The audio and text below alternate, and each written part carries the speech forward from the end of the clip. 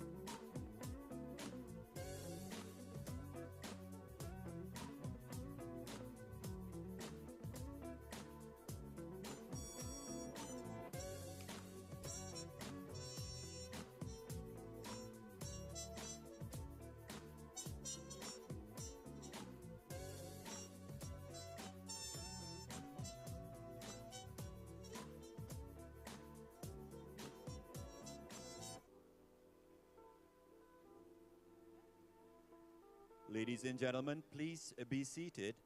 Our event will begin very shortly. Ladies and gentlemen, please be seated. The event will begin very shortly. Thank you.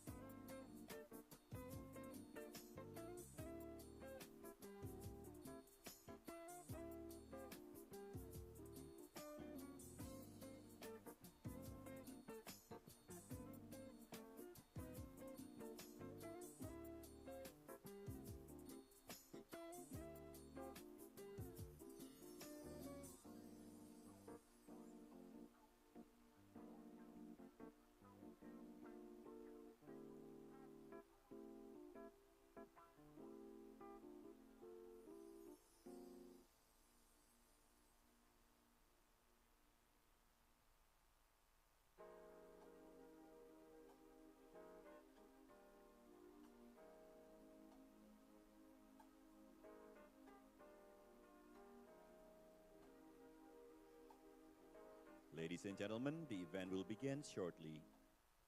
Please take a seat.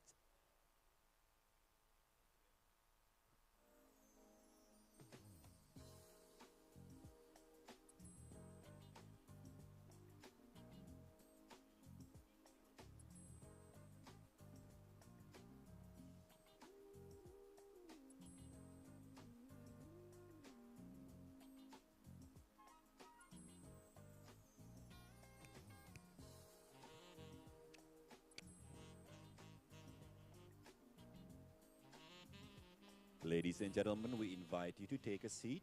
The event will begin shortly.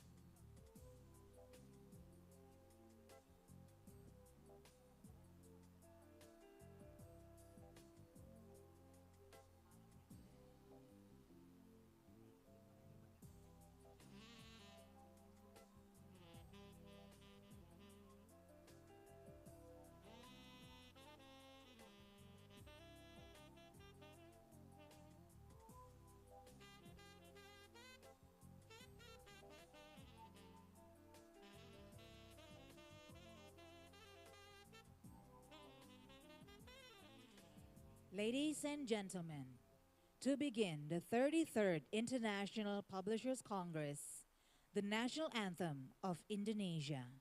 All participants, please rise.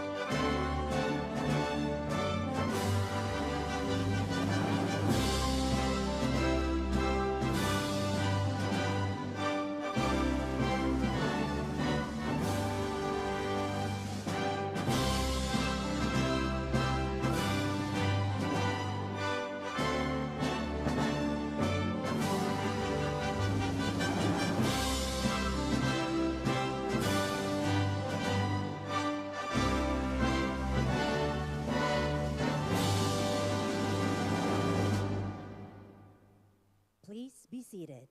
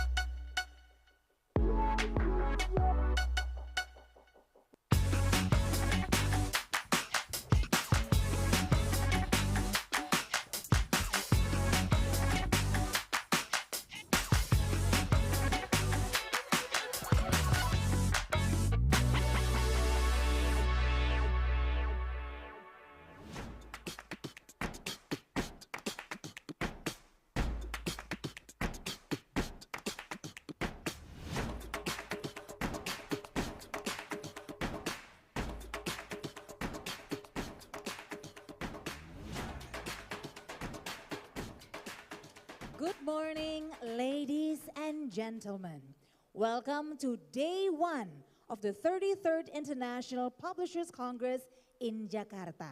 My name is Iska Becker, and this morning I have the honor of being one of the hosts for today. My name is Uli Herdi, also very honored to be here this morning. We would like to welcome our guests of honor this morning, Acting Governor of Jakarta Capital City Government, Mr. Heru Budi Hartono. Kita berikan tepuk tangan yang paling hangat. We also like to welcome the Director General, World Intellectual Property Organization, or WIPO, Mr. Darren Tang. Head of Tourism and Creative Economy Department, Jakarta Capital City Government, Mr. Andika Permata.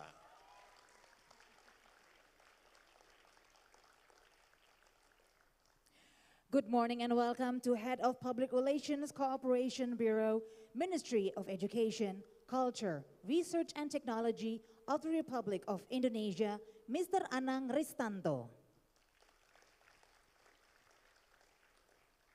President of International Publishers Association, Ms. Bodor Al-Qasimi.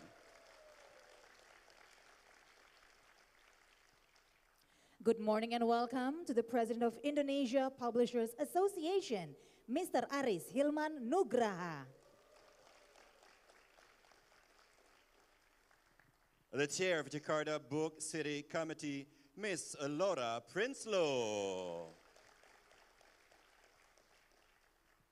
And to all IBA Secretariat, a very good morning. Yes, and also our fellow Culture Council from British Council, Institut Français Indonésie, and Japan Foundation. Also to the Director of Operational and Digital Transformation, Jakarta Experience Board, Mr. Andi Permadi. Also welcome to all the speakers and moderator for the 33rd International Publishers Congress and participants of the 33rd International Publisher Congress. Welcome, everyone. Ladies and gentlemen, the 33rd International Publishers Congress is the world's largest federation of national, regional, and specialist publishers associations. The Publishers Congress is an event held once every 2 years. The Congress offers an unrivaled platform for networking and discussion among the world's publishers on industry challenges and opportunities. We are so honored that the Publishers Congress is held in Jakarta for the very first time. The 33rd Publishers Congress brings the theme of Reading Matters, Embracing the Future. We express a great appreciation to Acting Governor of DKI Jakarta, Mr. Heru Budi Hartono, for making this event happen. Everyone, please give a big applause.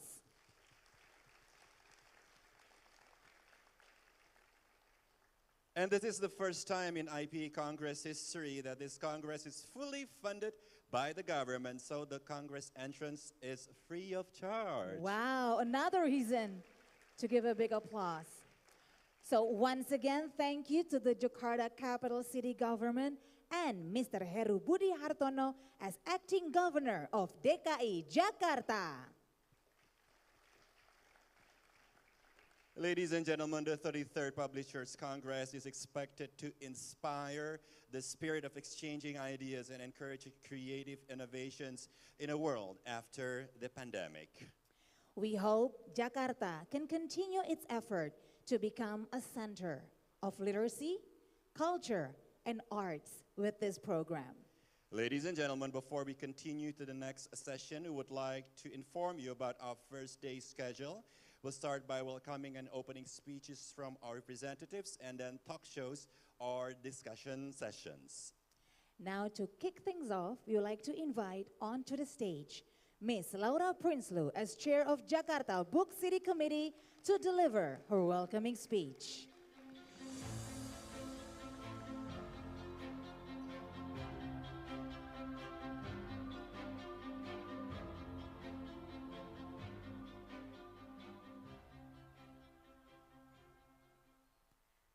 Assalamualaikum warahmatullahi wabarakatuh. Shalom, Om Swastiastu, Namo Buddhaya, Salam Kebajikan, and good morning to all of you. Dear Mr. Andika Permata, Head of Tourism and Creative Economy Department of Jakarta Capital City Government, Mr. Aris Hilman Nugraha, President of Indonesia Publishers Association, Ms. Bedor Al-Kasimi, President of International Publishers Association, publishing friends from Indonesia and all over the world. Welcome to Jakarta, Indonesia.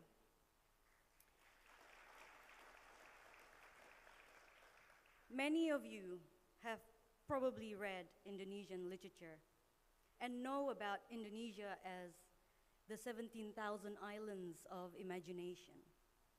A slogan that was continuously carried out since Indonesia became the guest of honor at Frankfurt Book Fair 2015, and then followed as the market-focused country at the London Book Fair in 2019. Well, now you are in one of the 17,000 islands, the Java Island. So allow me to share some interesting facts about my hometown, Jakarta, especially for those first-time visitors. Jakarta ranks as one of the most populous cities in the world. The population density is 50% more than New York City, with over than 10 million people living in Jakarta during the night, and more during the day. However, less than a century ago, it only had 150,000 residents.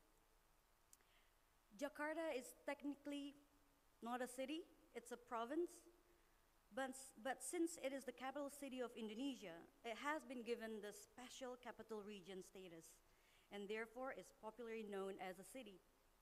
But in 2024, the Indonesian capital will be moved to East Kalimantan. Jakarta has over 130 shopping malls, but Jakarta also has over 74 museums and 5,600 libraries. Yep. According to the National Library in 2019, there are 20,258 publishers in Indonesia, and 5,248 of them are in Jakarta. Indonesia's book industry started from Jakarta. In this town is where the first publisher started, the first bookstore, the first library, and even IKAPI, the Indonesian Publishers Association, all started in Jakarta. And to this date, about 30% of the book industry are Jakarta-based. And in my role as chair of Jakarta Book City Committee, I'm proud to say that last November, Jakarta became the first UNESCO City of Literature in Southeast Asia. With the slogan of everybody's reading, we strive to improve access to reading material and literacy activities for all people in Jakarta inclusively to create a prosperous and cultivated life. Today, a year later, Jakarta is hosting the World's Publisher Congress with a theme, Reading Matters, because we cannot stress enough that reading is what will prepare us to embrace the future. When we submit our bid to host this Congress in February 2020, we knew for our industry to stay resilient, we must work together. Publishers, booksellers, authors, libraries, and also government, to meet, to listen, to talk, and to act over important matters in our global world. For us, it was important for these conversations to be made inclusive and accessible by all book stakeholders, especially from Indonesia, and therefore it is only right to make the Congress free of charge. And I am happy to say that this Congress, we have 666 registrants from 63 countries. That's a fantastic number. 379 coming from Indonesia and 287 from abroad. In the next hour, we will start the Congress with a fantastic line of experts in the field. We have 2 keynote speeches. We have 12 panels, 56 experts, 3 awards, and a gala dinner. And then on Saturday, we also have prepared various cultural activities. Actually, not far from here, you can visit the Literature Garden Marta Tiahau, another initiative from the Jakarta Book City Committee. And we also provide shuttle buses on Saturday to visit Taman Ismail Marzuki, Jakarta's iconic art and culture center, where Jakarta Content Week Festival and Everybody's Reading exhibitions are being held, and also to Jakarta Convention Center for the Indonesia International Book Fair. So many activities. That's why, lastly, I want to thank the Jakarta government, specifically former Governor Anies Baswedan and acting Governor Heru Budi Hartono for their support for the book industry. And from the Tourism and Creative Economy Department, Pak Andika, Pak Gumilar, Bu Helma, Mbak Luki, and for the organizing committee, consists of the IPA team, IKAPI, the Jakarta Book City Committee that has worked day, morning, and night to make this happen. My vice chair, Bu Ida, programming team, Karini, John, Jose, Olivier, James, the cultural program, Nofi and Ben, logistic team. This logistic team, they don't sleep. Evelyn and Husni, production team, David, Friza, and Greti, marketing team, Weda, Dita, and Andre, partnership team, Gian and Melfi, and most importantly, the secretariat team, Adisa, Nata, and Pak Mapa. Thank you from the bottom of my heart for your hard work. And on behalf of the Jakarta Book City and the organizing committee, I wish you all a successful Congress and a pleasant stay in Jakarta. Thank you.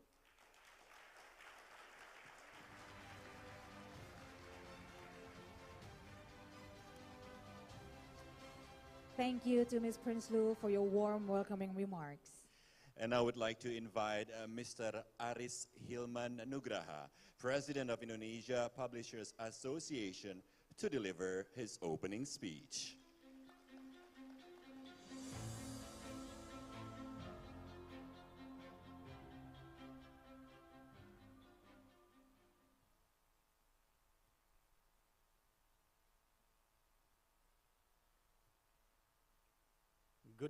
Good morning, everyone. Selamat pagi. Dear Mr. Heru Budi Hartono, Acting Governor of Jakarta Capital City Government, Mr. Andika Permata, Head of Tourism and Creative Economy Department of Jakarta, Ms. Boda Al-Kasimi, President of the International Publishers Association, Ms. Laura B. Prinsloo, my colleague, Chair of Jakarta Book City Committee, our friends, publishers from Indonesia and all over the world, from 63 countries. Welcome to the 33rd International Publisher Congress here in Jakarta. The Indonesian, thank you. The Indonesian Publishers Association, you can call as IKAPI, is delighted to be a part of the Congress. Thanks to Acting Governor of Jakarta, Mr. Heru Budi Hartono, to make this amazing event happen. And we appreciate Mr. Anies Baswedan, who inspired the Congress to be this year important event in Jakarta. Thank you for the opportunity to speak to this distinguished audience it is my great pleasure to welcome you to the 33rd International Publishers Congress. And first of all, let me begin by thanking you, our distinguished speakers, thanking you for the time to be here and for sharing your great experiences and expertise.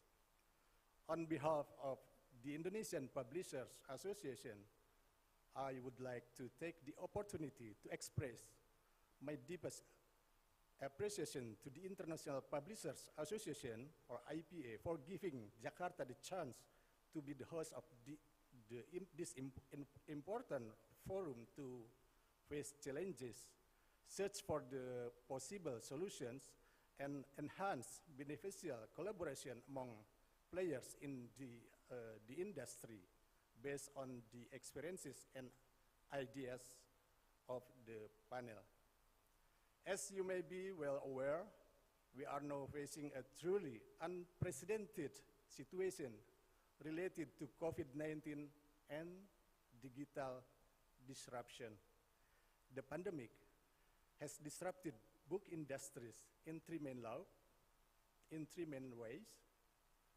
Firstly, loss of income, ways of money spending resulting in changing demand pattern, and supply interruption. I believe these issues have affected book industries in many countries. Hundreds of millions of people may be unable to afford books anymore as a result of the mass unemployment caused by the crisis. Yeah, they tend to fulfill their basic needs, or like in Indonesia, they take shortcuts and buy pirated books that they think are more affordable. Ladies and gentlemen, Indonesia is home to the largest cultural diversity in the world. The nation has about 1,300 ethnicities and more than 700 different languages. Like the disruption of technology, it presents both challenges and opportunities. It is not easy for us to maintain harmony with so many differences. However, we also find it is easy to explore cultural diversity as the source of the infinite wealth of our books. Indonesia has 37 provinces, including 17,000 islands in a very long stretch equal to the distance from London to Moscow and back again to London. According to data from the National Library of Indonesia, there were 6,502 publishers launched books in 2021. The highest number is concentrated in Java Island for almost 75%. However, there are still 30 provinces that also represent the uniqueness of their book. As IPA do in the global scope, we also believe in the importance of supporting indigenous languages publishing and empowering underrepresented voices. Of the hundreds of the languages we have, based on the local language vitality announced by the Ministry of Education, only 23 languages are included in the safe category. Most of the others belong to vulnerable group, have declined, are endangered, critical, and even 12 others have become extinct. The IPA and IKAPI share a common ground. We are working on the freedom of publish, digital transformation, literacy and reading, diversity and inclusion, respecting copyright, and combating book piracy. We are in the same boat in reducing cultural blind spots in our reading through translation among languages and trying to look at the world through different eyes. This time,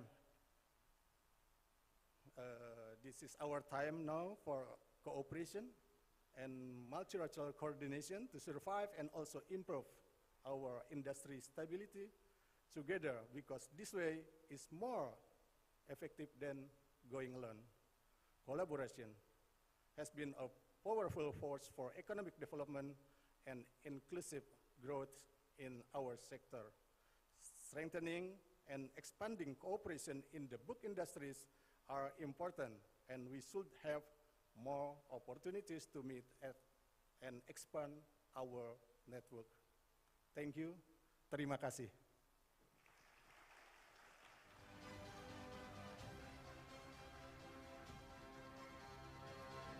Thank you, Pak Hilman, for your welcoming remarks. Ladies and gentlemen, I would like to invite Ms. Budur Al-Qasimi, President of International Publishers Association, to deliver her welcoming speech.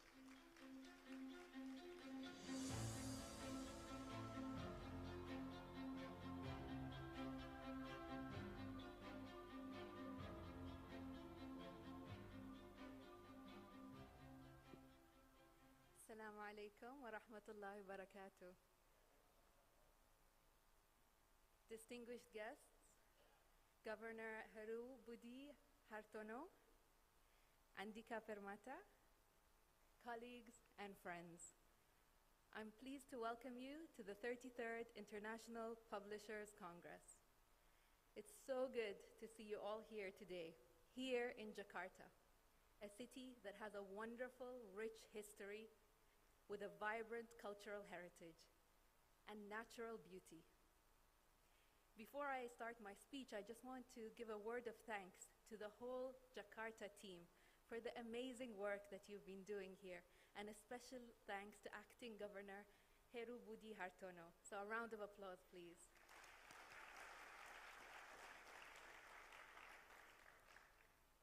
It was no surprise that Jakarta was recently selected as a UNESCO City of Literature, the first city to receive this honor in Southeast Asia. UNESCO's title is a testament to Indonesia's dynamic literary scene and the vibrancy of its publishing sector. In fact, we see this entire region as a vibrant and emerging publishing hub, and we know that you will actively contribute to shaping the future of the publishing industry. Since its first edition, the International Publishers Congress has been an important platform for global publishers to meet, discuss key themes shaping the present and future of our industry. Understanding these themes and trends is critical for our business and future growth. Today, like nearly all global industries and sectors, publishing is also facing some uncertainty about its direction and its future. For the first time in history, publishing is now strongly interconnected and intertwined with many external factors, forces we don't have much control over. Fast and continuous innovation in technology, economic restructuring, supply chain disruption, climate change, inflation, and pandemics are all imposing abrupt changes in market and consumer behaviors. But as I have always said since the beginning of my IPA presidency, we have no choice but to be adaptable and agile, and try to lead the change, not just to adapt to it. Of course, it's always easier said than done, but it's doable because publishers are resilient. And this conviction is not based simply on blind optimism, but on the evidence of a long history and centuries of tenacity and a determination to continue evolving and defending our industry. Resilience in any organization or any system relies on a working environment which includes few key elements such as collaboration, flexibility, diversity, and a commitment to learning. This is as true for publishing as it is for any industry. Today, climate change and the essential measures we need to make to make our business more sustainable continue to pose a complex risk to our operations. No one market or region has the solution to face this complex issue, and therefore, we must collaborate with everyone in the industry and move at an even pace so we emerge at the other side stronger together. Digitization and data-based publishing is a trend that is continuing to grow at a fast pace, as evidenced in the recent WIPO report launched in partnership with the IPA. The good news from this report is that there are many positive signs of recovery in different markets, and digitization and technology played an important role in the recovery. However, in the same report, we learned that many markets are still struggling with digitization and therefore struggling to catch up. We can't and shouldn't let that happen, which is where partnership and collaboration can play an important role. It's also where learning and continuous upskilling are critical in supporting the recovery and resilience of those publishers. But despite all the challenges, this is still an exciting time to be a publisher, because with massive change comes massive new opportunities and new possibilities. Over the next 2 days, we will have the opportunity to discuss all these themes, challenges, and opportunities in more detail with our expert speakers and moderators. I'm really looking forward to the exciting and rigorous discussions and debate, and I encourage everyone here to participate and help us shape the future of our industry. Thank you, Terima Kasih, Jakarta, for your hospitality and support. And thank you to all the committees and teams and everyone involved for your hard work in putting this Congress together. Thank you.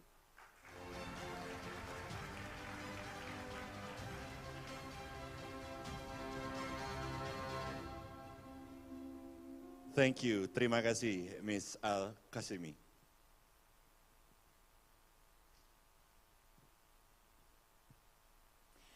Ladies and gentlemen, now we will hear the opening speech from Mr. Heru Budi Hartono, Acting Governor of Jakarta Capital City Government via video.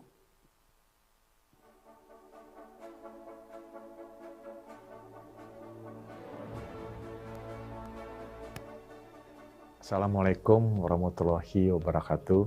Salam sejahtera bagi kita semuanya. Atas nama Pemerintah Provinsi DKI Jakarta, saya menyambut Anda semua di Kota Jakarta.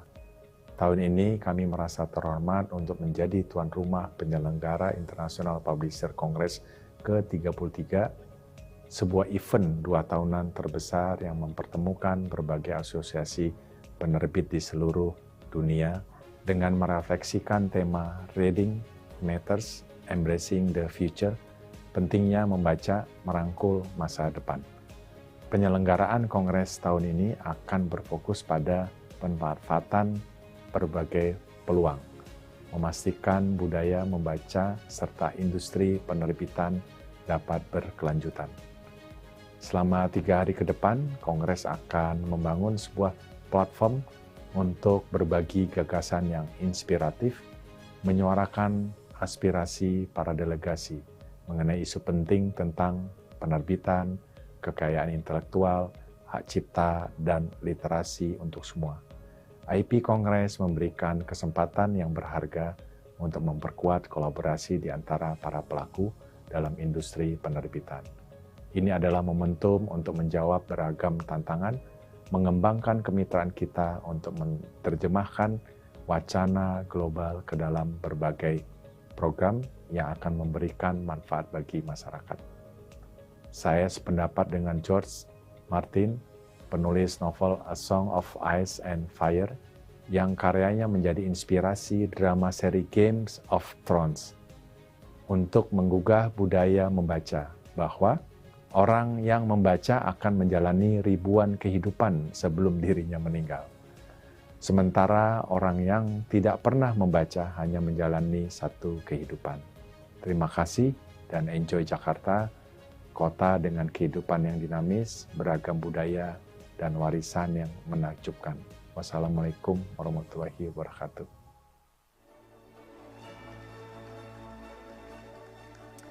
Thank you to Mr. Heru Budi Hartono for the speech. And now, ladies and gentlemen, we will begin our Congress with a keynote speech from Mr. Darren Tang, Director General, World Intellectual Property Organization.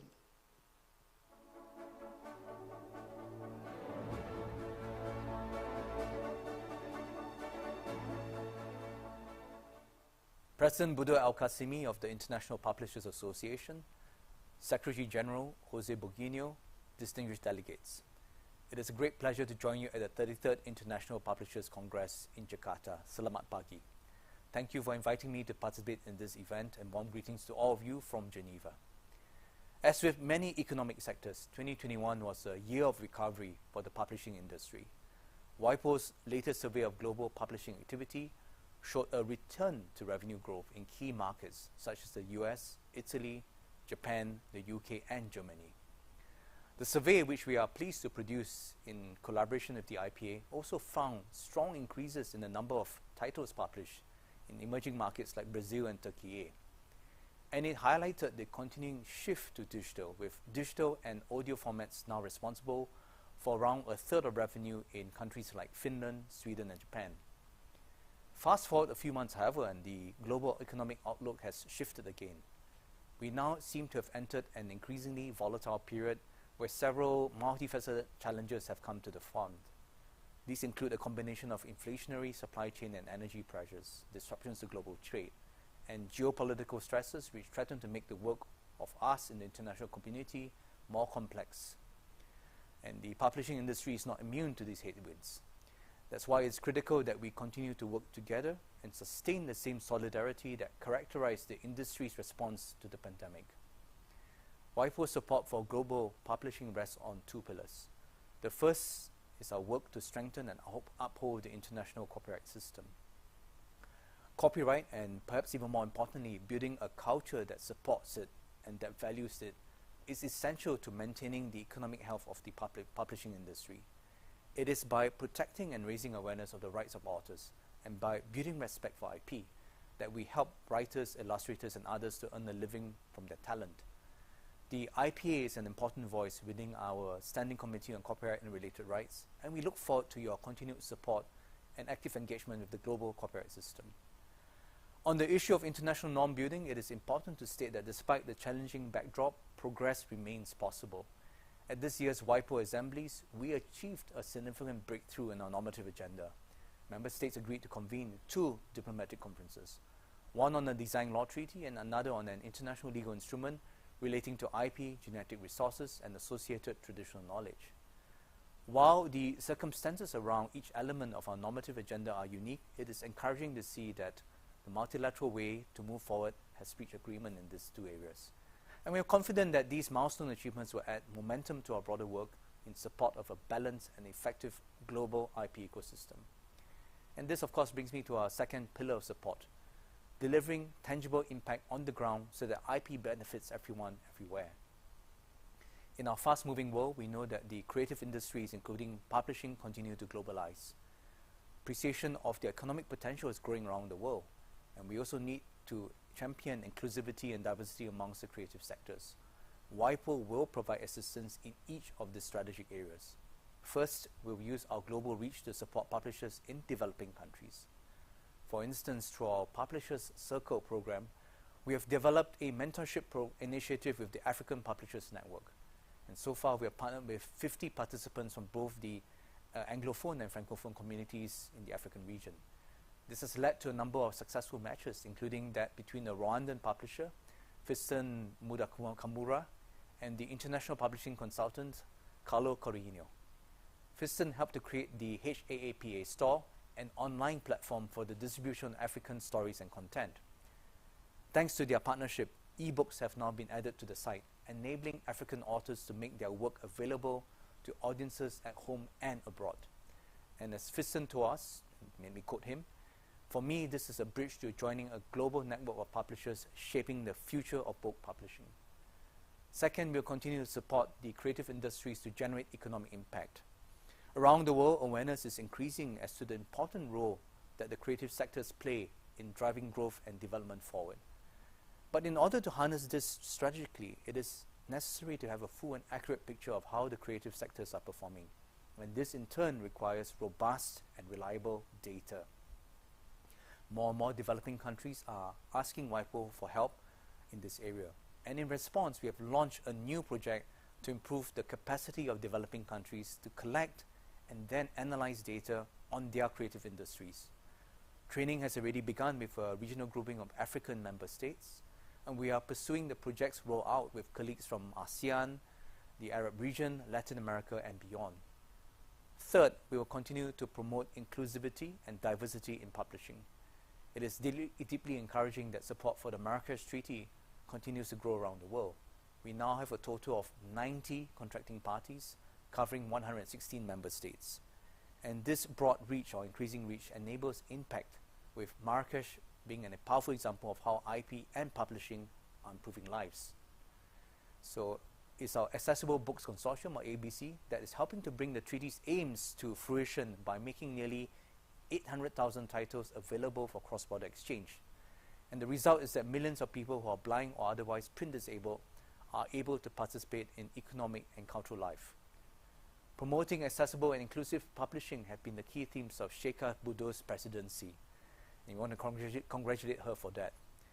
WIPO greatly values the work we have taken forward together in recent years. This includes our support for women in publishing and the partnership between the ABC and the Kalimat Foundation to increase the number of accessible books in Arabic. As this is your final Congress as President, I would like to pay tribute to your powerful advocacy on behalf of global publishing. In Karine Penza and Gvansa Jobava, the IPA has chosen another excellent leadership team, and we look forward to working closely with the new leadership team in the years ahead. So ladies and gentlemen, the global publishing industry is not only a critical source of jobs and growth, it broadens minds, opens up new horizons, and makes our world a brighter, more vibrant place. Publishing's success is all of our success. And that's why WIPO is committed to building on a strong record of cooperation with IPA and facing the future together. Thank you very much, and let me wish you all the best for a successful Congress.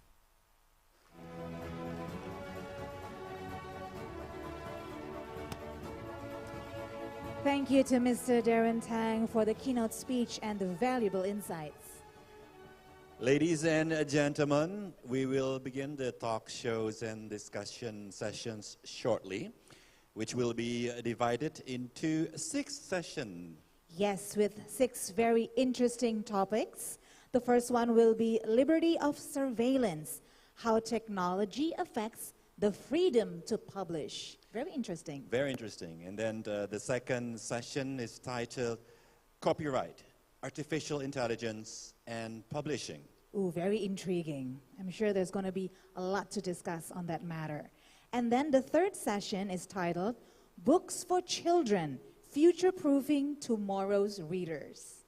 Quite interesting, as you have 3 children as well. Yes, I'm sure it's going to be very interesting as well for all the parents in the audience and for publishers of children's literature. And then we'll continue with our 4th session, which is Marketing and Distribution, Exploring New Worlds. And then we continue with the 5th session titled A Faustian Bargain, New Technologies and the Future of the Creative Industries. And then lastly, for the 6th session, is titled The Path Towards Net Zero. And that are the 6 topics for the 6 sessions. Now, we also like to remind everyone who haven't received their interpreter kit, they can ask for some assistance from the committee, so to make sure that you can enjoy all the sessions comfortably. Just raise your hands, and then the committee will come to your table and will provide the interpreter kit for your convenience. Yes, we also like to remind everyone that we're also going to have a lunch break later on. So we would like just to make sure that everyone is aware of that, and that we're going to enjoy a fruitful discussions after the lunch sessions as well. And also coffee breaks. Yes, of course, much needed caffeine, I'm sure, for all the participants. Okay, so ladies and gentlemen, let's begin our first session. We will discuss about liberty or surveillance, how technology affects the freedom to publish. And as moderator, we would like to invite Ms. Trasvin Chiti Decharak from publisher at Silkworm Books, member IPA's Freedom to Publish Committee.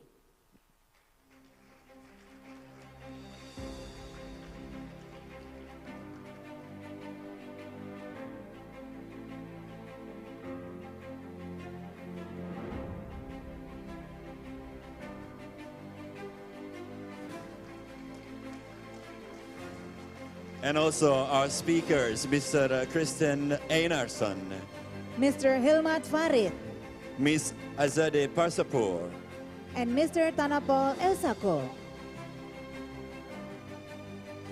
Ms. Trasvin Chitadicharak, the floor is yours.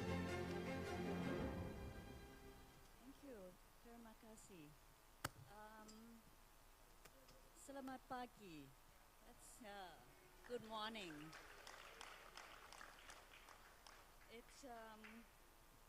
It's a privilege to be here today among my colleagues, friends, publisher friends worldwide.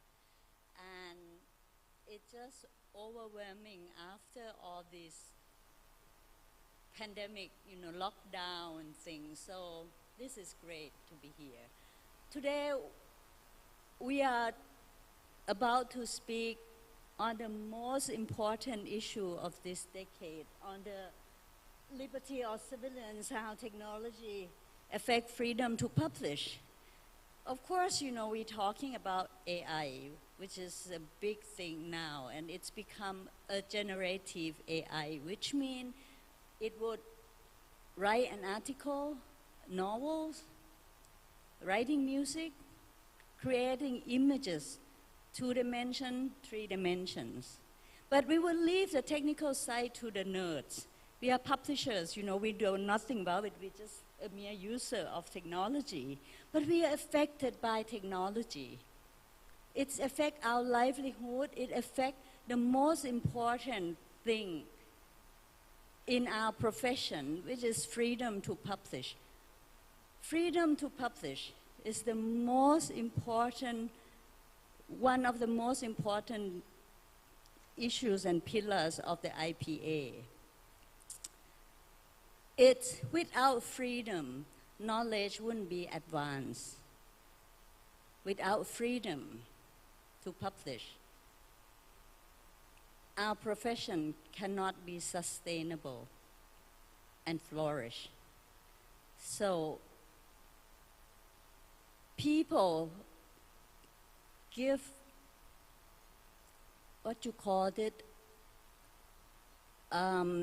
definition of freedom differently according to whatever background. But I would like to quote Andrei Kolkov, who recently gave interview to NHK, the Japanese broadcasting, that when he was a Soviet Union citizen, he thought he had freedom. He could write anything.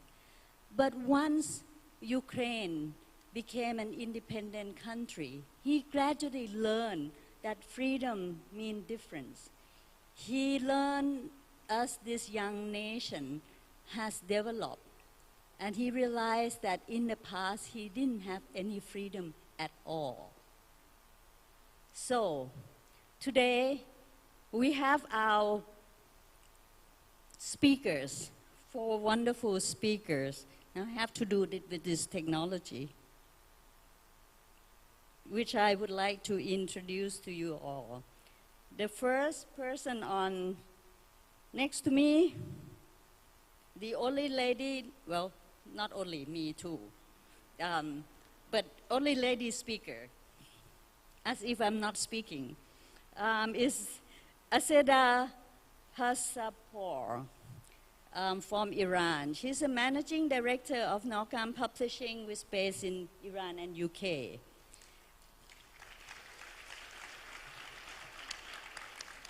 Azadeh is not only the publisher, she's a researcher and a journalist. She worked as a copy editor for years back in Iran, and she moved in UK in 2010 and studied journalism at London Metropolitan University. She is a managing director of Norcam Publishing, which launched in December 2012 in London, which crowdfunding to publish Iranian censored authors. NORCAM support and empower Iranian authors and translators, advocate freedom of speech, promote Farsi language in digital publishing, and provide easy access to invulnerable Farsi book. Farsi is the Persian old language. And Asida is also the founder of Tehran Book Fair Uncensored. There's two book fairs, Tehran Book Fair and then Tehran Book Fair Uncensored. The uncensored one, of course, organized outside Iran. And the annual book fair, Persian book published outside Iran by the independent publisher, free of censorship. So the next person in the middle is the publisher of Same Sky Publishing Thailand, Thanapon Iusakul. Thanapon is our IPA Pre-Wartime awardee this year. And I thank him for, a short notice. His biography is not in the program, so it's a surprise from IPA and from Thanapon himself. Thanapon was born in South Thailand. He attended high school and university in Bangkok. He's interested in politics from a very young age, and his political activism as a university student led him to his publishing career. In 2002, Thanapon and two friends invested and found Same Sky Publishing, which Thanapon has overseen the business ever since. Same Sky published a monthly magazine with the same name, which now, unfortunately, discontinued. But the book publishing size continued with. He published many academic books in the social science, mainly from a critical perspective, particularly about the monarchy institution and the monarch, which of course landed him into a lot of trouble. Thus, Thanapon have been a target of the ultra-loyalist groups, it's plural, that's a lot of them.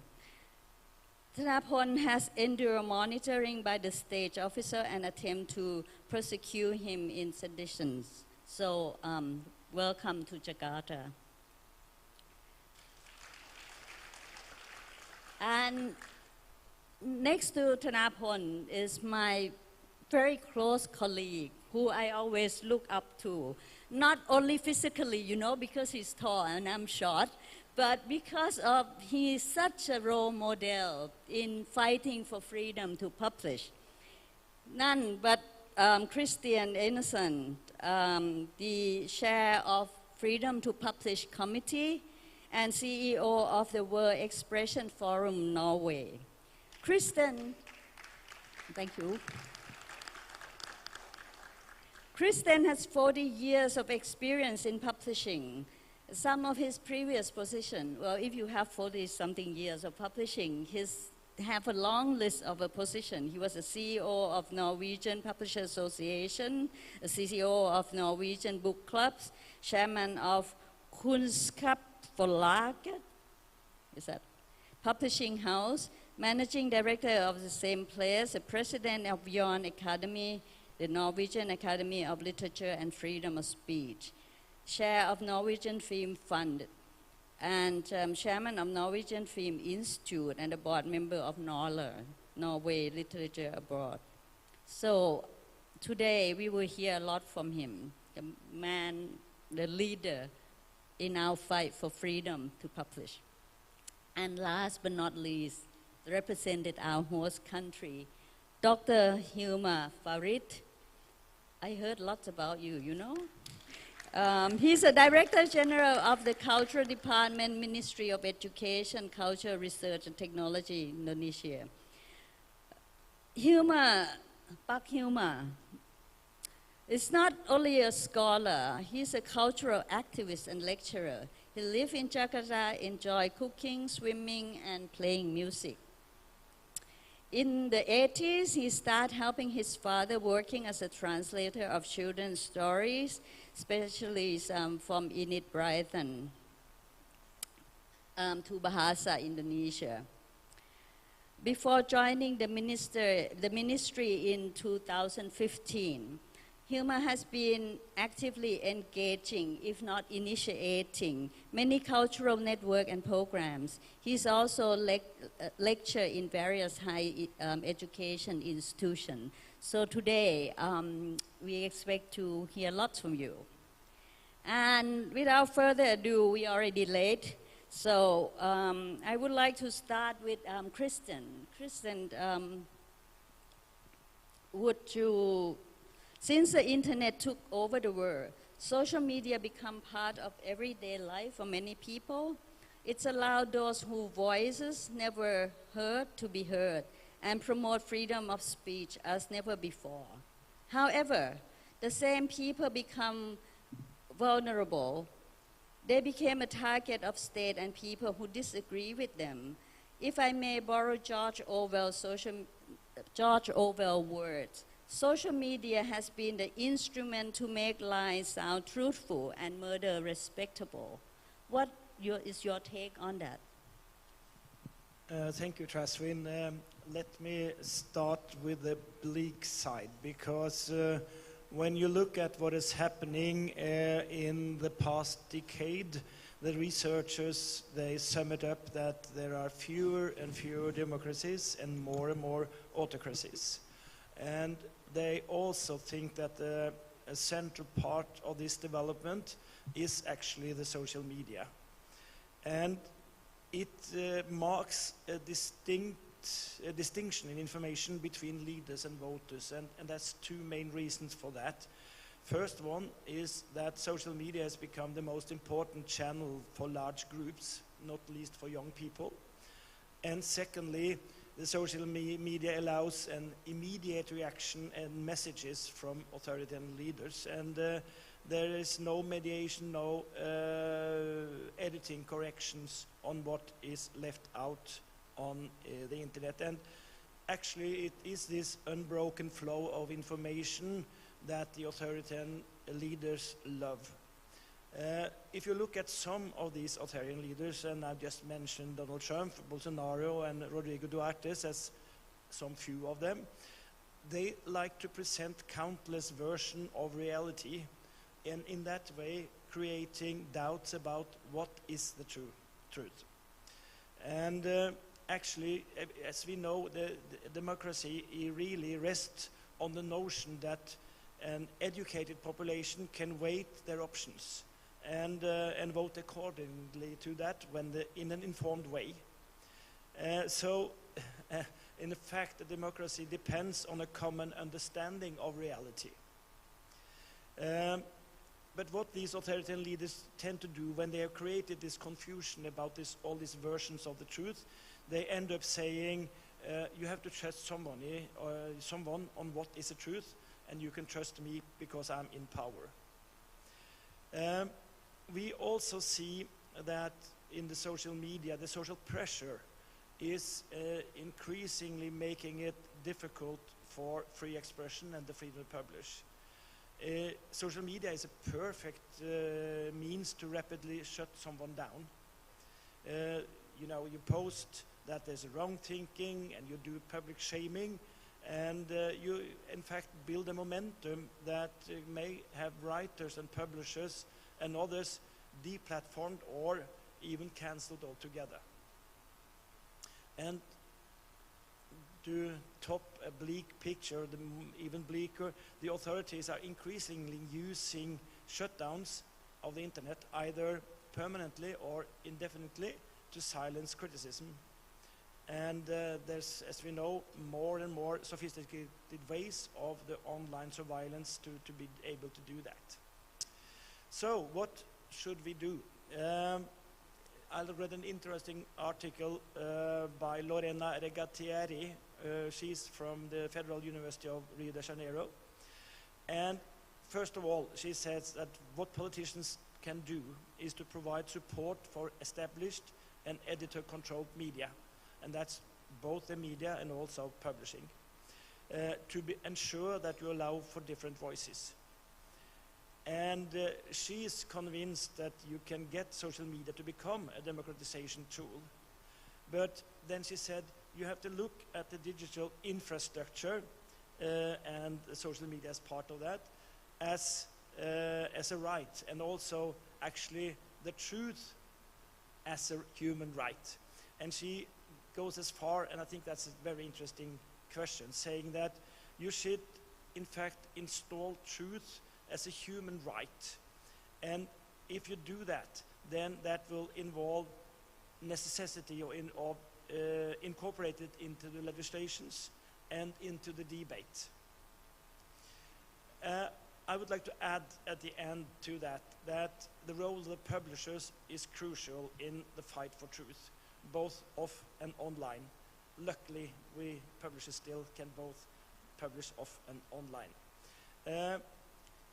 Publishing has always operated in a social and cultural environment, which is constantly changing. And as Boudou El-Kasawami was saying, we have to adapt, and we have to change, and we have to lead the change as well as publishers.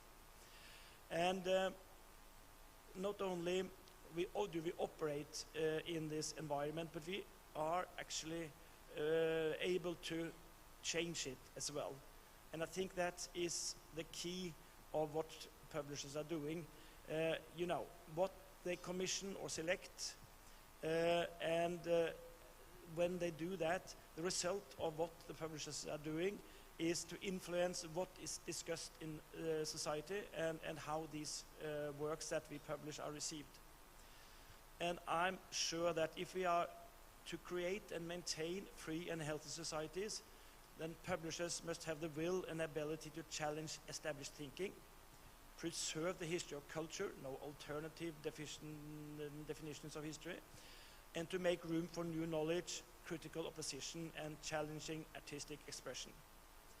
So freedom to publish, I say it again and again, means that publishers must be allowed to publish all that they deem worthy of publication, even and perhaps especially if those works challenges the boundaries established by the society they operate in. And to end, freedom of expression is a prerequisite for creative industries to flourish as I see it. Thank you, Tracy. Thank you, Kristen. Yes, totally agreed. And with this, that I would like to move on with Asisa, that you know, I mean, the past few weeks, we heard all this dreadful news about Iran and the uprising. And of course, the government had shut down, I think in 19 September, Iranian government shut down the internet, shut down the Instagram, YouTube, and whatever. They didn't, this is not the first time they did it. They also did it in 2019. Please tell us, you know, how this has affected, why they are so scared of the internet. Thank you, IPA, and thank you, Jakarta, for having me. As you have seen on TV or read in the news, for the past 2 months, my country, Iran, has witnessed an unprecedented wave of anti-regime protests. Demonstrations that have continued despite brutal and violent crackdowns by the security forces. The people's main chant has been woman, life, freedom. And one of the freedoms Iranians have been denied for decades has been the freedom to read the books the way the authors write them, not the way the government wants them to be written. Basically, the freedom to publish. In Iran, every book must go under a scrutiny process and receive a permit to get published. In this process, most books experience some degree of censorship. Lucky ones would receive the permit if you as an author and publisher accept to make the changes. However, there are books that would be classified as unpublishable and are rejected. Sometimes even their authors are blacklisted, and their future works will be deemed unpublishable too. What my publishing house, Nogam, has been doing for almost a decade is that we publish books that could not be published inside Iran. Either the author did not accept the required changes that the authority called corrections, or the whole book has been banned. But my publishing house operates in the UK, and for the books to be read by the main audience living inside Iran, I need the means to give readers access to my books. That's why every book that we publish has a free ebook for readers inside Iran to read, and also in Afghanistan. And a print edition for speaking a print edition for Persian-speaking diaspora across the globe. If there was no internet or no digital technology to create ebooks and audiobooks, we could not exist. And my main channel to promote the books, communicate with my readers, and connect with the networks of Iranian writers and translators inside Iran, inside the country, is also social media. I know that social media is one of the most successful tools for marketing for all sorts of businesses, including publishing. But my work would be impossible without it. Let me give you another example of how essential social media is for publishing houses like me working in exile. I founded the first ever Persian book fair outside Iran that you mentioned. It's called Tehran Book Fair Uncensored. This book fair started in London 2016, and the next ones are being organized in many cities and countries in Europe and North America by the Persian independent publishers across the world. The first few years, we had only physical events, but in 2020, because we couldn't travel, we started to organize the whole thing online. Book launches, discussions, interviews with the authors, and so on. For the first time, we could share what we are doing abroad with our Iranian readers inside the country. They could participate in our book fair. That was a huge step for us. Now we have hybrid events, face-to-face sessions, and streaming online. Saying all of that, I need to emphasize that access to internet and social media is not that easy in Iran. My website, along with many other websites and social platforms, are blocked in Iran. Iranians use circumvention tools to use Facebook, Twitter, YouTube, and recently Instagram. Iran has a reputation with its internet shutdowns, especially when there are protests and demonstrations. In the past 8 weeks, Iran has experienced another round of internet shutdown, while the security forces killed over 300 people, including more than 40 children. Thousands have been arrested, either in the street or at home because of what they posted online. Iran has now blocked all the global social media platforms and wants Iranians to use domestic ones. The ones that most people don't trust, because the platforms are heavily monitored and censored and give the authorities full access to users' data. Actually, the ultimate aim for Iran is to replace the internet with a local network called national internet. Despite all of that, can we do anything? Well, new technologies and social media can be used as democratization tool, and I'd like to echo Rigatieri's statement that says digital rights are also human rights.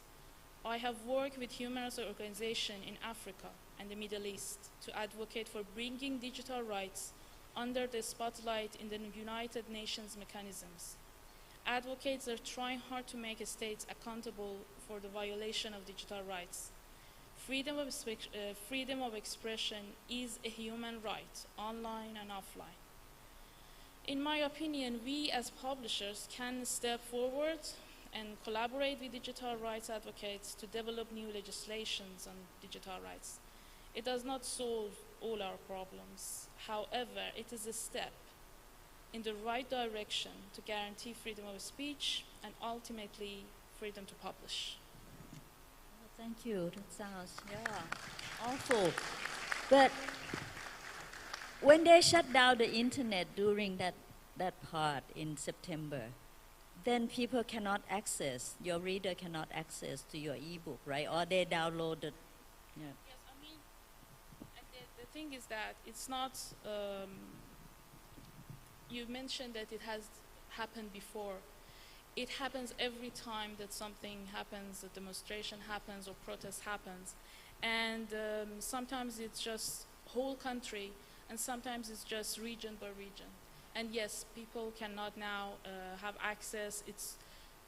The thing is that sometimes during the day you cannot have access to internet, and during night you can. So it's really disruptive, and the access to free information, including our books, are getting really hampering. Right.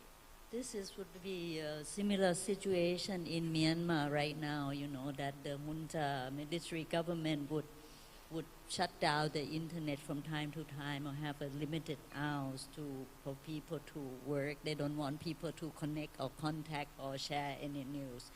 So Thanapon, we heard something that more dreadful than our own countries.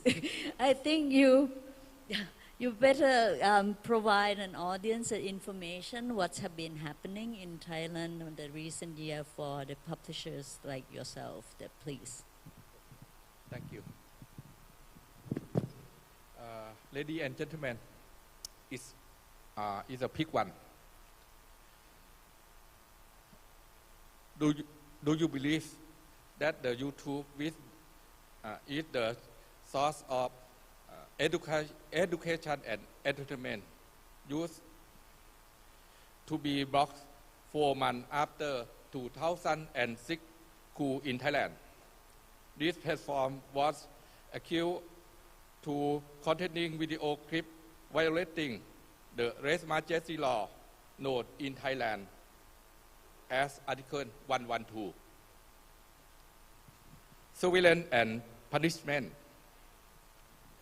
Shortly after the 2006 coup, Thailand promulgated the Computer Crime Act 2007. The target political enemy on online platform. The situation became worse following the 2014 coup as the junta appointed National Legislative Assembly (NLA) amended this act in 2017, tightening the government's control over online media.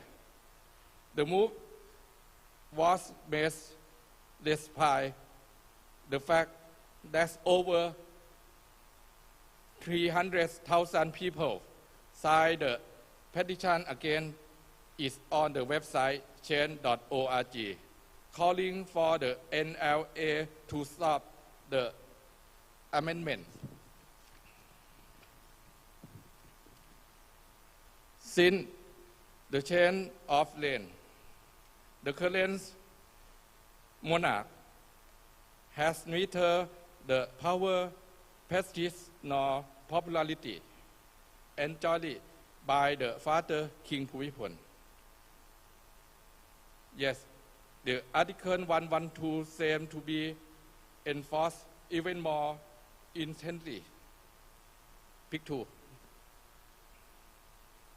Okay, pick 2. Change slides, please. Okay.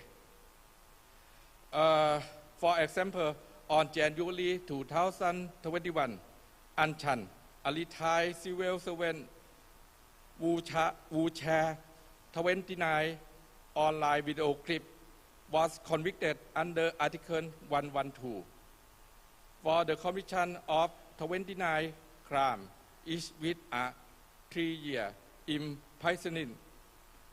Imprisonment. Yeah, okay. Sanction thus totally 87 years. The sentence was reduced to half, and Anchan will spend 43 years and 6 months in jail.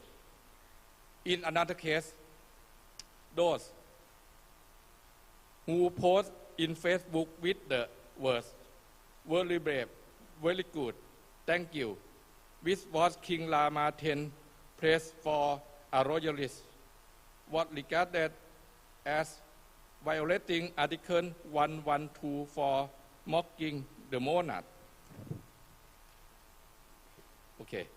We have yet to mention a number of juvenile descendants under Article 112. Prior to the court's judgment, while bail are also denied, such as can clearly be deemed unlawful and unconstitutional. Pick three. Pick three. Okay. This example serves to illustrate two issues. First, anything related to the monarchy is a matter of life and death. Second, for the sake of the monarchy, the Thai government can take any means necessary. Okay. What do all this have to do with the freedom to publish?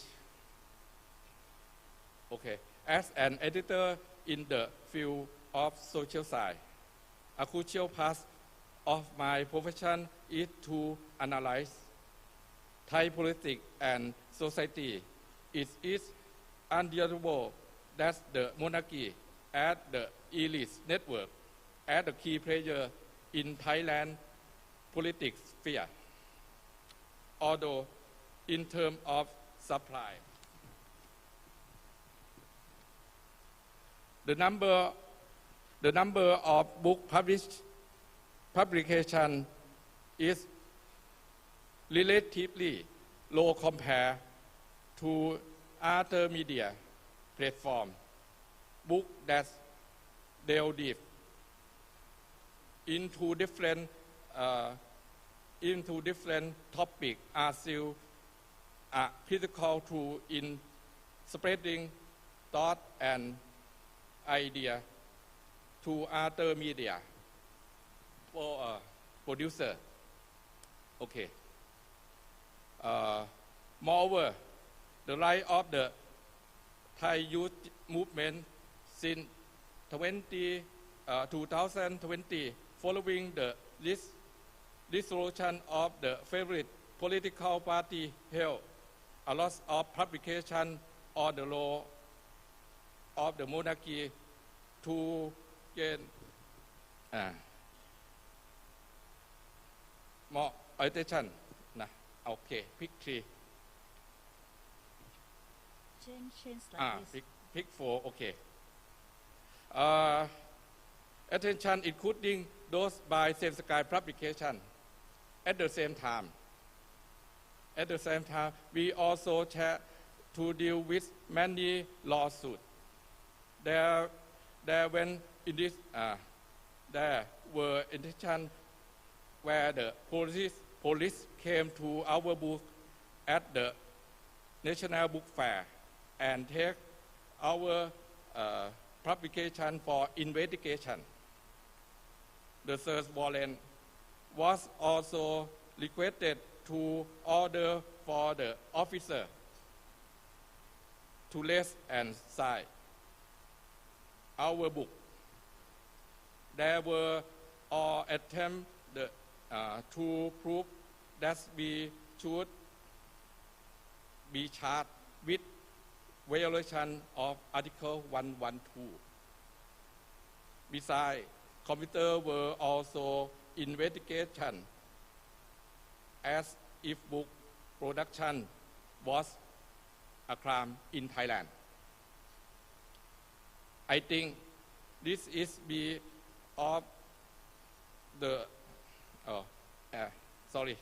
I think this is one of the reasons why I am here today, in the form of our liberty and surveillance. All this initiation took place in the 21st century with no foreseeable improvement in the situation. Thank you. Thank you. I would like to just add that to help Thanapon a little bit, that Article 112 is dubbed for the lèse majesté law. This law had a severe punishment in Thailand, like for the case of Anchan, the lady that he showed the slides, that she shared the post for 29 times, and each crime, you would get punishment of 3-year imprisonment. And so they just multiply by 3 to 29, she get 87 years. And then you got discount half price, then that kind of thing. But still, I think she'll die in prison if there's no pardon or things. So that this is the big issues in Thailand. But Thanapon went back into 2006, I think, with the 2 foreign correspondents, because that was the Far Eastern Economic Review journalists who got that hand slapped, when they criticized the prime minister relationship with the monarchy, the palace and the court. So that you see, Hilma, you see that Indonesia is taking a lead in Southeast Asia, in ASEAN, as a democracy country and pro-democracy, and speak out every time that our neighbors have issues. And you are now also work as a, for the government. But you can see that is there any way that to improve the situation in terms of, in the name of culture or whatever, to promote freedom to publish or change all these conservative governments into accepted a voice that different opinions in our society, because ASEAN is no longer just Indonesia or just Thailand, but we are all together as one. Well, first of all, thank you, and thank you also IPA for inviting me, and thank you for Silkworm Books. You publish excellent scholarly books on Indonesia and Southeast Asia. Thank you very much. About the question of freedom of expression in the Indonesian government, there are still lots of challenges. Yeah? And the reason for that is because of the shifting landscape that we experience right now. I grew up in the 1980s, 90s. So I was involved in alternative publications. I witnessed the most brutal and obscene forms of censorship in the past. Like in the past, it was not like blocking someone's website. I mean, they're simply seizing your printing press. That's what they did, right? And if I tell my students about those days, they sometimes like, really, could they do that? Yes, they could do that. Since I'm now with the government, yes, we did that, right? But now, I mean, if you look at the media landscape of today, there are like significant changes. The actors that are actually impeding the freedom of expression are different, right? Institutions are different. The role of the government is also changing in that sense. So now I think we really need to look at this like really closer. Now, before, like in the past, we talked about the unchecked power of governments. Now we also have to think about the unchecked power of corporations who are actually running, controlling the media landscape. No, I mean, we are all aware that the media landscape is now like increasingly concentrated in the view of like a handful of corporations and all that. And this is a serious challenge for freedom as well. Yeah, I mean, one has simply to follow the debates about whether Donald Trump can return to Twitter or not.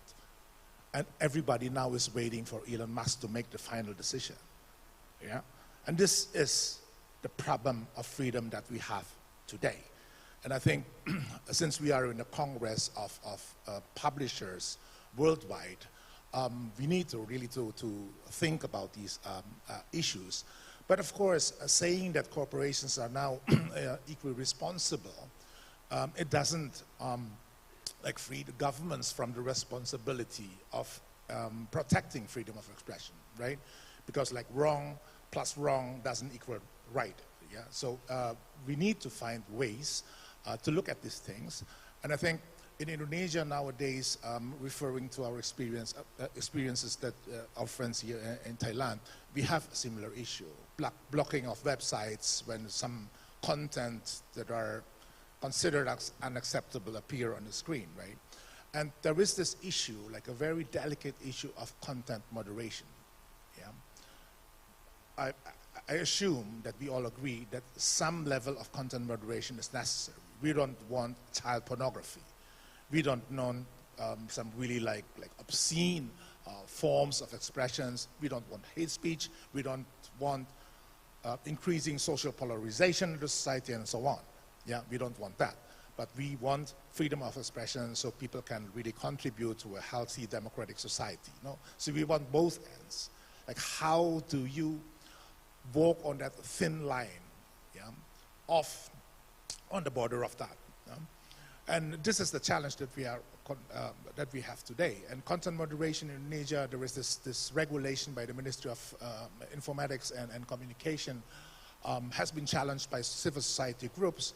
But the discussion, I think, needs really to be like, how do we actually do that? I mean, if you want to moderate content, yeah, who is actually in charge of defining what is right? So public participation is, of course, very fundamental to that attempt.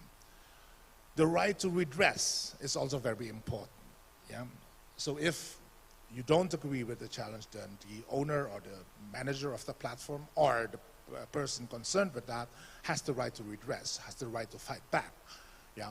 And I think along that way, if we work on this with a very solid foundation and a common understanding would and finally emerge from that. And this is, I think, part of being a democratic society. I mean, you open up the process, let a lot of people or parties involved in that, and in the end, you will come to a certain point where you can reach an agreement what we actually want. It's an ongoing process. Yeah, you will be challenged by the future generation of not being democratic enough. Yeah, and then it's an ongoing process. So there's no final end, I think, to this. It's a process, and yeah, the key to this is to open up possibilities, ways of seeing at things, have a democratic discussions by bearing in mind that what we do actually really matters. The Human Development Report, like recently was published, and it signified like a new complex of uncertainties. Planetary change, yeah, problems with the environment, sweeping social transformation where digital technologies are really a part of that, and increasing social polarization. These are the three challenges. So I, from my position in the government right now, try to contextualize our discussions about freedom in that context. Yeah? How we can actually contribute to solving all these problems by still protecting freedom of expression. So that would be my intervention for this forum. Thank you. Thank you. I think if my Indonesian friends allow, I would like to borrow him to visit my Ministry of Culture in Thailand, which I have problems with them every time I talk to them. But you see, when Hilma talk from the government agency perspective, do you have some hope that you want to borrow him to Iran too? Or let you have him first? Well, we'll be happy to have him. But, well, I believe there are many people inside Iran working in publishing sector, in cultural sector, even in some bodies of government that are capable of doing good things for the future, for new policies. But I'm not hopeful that the current government, that the current regime can do anything about it. I'm not that hopeful about this, but I'm hopeful about the future because I see the cultural actors and political activists that has worked and has been fighting over more than 40 years for the things that we talk about it today, and many of them are in prison. I mean, our prisons in Iran, it's like, you know, Harvard, it's like MIT, just full of capable and knowledgeable people that can just build this country, Iran, a better place. And all that, I don't know, freedoms, I mean, civil rights and freedom of speech and all sort of freedoms that we talk about, and we hope it's a dream for us. I hope that it will happen, but I mean, in the context of Islamic Republic in Iran, no, I don't think, because they don't want. It's just there is no will, you know, to change. That sounds not so good. But Thanapon, I can ask you, and you can answer in Thai, and I'll translate it for you. You heard that, you know, we have not a brilliant government ourselves, you know, but to compare with Iran, that it's slightly better. But when I said better, I didn't mean good, you know, just better. I think okay, before 2020 in Thailand, about is no people for the youth generation uprising. Okay, I think about Iran.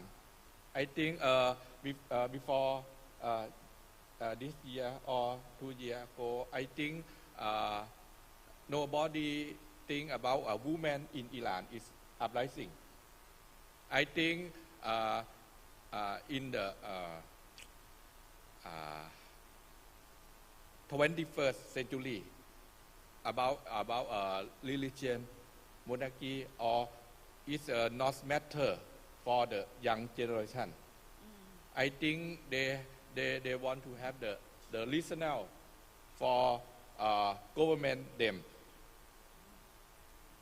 Okay. So you see, before we got on stage, we had some discussion in the room back there, and Thanapon was joking that in Iran and Thailand is similar, you know, they have religions and we have a monarchy. So, and the two thing is being worshipped in a different way.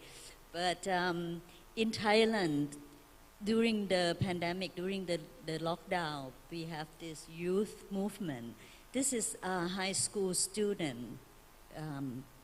They just came out, and if you remember the slide that showed the yellow books that published by Thanapon from Same Sky, that they quote that book and they want some reform and change because they don't see the future. And similar to Iran, that the women, you know, the sparking point of this up. But you see, since Kristen, we're talking about the youth uprising and the young woman in Iran. You mentioned in the back room before about, you know, what we should do about these younger generations and to participate in freedom, to publish or promote freedom. Because even though they use social media all the time, but they hardly actually engage it in the positive and really taking actions. What do you think? Yes, in the new started World Expression Forum, our first project is on the youth participation in society, and there's been done some research on it, and you know, in one way they are born on social media, so they know everything about it, but when it comes to expressing yourself, there are a lot of hindrances that they feel. Everything from all the hate speech and everything that happens to, you know, who's going to read what I wrote when I was 15, when am I applying for a job when I'm 24. So there's a lot of complex issues if we really want them to be involved in the public debate. If I could just add to one thing that Hilmar was saying, I thought this was a very interesting analysis you had, and I think for the governments, it's to, if you want freedom of expression, it's to strike the balance between using the freedom of expression and stopping the worst part of the hate speech. So it's difficult legal matter, but I mean, that's what's needed. But the second part, what is needed is, I'll say it, I mean it. I had hoped that people who buy the technology companies were not only innovators and rich people, but publishers. I mean, they have now been, the social media is, what, 20 years old now. They should have been come to an age where they understand the responsibility. It's not only of connecting, because it all started by connecting, that's great. But you know, all the content should be free, so no copyright, that's one part of it. And the second part, you know, they don't care too much about what is done within their platform. And they should, a publisher is, so I think they should take some crash courses from some publishers, or some publishers should buy some of the tech companies. That might help. That's it. Yes.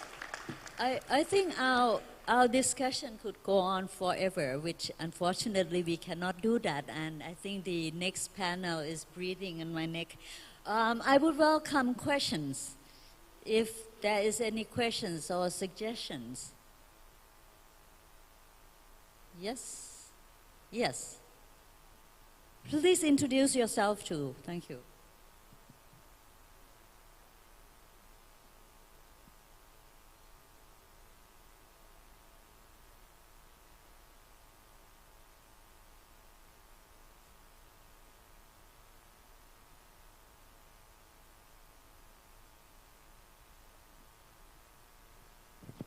Hello, good morning everyone. My name is Vita Aini. I'm a PhD student.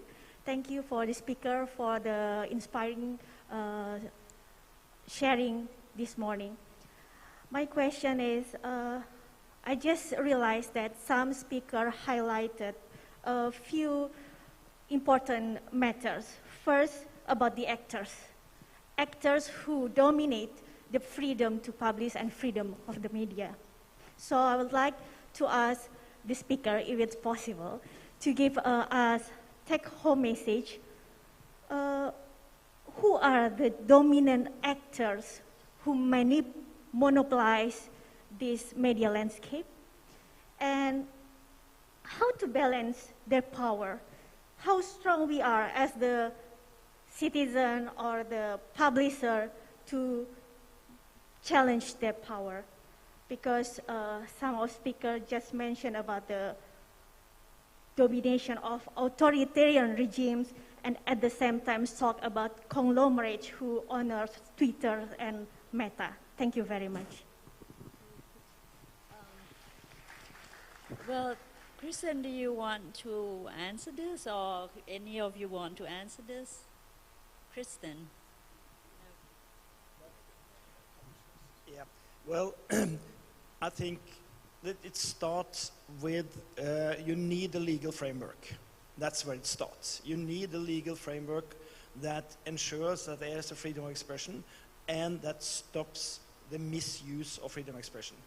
You have to find a balance in your laws to do that. It starts there. Secondly, as I said, there is a responsibility on anybody who publish anything. And I mean, we need to tell the tech companies that there is a responsibility. They can't get away just saying that they are connecting, they're not responsible for the content. They need to do something on it. And I saw when Musk took over now for Twitter, he's reducing the staff, and a lot of people leaving are the people who used to try to work on the content. So I'm really hoping that the technology companies see their role. It is gradually getting into, but as I said, they are mature now. They're more than 20 years old. They should be adult and do their job. Right. I hope that the answer would kindle your thought afterward. You could make another dissertation on this issue alone, I think. Yes. Yes, please. Just to add a little bit on that. I think on the other end, it's also important to think about literacy, like digital literacy. That's like a very important component of my work today, is to increase our understanding of the media, of the different platforms that they are, and to look at the opportunities and how to protect and promote your freedom in that context. So we're asking about like how to find, it's very easy to find, I think. I mean, if you look at the platform, you look at your own phone, then you will see who is actually controlling what, right?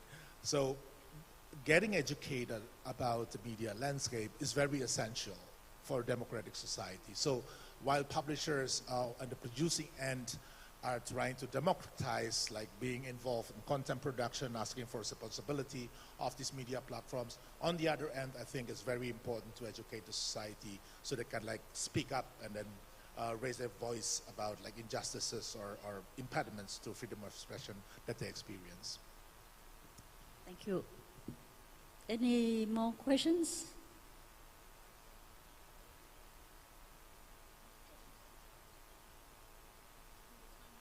The time's up? All right. Sorry. Well, everything's have to end. Thank you very much for listening, and again, terima kasih.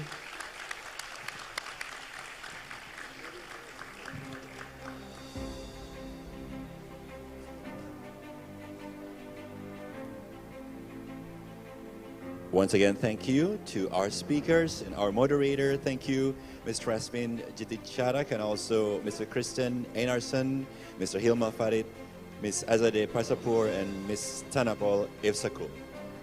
So we just witnessed a very insightful discussion with a very interesting topic, liberty of surveillance, how technology affects the freedom to publish, which means we are now ready to proceed to the second session.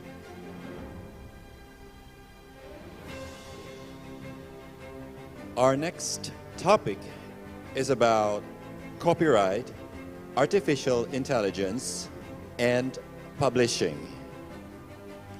Now, I'm sure that all of us have heard the words artificial intelligence copiously. Everywhere we hear this, from the arts to schools, education, and now we will hear how it is related to the world of publishing. This is going to be really interesting. We'd like to invite Mr. Chandra Darusman, a creative consultant, former WIPO official, as a moderator.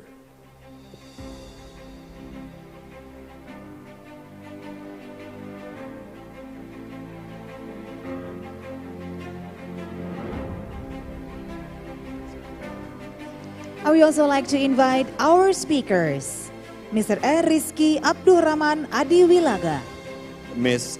Jessica Zanger, and Mr. Woo Kun Hoon.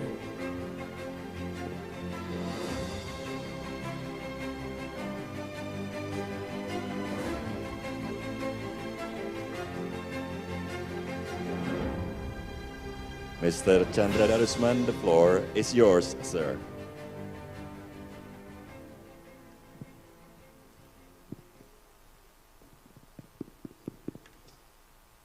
Hello. Can you hear me? Thank you. A very good morning, ladies and gentlemen. My name is Chandra Darusman. I have the pleasure to be the moderator for this session, namely copyright, AI, and publishing. Apart from being a moderator, I'm also from Indonesia. So I'd like to personally also warmly welcome you in Jakarta. And actually, the organizers have intelligently chosen a good location, natural intelligence, not artificial intelligence. Because this location actually is just besides the stadium, which was built by Soviet Union in 1962. It still exists until now. And in front of this hotel, there's a golf course, and on your left of the hotel is a shopping mall. So you can choose sports, nature, or consumerism. It's up to you. So thank you for the organizers. We are going to speak about artificial intelligence. I was talking with the panelists that we have only 1 hour. It seems like somebody said to me, it's like pouring the sea into a cup of coffee. You will never cover everything of artificial intelligence, copyright, and publishing in 1 hour. Nevertheless, we will try to do our best. Let me just quickly introduce you to the lineup of speakers that we have this morning. And I'll start with Mr. Rizky Abdurrahman Adiwilaga, just to my right, IP lawyer, IP attorney, and IP management consultant, Adiwilaga & Co., IP lecturer in Institute of Technology Bandung, Indonesia. Please give a round of applause to Mr. Adiwilaga. Next to him is Mr. Wukan Hur. I hope I pronounced it correctly. Wukan Hur, Head Global Business Development and Strategic Alliances, EduTech Division, Visang Education. And Wukan is from Korea. Round of applause for Wukan Hur. Last but not least is Dr. Jessica Sanger, Director for International Affairs, German Publishers and Booksellers Association. Welcome, Jessica. Round of applause for Jessica. So, ladies and gentlemen, the title Copyright, Artificial Intelligence and Publishing, again, it's quite a very nice and intelligent title, because it gives me, the moderator, to really assign each of the speakers from the three aspects of what we're going to talk about. Copyright is talking about the law, artificial intelligence about the technology, and the publishing is from the business perspective. So I will invite each of them, and start with Wukan, to give his short overview on how are we, what is the state of play for artificial intelligence in the whole issue of the publishing world. So after that, followed by Dr. Jessica, Dr. Sanger, from their perspective, from the law perspective, and lastly, by Rizky from the business model or publishing situation. So we'll start, and over to you, Wukan, for your overview of this whole topic. Thank you. Thank you. Hello, everyone. So I'm going to talk about technology aspect of the AI, even if I'm not an AI expert or the developer per se. But we've been in the exploration to learn about this AI from Korea over several years now, and starting to engage more opportunities to talk with experts and the companies. So we understand what it is and the context of it, so we can be prepared before we choose anything after that. So I'm going to, as explained, I'm going to talk a little bit more about the technology aspect, so we all are on the same page, and hopefully we look at some of the opportunity aspects of this new technology, while we definitely want to hear more important issues such as transparencies, ethics, and copyright issues. So we have a certain balance over the discussion. So let's talk about the AI. So the definition of the AI, as there is no universal sentence that any experts would agree. Since especially it grows so fast and it changes so dynamic, the one that we learn from the time that we've engaged with others and experts, that the sentences I chose was more like, so AI is basically a software that comes with various type of technologies together that drive the process to perform certain tasks. So but the level of the performance is just so high. It outperforms the whatever calculation levels that you had before, and especially of course the human intelligence in some level. So those in tasks where the possible outcomes surpass that the natural calculation abilities. So now you are starting to find, everywhere, small LRs to AIs in many different areas now. If we look into more closely, it seems like it consists of 3 different components, the AI. The first is the hardware. Of course, it needs a server, space, and the processor, like CPUs and GPUs, sort of things. And it needs certain rules to run it. They call it algorithm. It's a set of rules to process those tasks. And finally, the key ingredient to run those algorithms in that hardware is the data. So process the data. So those 3 things, if I just generalize to understand it, and it sounds a bit similar when I first look at those components. It sounds much similar the way that I cook it, prepare the meal. So I definitely need hardware and settings like utensils and kitchens. And the recipes are the algorithms. And finally, of course, the ingredients, the foods. But the key things that we don't want to miss by looking at those pillars or the components of it is that the cost to acquire those components are getting very, very low now. So something like cooking, for example. Imagine there is a shared kitchen that you can enter anytime you want, even if you prepare the small things or the large meal, utensils, all prepared. And there are free recipes all over the board. And you can pull up the YouTube video now, for example. And of course, the ingredients is something that you need to bring in. So the cost-wise, it started with just over a year and year. It's dropping like the 100 and 200 times lower than before. So the hardwares, the spaces, the uses of the spaces are over the competition.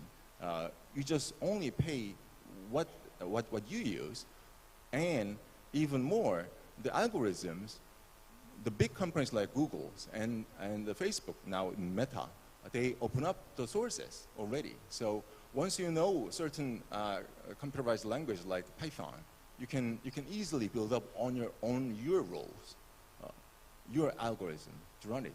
Now the key thing is the data.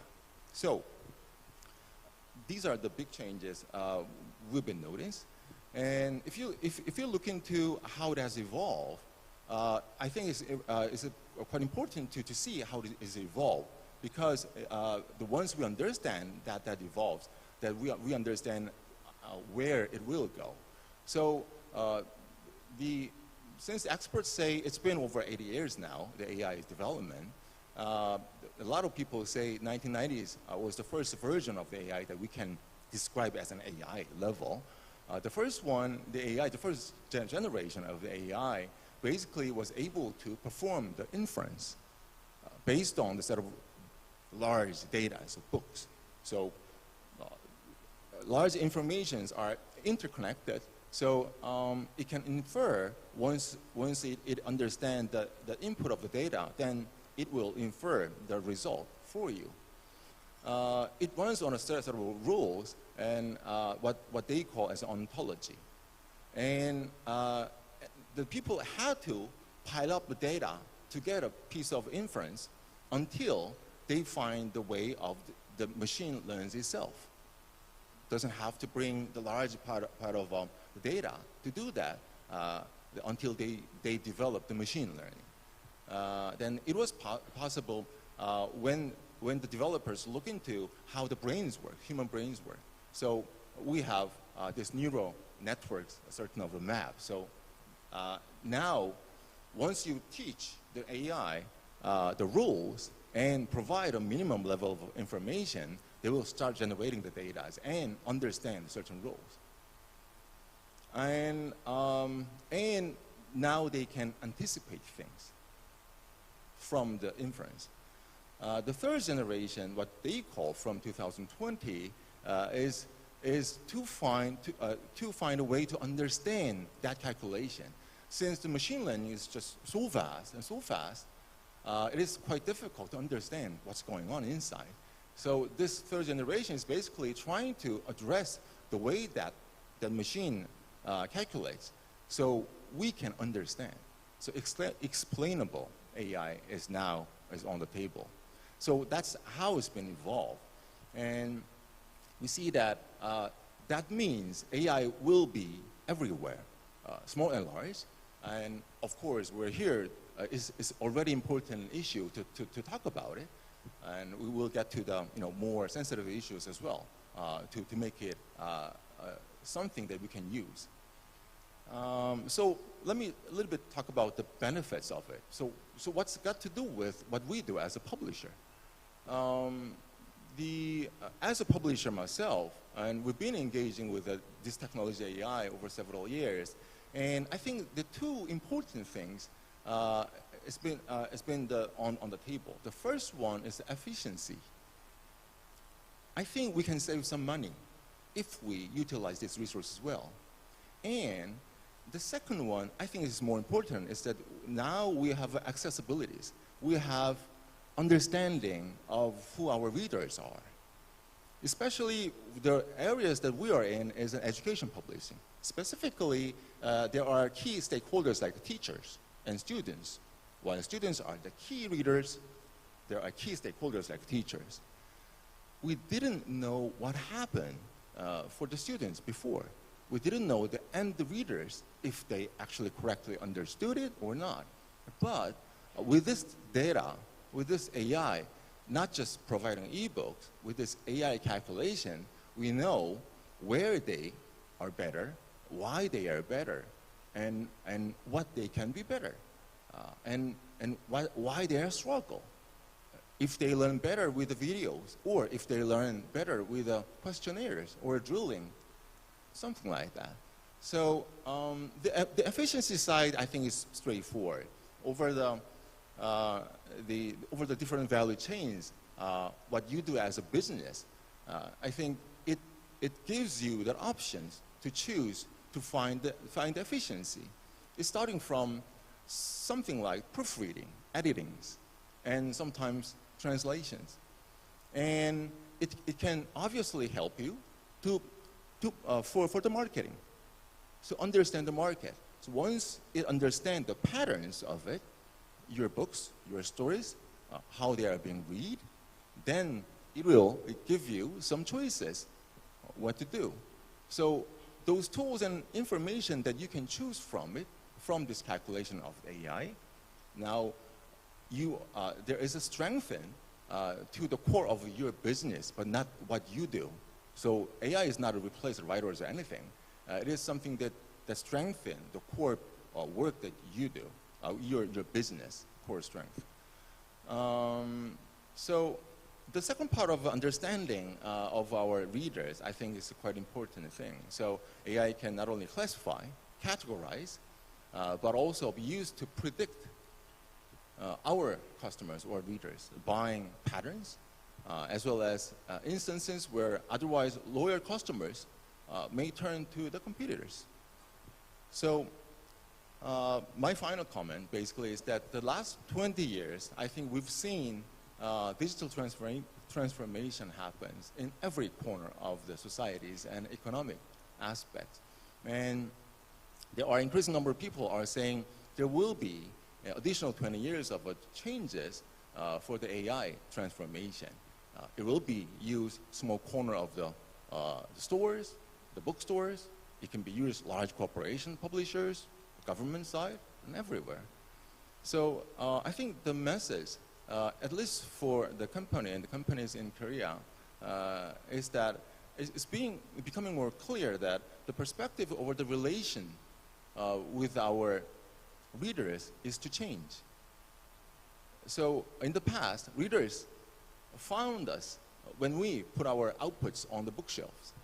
But publishing market probably will be formed and grow where the readers are. So while we remain to be a producer, we probably find an option to be more proactive, to set a certain relation with our readers. So again, the AI probably is something that we will continue to look into, to learn more, but there are expertise and there are tools, and I think we need to be familiar with what it is and how we use it, and once you understand, we will start to finding out if that helps, then as a tool and technology aspect, it's something we definitely want to look into. Thank you very much, Ukon, for that excellent overview about AI, and I noted down several aspects of your introduction, that the AI is really attached to three components: hardware, algorithm, and data. And you explain also the opportunities that can be provided by AI for us consumers to benefit from. But then I'd like now to shift to Jessica, especially of the third aspect of AI that you mentioned, data. Now here, many AI discussions have been going on internationally, and not only touches the technology, but also the piracy side, the enforcement side, and so forth. So Jessica, I'd like to invite you now to jump in, and perhaps from the legislation or legal side, you can contribute. The floor is yours, Jessica. Thank you very much, and thank you for having me. It's a real honor and a joy to be here.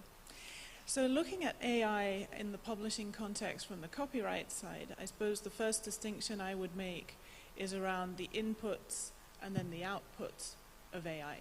So on the input side, you were saying, absolutely rightly, it's all about the data. So it's about the data that goes into the machines from which, and the data from which those machines will learn. And when that data is actually copyrighted works is when it starts to get interesting for copyright lawyers like me. And this is where there's been a lot of talk recently, and not too recently, about exceptions and limitations to copyright being introduced in order to enable AI and in order to enable the use of copyrighted works for the purpose of training those machines. And that's something that obviously raises some concerns when the works you've published are being used for someone else's benefit potentially, and without your control, that is something we should be thinking about. And what we've been considering and seeing happen is that there's a lot of enthusiasm about building AI as an economic sector, and there's money behind AI potentially. But there's sometimes little recognition of the fact that AI data sets, so data sets in the sense of copyright protected works being made available for AI, can be licensed and are being licensed already. And that is also a business model that deserves recognition and has its place. So in that sense, we have been looking at the development and to some extent, of course, pushing back, as we always do, against the introduction of new exceptions and limitations to copyright. And I heard a very interesting case being made last week, actually, by Professor Ryan Abbott, who said, this is, as much as it sounds like a threat, it is also an opportunity, or it can be an opportunity for publishers who own that content to license the content for the purposes of AI, but that means a little more than what we usually would be doing in terms of licensing our products for readers. It means providing data sets of a quality that are beyond what can be scraped from the web, but that are more curated, that have a much higher quality, where things like biases that we don't want can have been eliminated, you know, to have a really perfect quality data going in to AI will produce better results, because there is the saying, which I think is very useful to keep in mind: if garbage goes in, garbage will come out of AI. And I think that's quite visible in a number of contexts already. So it's a very interesting thought that we might be in a position to be licensing for AI, but that of course requires the incentive for that work to go into the data sets to remain in place. So that requires us to push back on the idea that, machines just read like humans read, and you're licensing for reading anyway, so stop worrying and leave it to the AI tech bros to sort it all out. Because I think what's happening in practice is that we're seeing a number of AI applications that will offer a user to generate an image maybe, or even generate a video with from a text prompt. They have been scraping the web. They have already been using copyright protected content just because they've been able to. And do we want that to be happening with our works that we have rights to?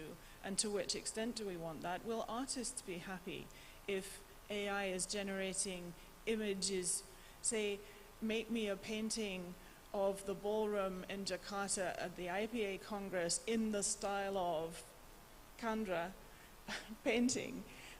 Will artists be happy with their personal styles and their creative input being used in that way? And we've been seeing recently that some artists are not happy for that to happen.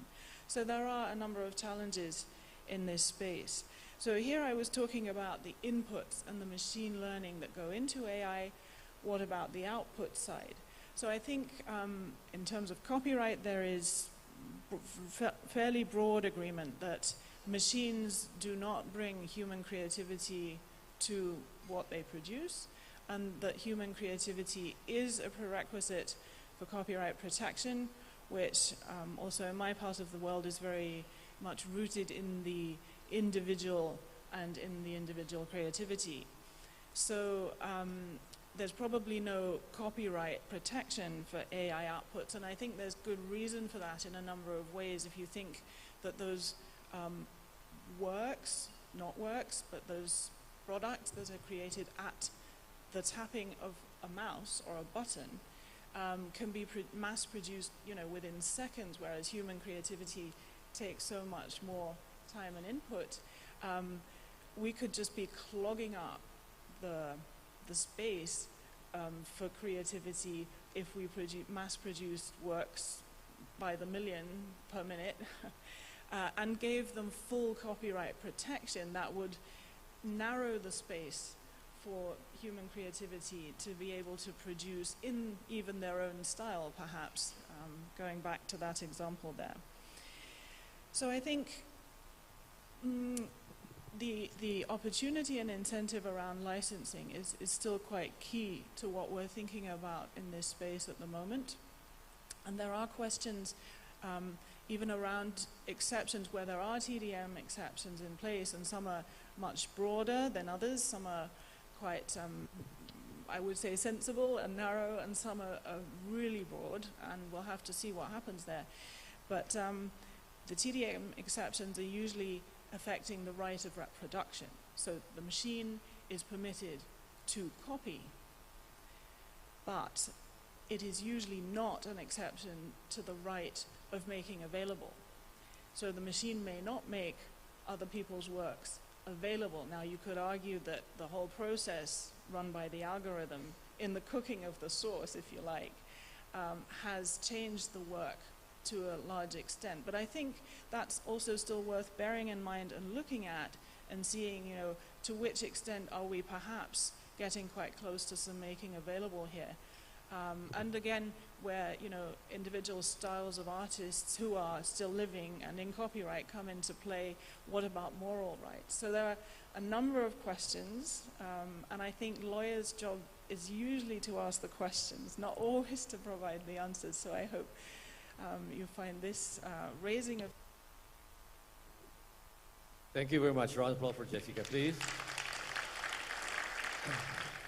I think you nicely express the various dilemmas that we are discussing in the triangle of law, technology, and business model.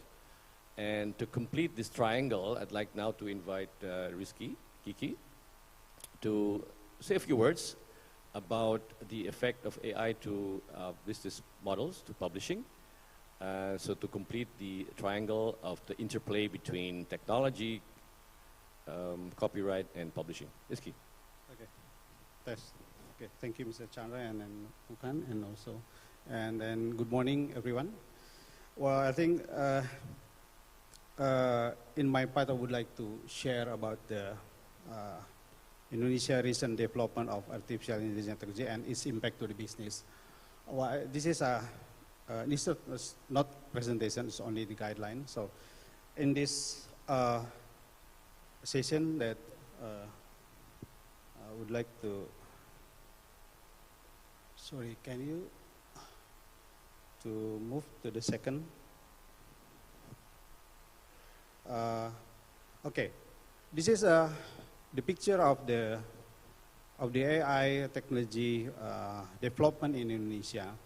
So there are several research centers in Indonesia, particularly in the university, and have captured several big universities that are dealing with and doing research in AI. First of all, an Institute of Technology Bandung, and we call it the ITB. ITB is the oldest University of Technology in Indonesia. And the second one is University of Indonesia.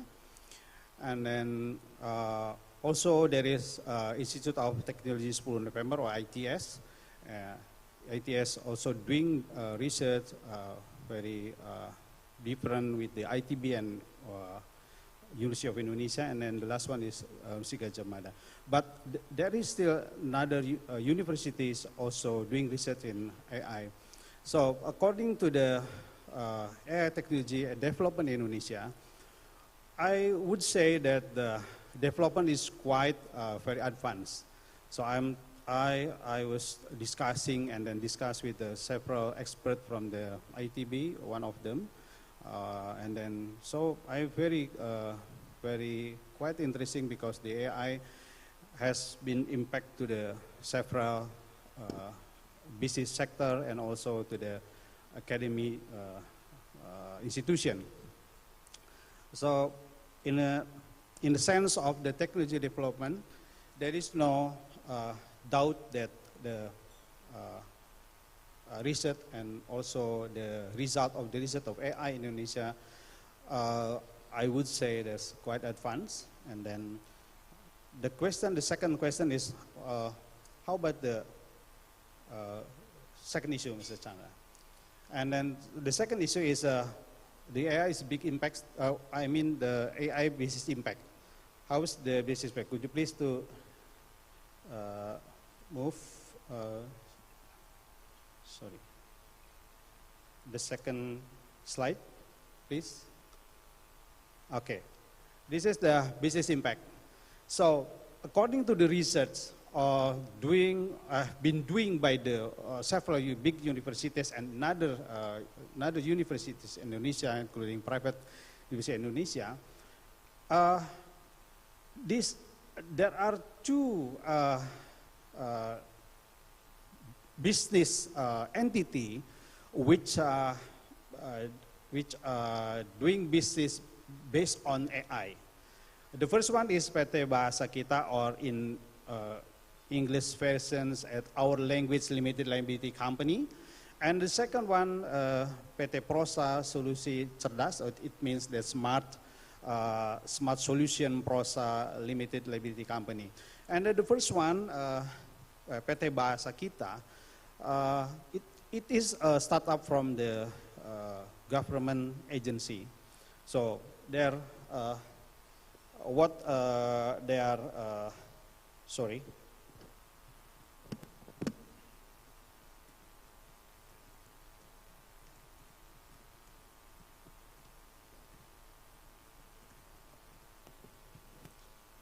What the PT Bahasa Kita doing research for several years, and they have a solution, several solutions.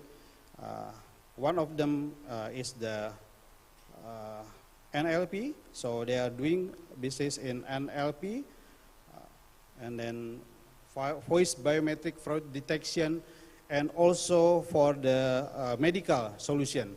So in lifestyle also. So when I discussed with the CEO of PT Bahasa Kita, I think, and then he told me that also has a discussion with you, Mr. From the IKP, and then very interesting because in Indonesia right now, for the medical and then also for the using AI for the media also becoming increase the needs of the business in media, and also in medical also needs of the application, and then based on AI is very high demand for them. And then on the other hand, the PT Prosa Solusi Cerdas in Indonesia, they developed the AI for article generator and also plagiarism detection, because this is startup from the ITB. This is from university startup. So mostly the research of the AI center has been doing, and then they implement in the company, startup company, and then also plagiarism detection and speech technology and hoax detection. This is very important in right now currently, the hoax. So the Prosa technology of AI can detect and also for the plagiarism detection. I'm quite very amazed with I read the Germany publisher as Jessica. So they are using from the AI for publishing, publisher, business.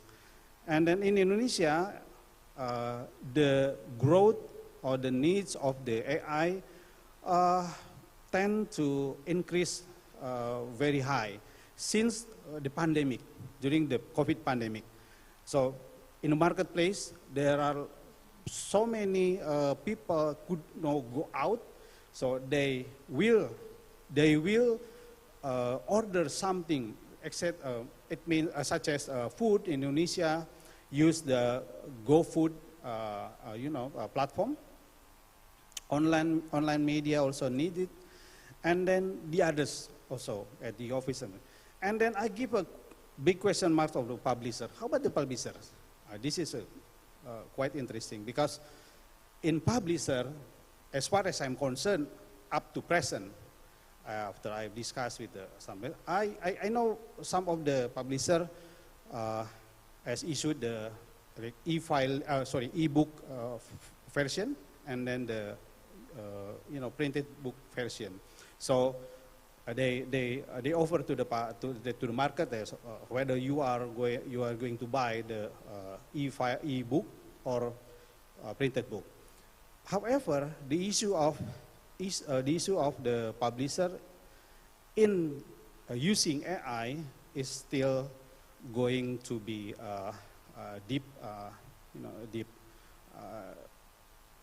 more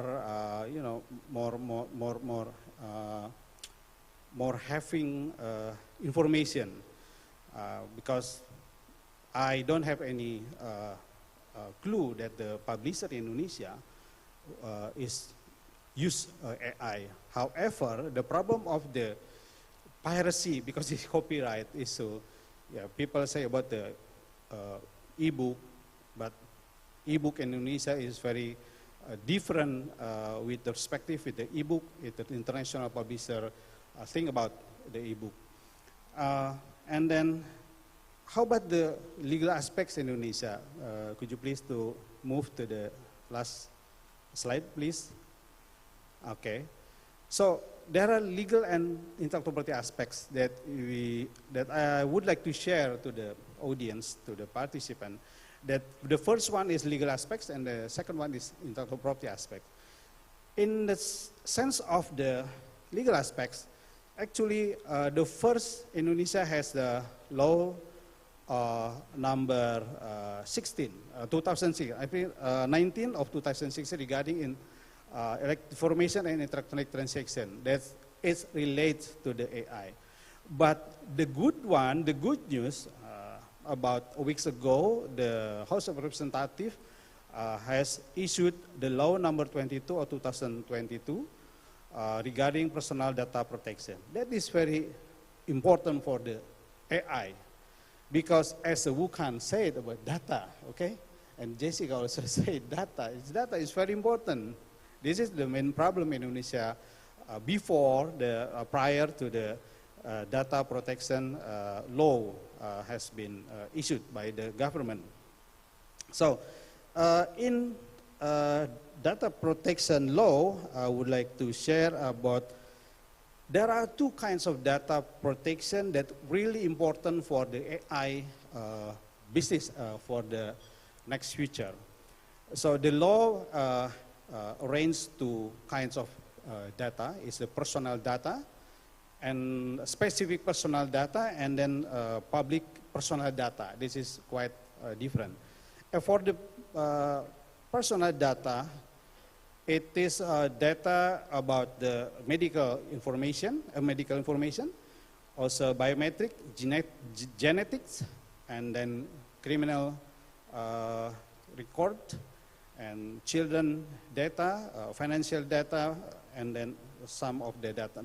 But general data protection, it relates to the name or the full name, to the gender, to the citizenship, religion, and then legal status of the marriage.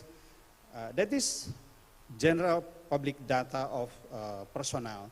So in my opinion, according to the law of Law 27, 2022, the more important thing is the personal data with the specific personal data. It means that the very, very, related to the us as a personnel. That is very important in relation to the, AI development.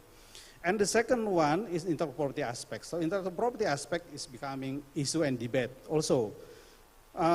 In the law 13 of 2006 regarding patent, also that is a good. Is it AI could be patented or not? So the discussion is still going on. And then on the other hand, it's about the copyright. Copyright, as Jessica said, okay. Is there any copyright in creation of the AI? My discussion with the expert of the AI is very interesting because she said to me from ITB, she said to me that in article generator, right now in Indonesia, the article created by the AI could not be differentiated with the article generated by the real or human creator or author. This is very difficult. However, in the publishing industry in Indonesia, not really have clear information. But however, for the online media, the AI is very important to detect about the plagiarism and then also hoax.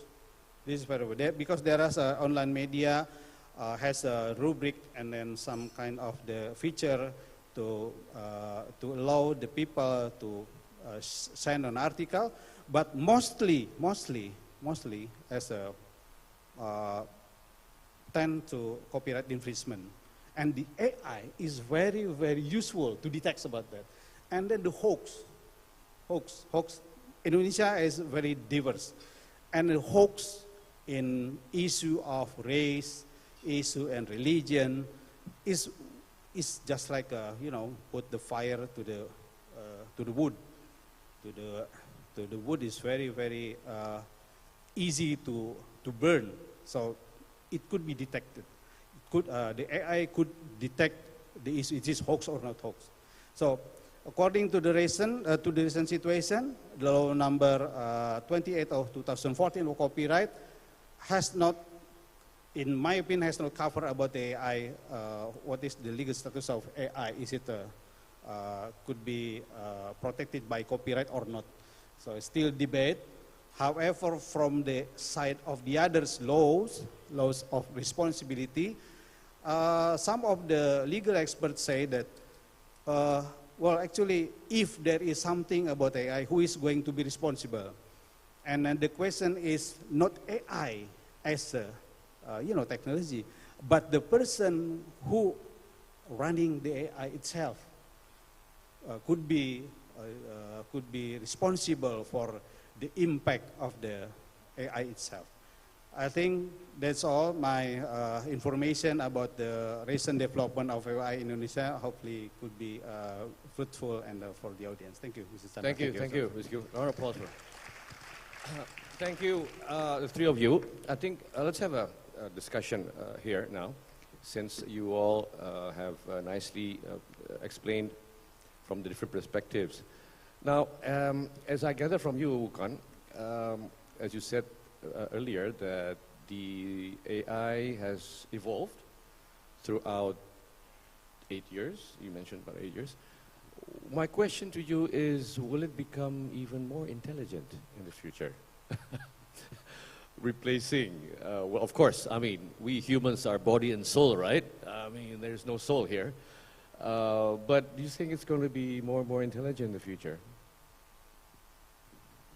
Well, one thing I'm certain is that I'm not the right person to answer that. But isn't it in our humans' nature to improve things? And we were fascinated to see that this one smartphone I'm carrying is much more sophisticated than the supercomputers that people invented years ago. So we definitely find something to improve. Yeah. And but since we are in a certain era, 2020s, looking at 21st centuries, and heading to the more evolved area, I think while there is no way that we can stop or do anything to reach or go beyond of what we can even imagine, I think it's important for people like us to talk about what is actually matters and why we're doing it, and raising those questions, parallel to the imagination. Okay, so hello. Yeah, I cannot even. Testing, maybe low battery, perhaps. See, so even the AI cannot work without a battery. So no worries, folks. Anyway, so I think we always have found the right questions to ask, and we will be. Yeah, So yes. I think that's what matters. I think you have a very positive attitude, but I think when you came here from the airport, did you use AI? Voice recognition of my phone. Okay. The maps. And the map, Google Maps, Yes, right? Google That's Maps. AI, right? Absolutely, yes. I think so. Okay. Jessica, you mentioned about exemption limitations, right? And actually, my background is more in the music industry, and whereby the terms of safe harbor is very much discussed, allowing the technology companies to be exempted from exclusive rights. So I think, again, the history of copyright is a matter of seeking a right balance, right, between protection and innovation and creativity. But how do you see along the road the need to have a new consensus on the level of protection of the data used by AI, and also the freedom of innovation, you see? And I think this touches upon the whole big issue of what side are you on, right? For the governments, actually, right? Because the governments are actually in the middle on how to balance between the two extremes. So from the corporate perspective, do you think I think so also, that we can reach a new balance, right, in trying to protect copyright and also not hampering the innovation. What do you think? Well, that's a very big and a very important question. Thank you for that. I think it looks as though we need something completely new, perhaps. But actually, I think the tools we have been using for decades in looking at innovation and protection, and I don't think they're opposed, I think they work together, are going to be very useful in this context that is brought to us by a new technology. But it's not the first time that a new technology has turned up that has affected copyright. That's quite obvious. And so I think looking and the first step is to understand how a market really works. So how the AI market works is, of course, something that's developing, but I think we have quite some insights already and understandings of what AI needs in order to flourish. But on the other side of the picture is, of course, you know, the market for protected works. And we know very well how that works and what it needs. And again, you're talking, of course, about getting the balance right, but looking at things like impacts on markets is useful. That's something that a number of copyright legislations also work from. Looking at how, as I was saying, for instance, incentives work. So an incentive for AI, perhaps to do new things, but also an incentive for the copyright protected side, if you want to call it that, to also give inputs, produce products that have a quality that will also then help AI do a better job. I think, you know, the mechanisms and the criteria that we're familiar with are going to work well here. We need to employ them, and we need to inform policymakers. Policymakers need to understand those mechanisms and what's really happening. And I think that's almost the biggest challenge here. You mentioned also in your brief introduction, machines don't bring creativity. I like that expression. Machines don't bring creativity, because last night actually the discussion between copyright and artificial intelligence started already. Me and my friends here, there's Peter Schoppert here and Rivera from Portugal. We had a discussion that, well, copyright protects the form of expression, right? But machines do not produce expression. It's just weaving of different data, right?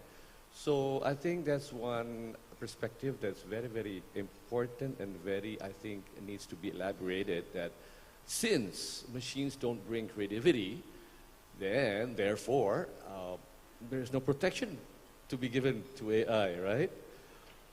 What do you think? Well, I would agree. I mean, there are a number of aspects of AI that could be protected. I'm sure, you know, there are software and there are patents and there are things like that. That's a different story, but I think you're touching on something different, more the question of the human creativity that is required for copyright protection. And as I was saying earlier, I would agree that the outputs of AI would not deserve that. They don't. AI works from what pre-exists. And it, well, cooks with the algorithms and the data, but it doesn't bring any new idea, any novel concept. It works from where we've been. And I think that shows in the way that data that has been put into AI will produce outputs that are biased in a way that data was biased in the first place. And then we realize, if we don't like that, for instance, we realize, we've been inputting it with something that is already tainted or colored in a way that we don't actually like, and we didn't even realize it. But this just again goes to show that there's nothing new here. It's working from what was there. And if we stop, you know, now, then and sort of fill the creative space with AI outputs from what's behind us, then we won't move forward. Yeah, I think the issue now is AI is cross-cutting several aspects of IPR, not only copyright, but as you also mentioned, patent, right? The technology itself. Again, borrowing from the experience that is happening in the music scenery, someone, I think some of the audience here have read, that someone compiled all the Beatles songs into the machine, and this machine produced a new song, right? That can happen also in the publishing field, right? Inputting all the data from books written by someone and produce new books. But again, this is a field that uncharted, unprecedented, and we just need to find solutions.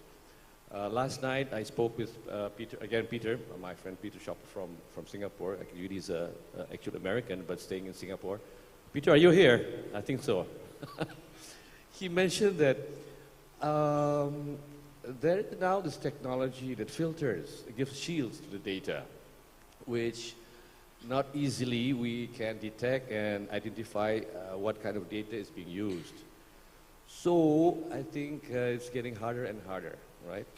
As Rizky mentioned, that AI is useful for detecting piracy, right? Am I correct? And I think that's one thing that is a positive side of AI, right?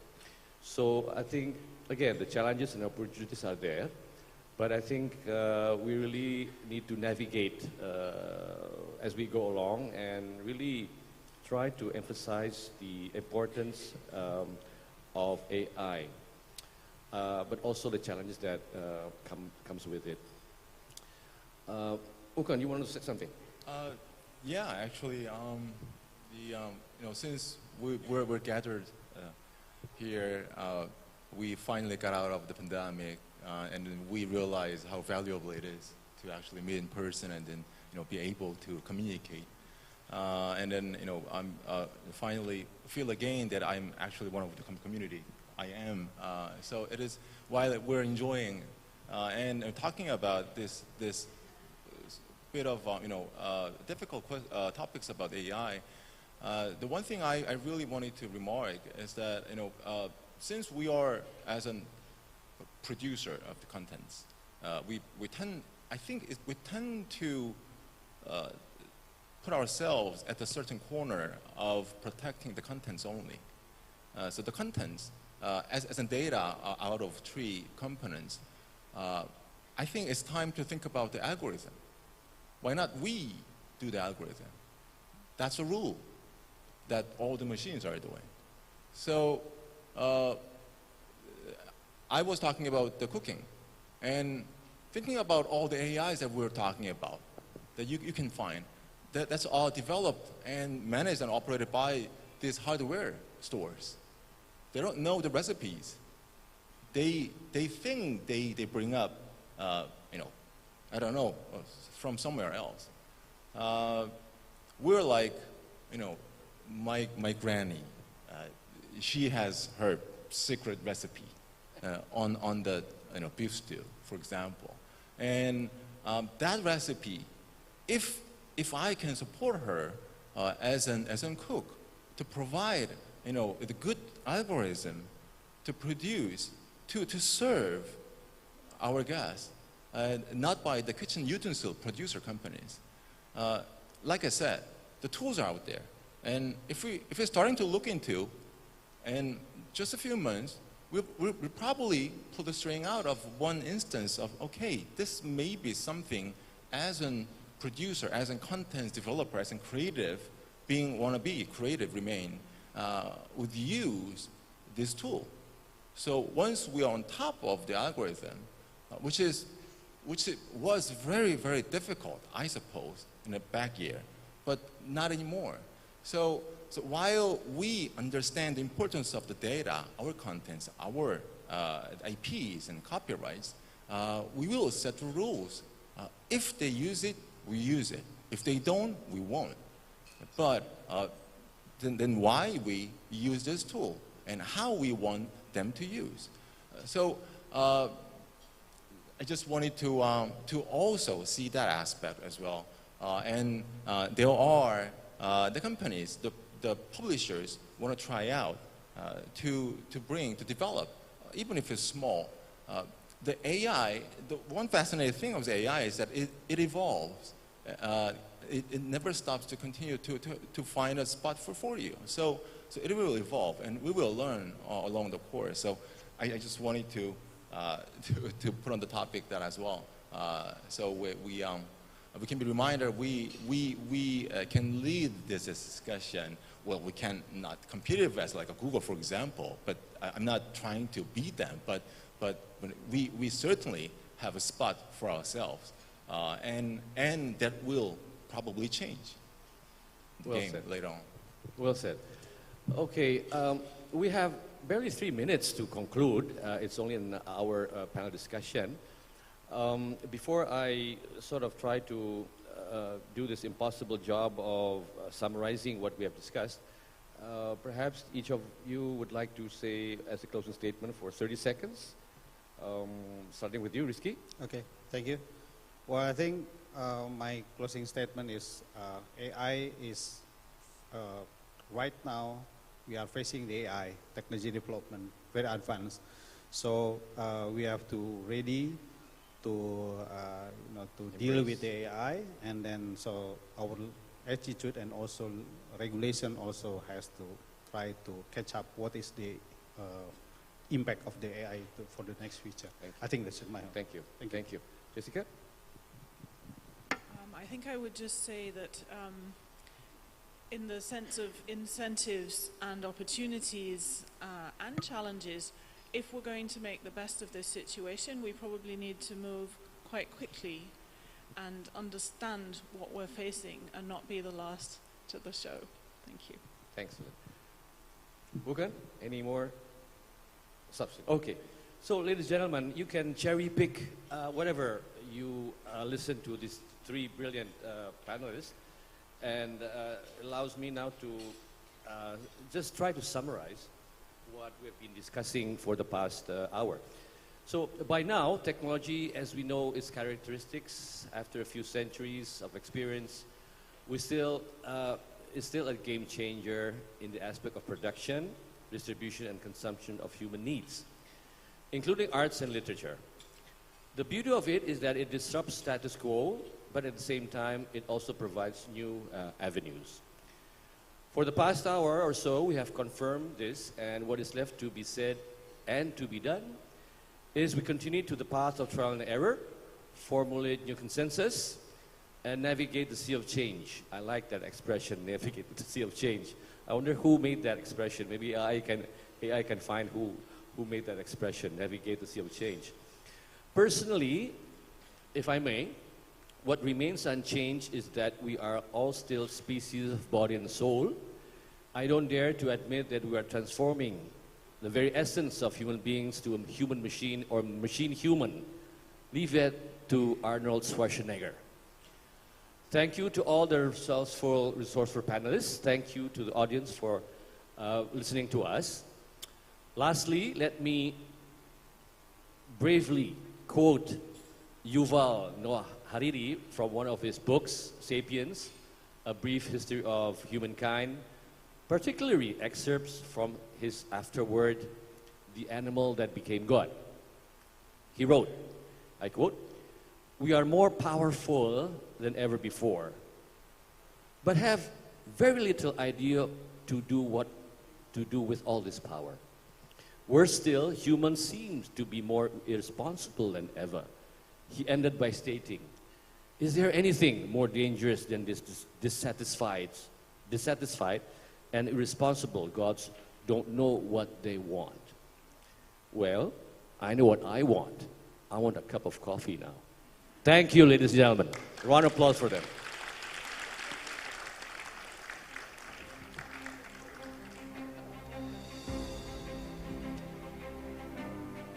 Thank you once again to our moderator and our speakers. Thank you, Mr. Chandra Darusman, also Mr. Rizky Abdurrahman Adiwilaga, Ms. Jessica Sanger, and also Mr. Wu Kun-her. Thank you so much, ladies and gentlemen. Thank you. Thank you. You may return to your seats. Thank you for the inspiring discussion. Now, ladies and gentlemen, we will now proceed to the next program. We will begin the IPA Award, and the award will be presented by Mr. Hugo Zetzer. Ladies and gentlemen, please welcome Mr. Hugo Setzer.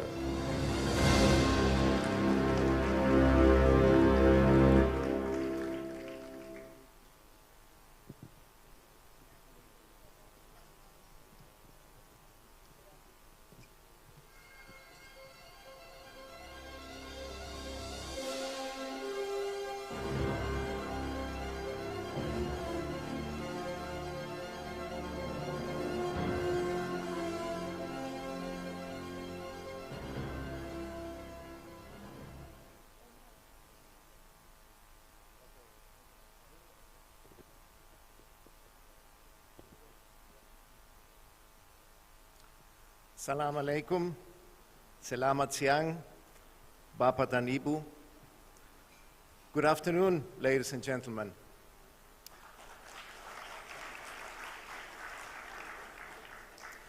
My name is Hugo Setzer. I'm past president of the International Publishers Association. And before we begin this session, in which we honor people who have served the IPA over the years, I would like to take a moment to acknowledge the sad passing 2 days ago of a long-time faithful supporter of publishing in general and of the Federation of European Publishers and the IPA in particular. Excuse me, but I'm affected by the news. Julián Viñuales was a member of the IPA's Copyright Committee, and he sat on IPA's Executive Committee. He was a unique person, always friendly, funny, and the life of the party. And he was a very dear friend to me.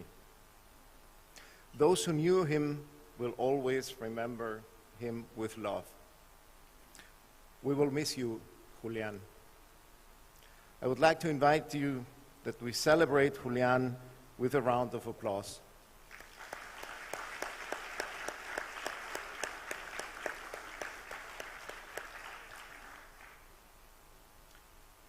Now, let's get back to the awards.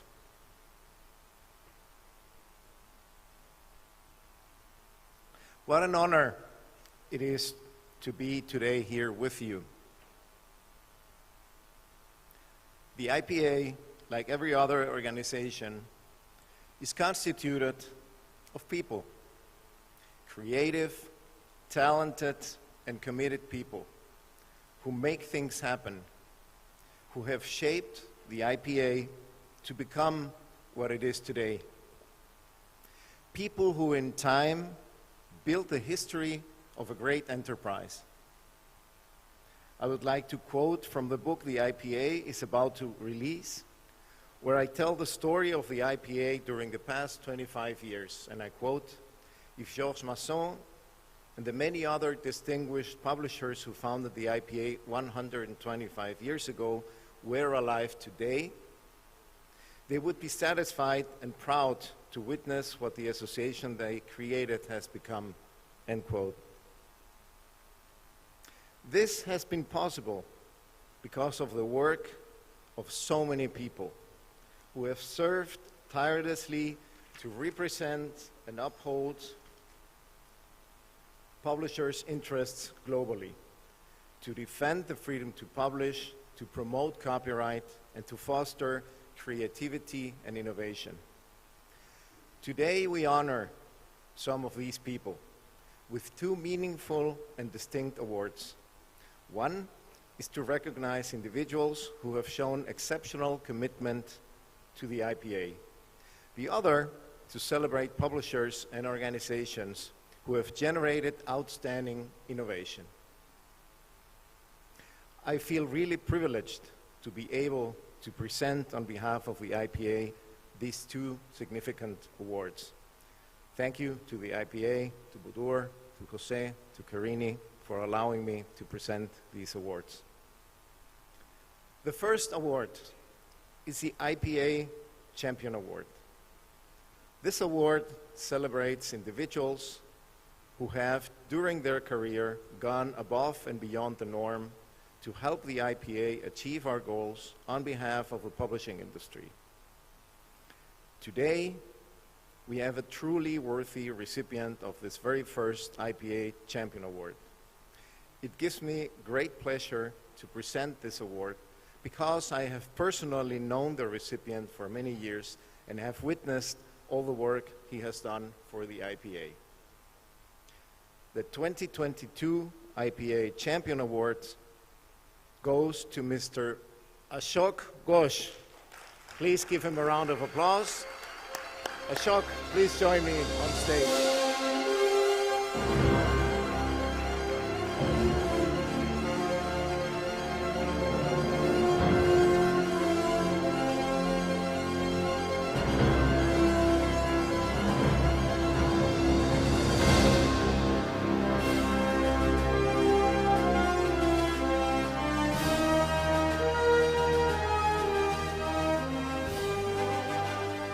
Ashok has been strongly involved with the IPA for most of his distinguished publishing career and has contributed a great deal to a stronger and more united organization.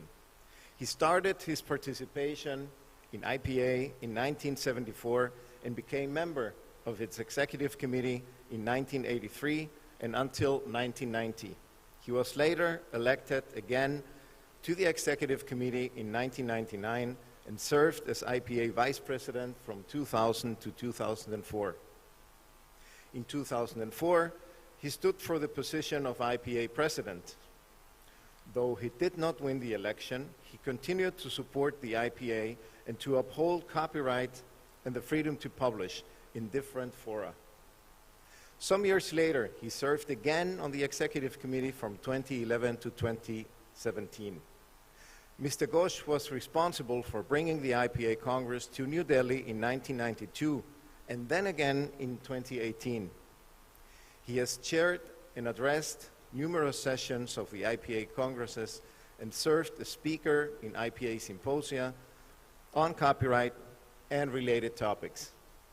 Ashok has worked tirelessly for many years in promoting and defending IPA values and has decisively contributed to build the association we have today. Ladies and gentlemen, a warm round of applause for Ashok Ghosh.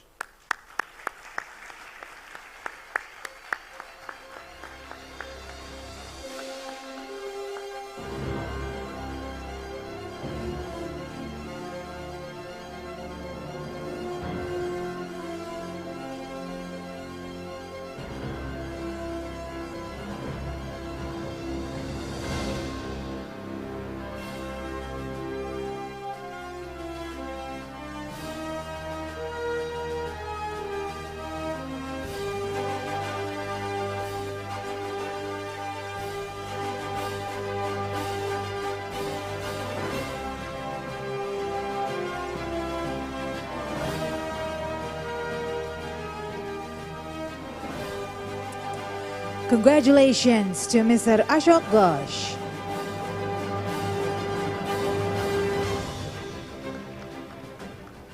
Ashok, if you would give us a few words.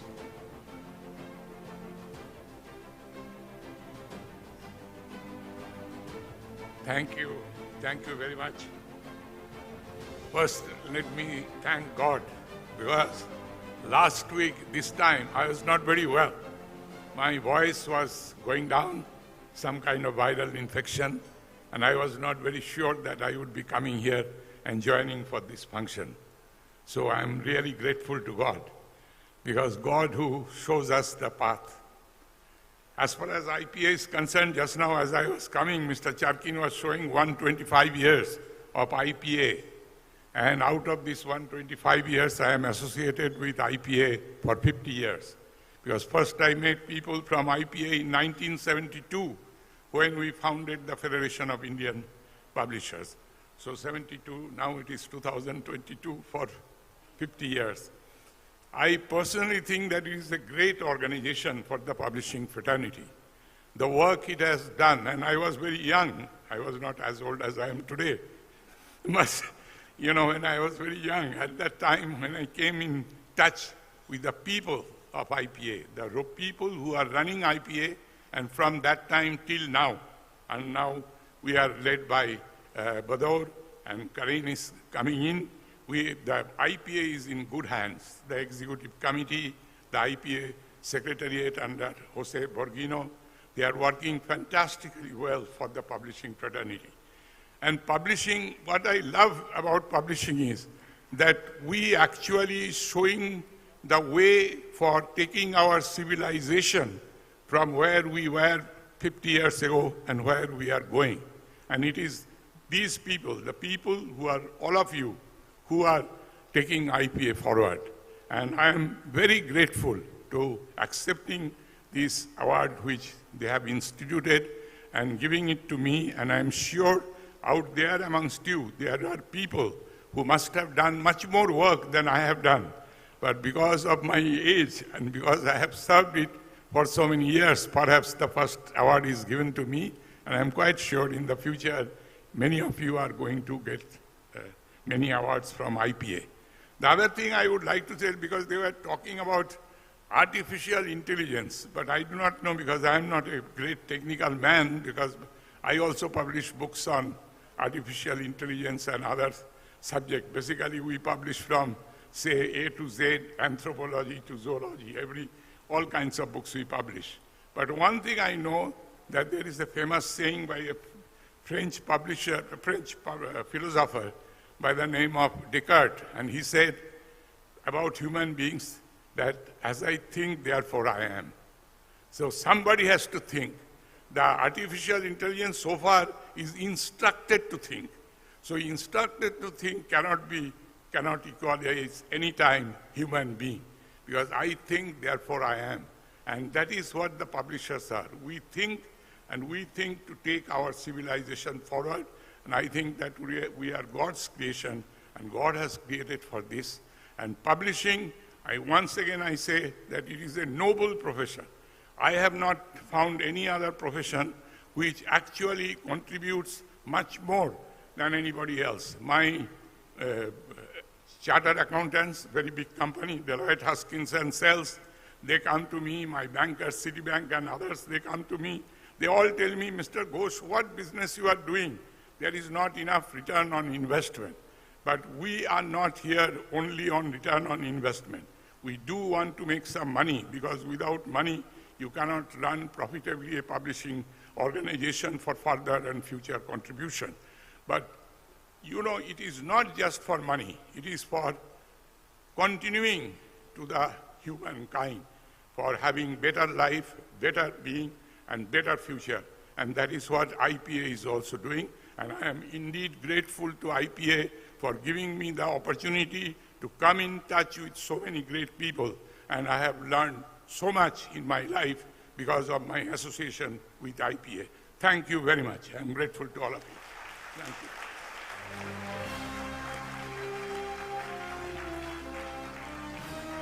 Thank you, Ashok. Thank you.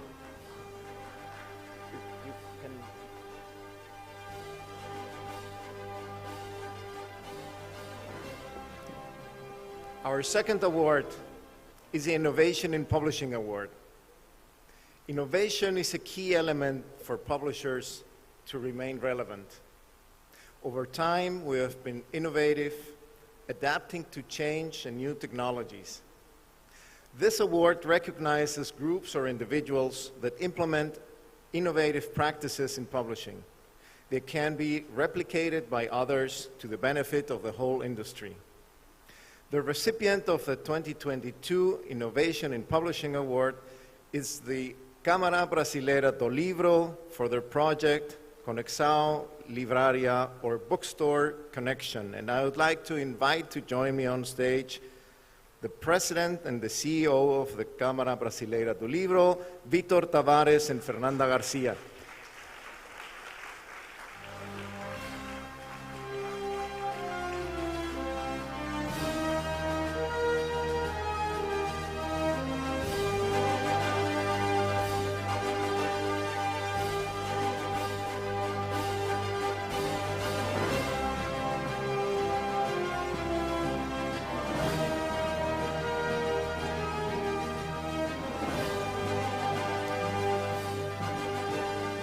Let me just tell you a bit about Conexión Libraria.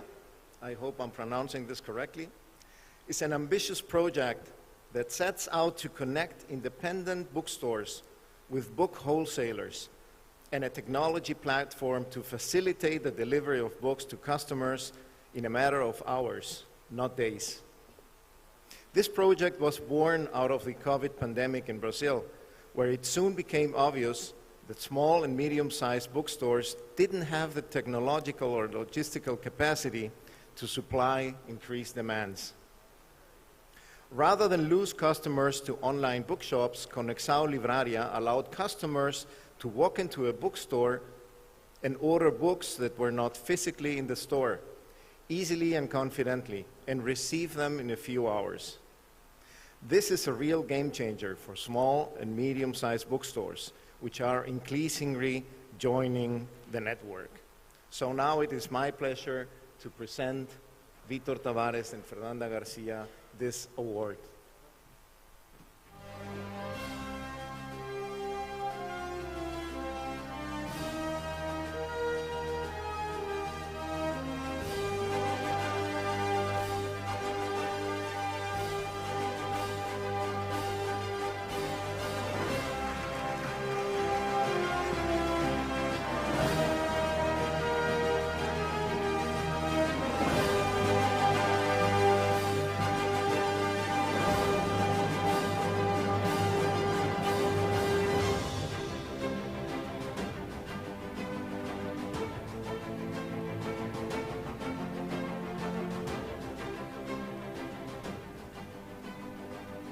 And I think, Vítor, you would like to give us a few words on the award as well, please.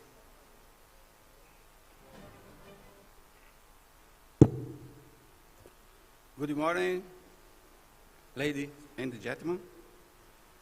It's a great satisfaction for me, presidente da CBL, Câmara Brasileira do Livro, to receive this important award from the IPA. It's the recognition of the importance of the physical bookstore as the measure of no radio to the book. We have to strengthen small and medium physical bookstore in our country of the world. When a physical bookstore closes its activity, the light of the city whole dash go out and democracy access the physical book is less for everyone. Long live physical bookstore. Muito obrigado. Thank you.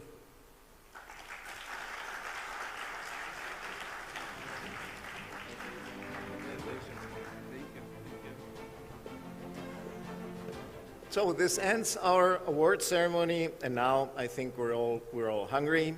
Thank you for listening. Terima kasih.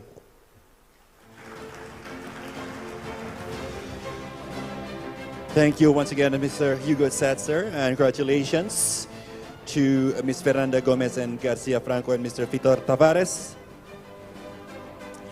And now, ladies and gentlemen, it is time for us to take a break. The most delectable lunch awaits you at the foyer area.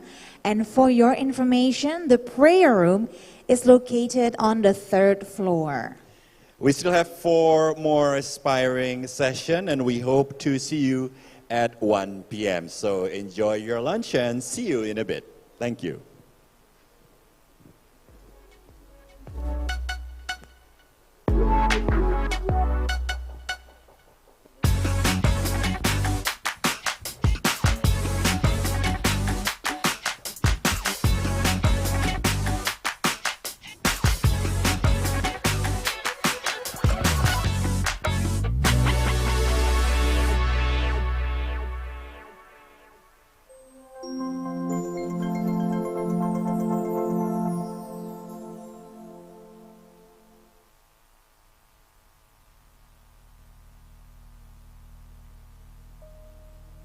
There's something about our makeup that wants to encrypt and preserve something that has just happened, that in other species, other animals, just disappears. It's evanescent. But for us, we capture it and we put it into words and we share it with people we love.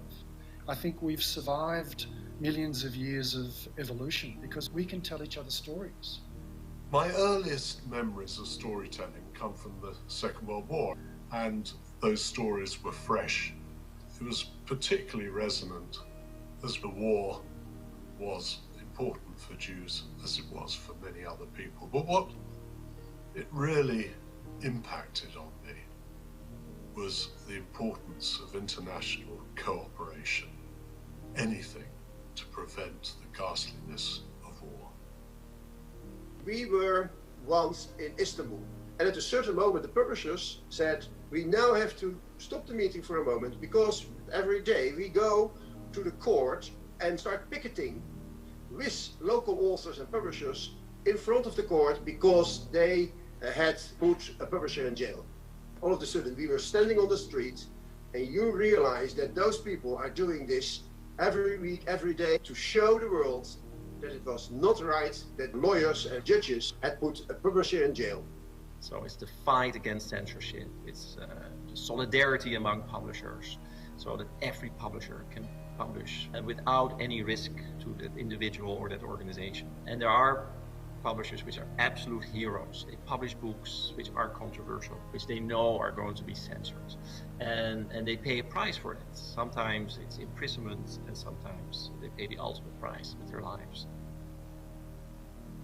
The freedom to publish is a vital part of what enables publishers to operate, and we have to be constantly vigilant as the threats to it are constantly changing. Whether it is state censorship or self-censorship, we work to make sure publishers can publish what they feel deserves to be published. Freedom to publish and copyright are mutually reinforcing concepts and mutually reinforcing fundamental rights that belong to a coherent system of fundamental rights. So they're both enshrined in the treaties on human rights and they belong together. And that's because an author with no opportunity to publish and be rewarded for their work will not be free to express themselves. They might have to rely on patronage or government funding, and that's not freedom. If we don't protect copyright, then publishers can't sustain their businesses for long. Copyright protection is not just essential for publishing, it's essential for modern economies. Is the main legal instrument of protection of these rights. Just think with me, without copyright there is no incentive for authors to dedicate themselves and their lives writing for the publishers. So if there is no protection to their creation, there is no books. The most memorable is probably the fun moments, and you could count things like the Congress that we hold at Cape Town, in Bangkok, London, Delhi, and we share so much during that brief period of time. If you ask me what was the pivotal moment, it was the Marrakesh Treaty to give access to those with visual impairment to as much books as possible. And the only way we could do that was through technology. I think that diversity in general has changed a lot. It goes together with freedom. Freedom to publish, freedom to speech, freedom to be whom you want and how you want. So all those different lenses around ethnicity and sexual identity and regionality are kind of well represented, and that's in the leadership. I'm also very proud to put, I think, diversity and inclusion on the agenda of what we publish, and the publishers are aware of that. They really feel that they should recruit diverse staff so that they can really market also to a diverse readership and a diverse authorship. Africa has been a great example of how diversity and inclusion has been important and is going to be important for us at IPA. So something that stands out for me is our Africa Publishing Innovation Fund, which was created in partnership with Dubai Cares. We have supported many projects in Africa that focus on publishing innovation and in building libraries. last year, many publishers decided to make scientific publications available for free on a temporary basis as our contribution to tackle the pandemic. And we have to remind that this was possible because we had copyright to do this when it's needed for a crisis like we had last year. I also think it was a moment where it was important to have a friendly voice over the other end of the line saying, okay, we will get through this together.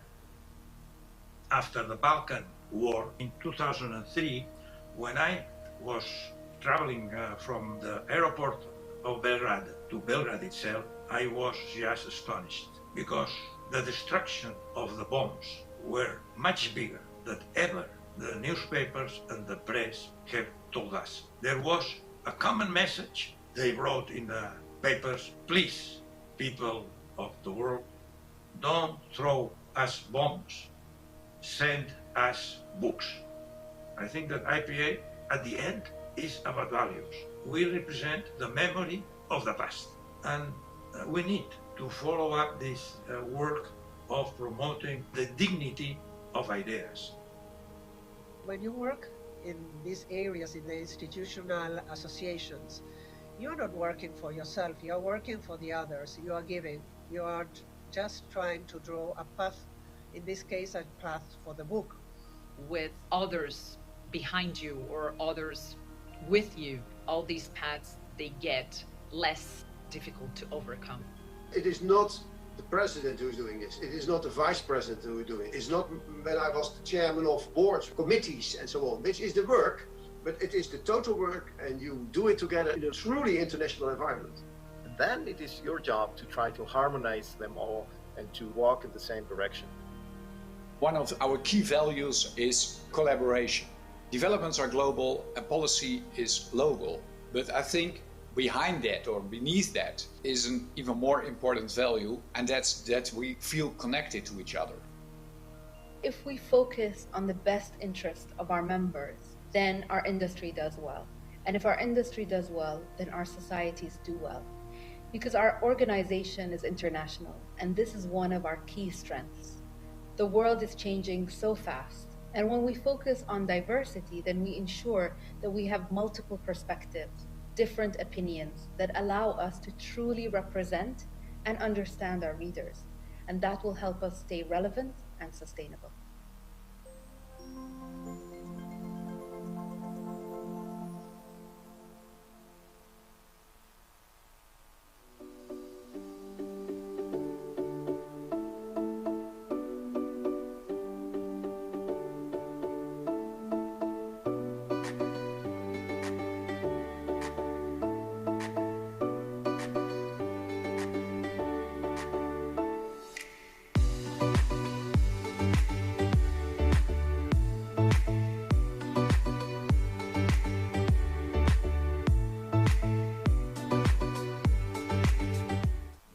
Welcome to Jakarta. It's a pleasure to finally meet you. Have you explored more Jakarta? Are you sure you have seen everything? Let me tell you more about it.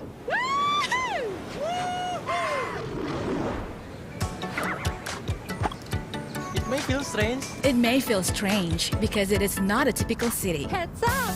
So heads up, the journey is about to begin. We're going from one place to another place and more places.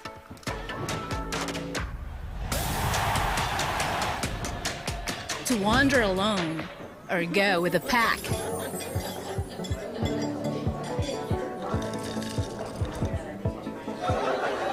Uncover new things. Going undercover or maybe underwater.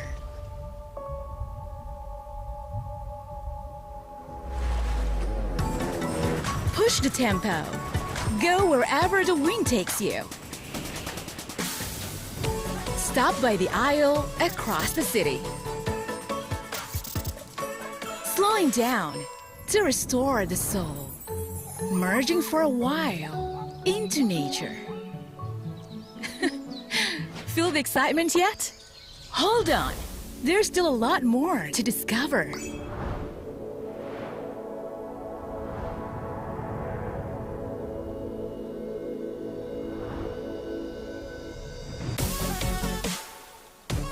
Take your time.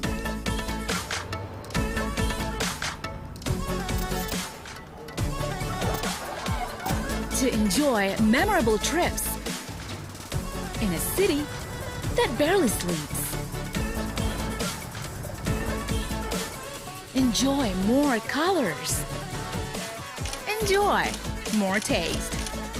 Enjoy more of the unforeseen from a city of collaboration.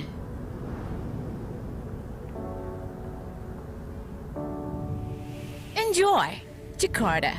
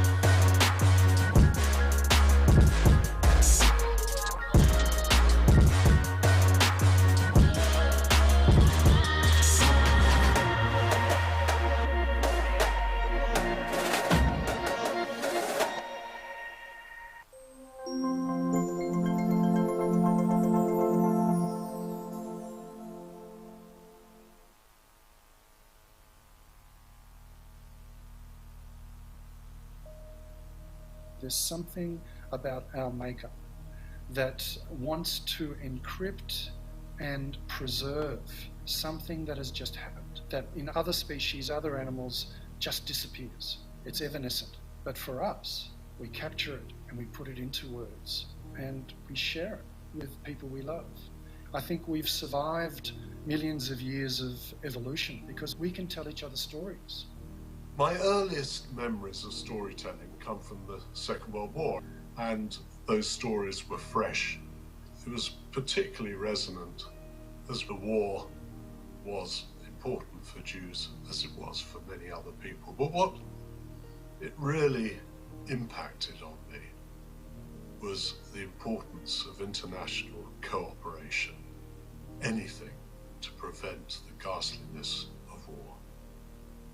We were once in Istanbul, and at a certain moment the publishers said, we now have to stop the meeting for a moment because every day we go to the court and start picketing with local authors and publishers in front of the court because they had put a publisher in jail.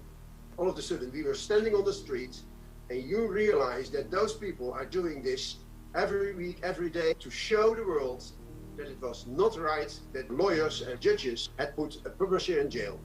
So it's the fight against censorship, it's the solidarity among publishers, so that every publisher can publish and without any risk to the individual or that organization. And there are publishers which are absolute heroes. They publish books which are controversial, which they know are going to be censored.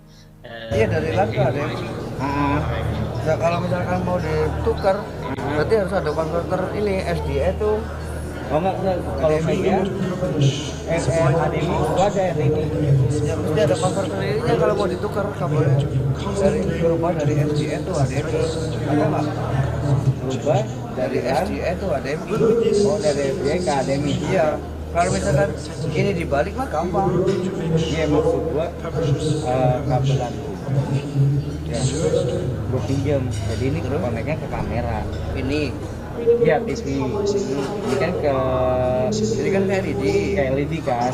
Yang LED itu pindah ke LED. Kan itu LED pakai HDMI kan. Nah, itu nanti TV-nya pakai ini. Nah, berarti harus ada konverter. Ada konverternya kan. HDMI itu. Iya. SDA itu HDMI. Dua kali konvert.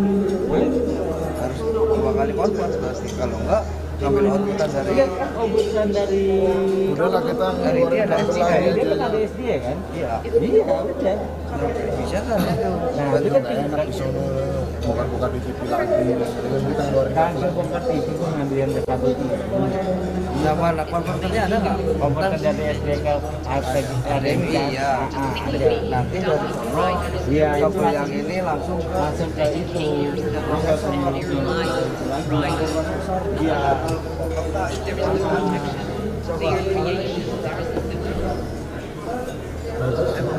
It's probably the fun and you can count things like conferences, Cape Town, Bangkok, London, Delhi, and share so much. It was American. In fact, those who there as much as possible. And the only way we can do that is government.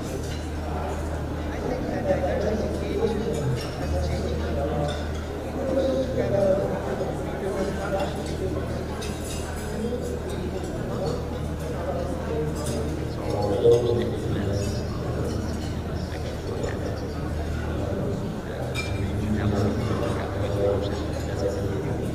also very proud to hold the agenda of what we publish, where diverse staff, leadership. Africa has been a great example of how diversity and inclusion has been important and is going to be used in IPA. So something that stands out for me is our African participation, which was created in partnership with IPA. We focused on that was a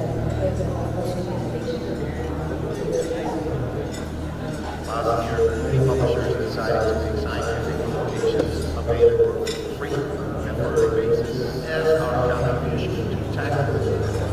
And we have to remind you that this is possible because we have done this. We needed for crisis. And I also think this is where most important to have a friendly voice over the other end of the line and say, okay, we'll get this together. After the Balkan War in 2003, when I was traveling to Europe, Belgrade, and I was the Ashes because the destruction of the war were much bigger and in favor of the threat came to us. There was a common message they wrote in the paper, please, don't throw us a bomb. I think the IPA as a is number one. We represent the family of others, and we need to go up of promoting the dignity of ideas.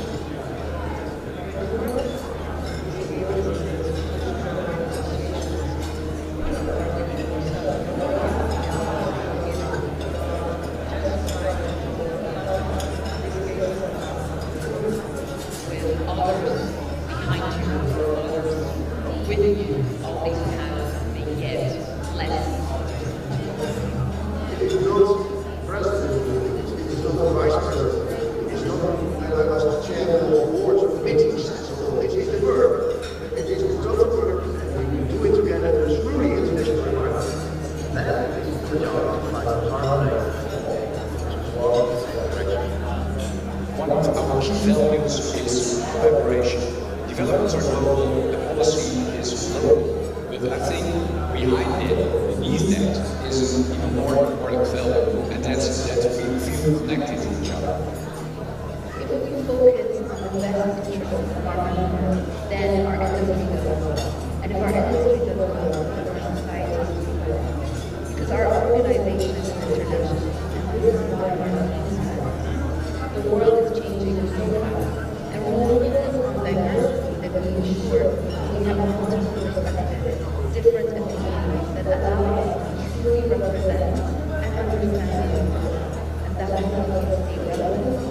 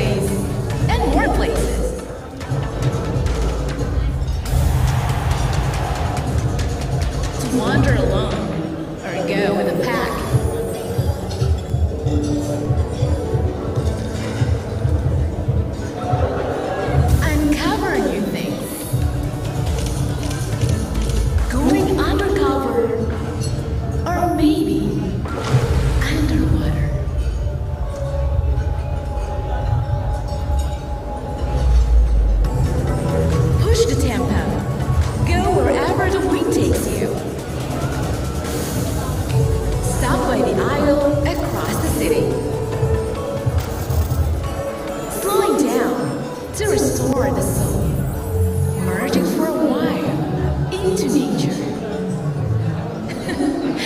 Feel the excitement yet? Hold on, there's still a lot more to discover.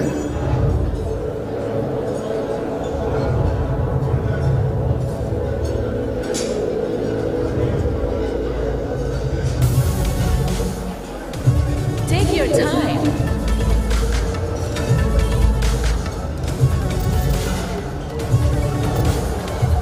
To enjoy memorable trips in a city that barely sleeps. Enjoy more colors. Enjoy more taste. Enjoy more of the unforeseen from a city of collaboration.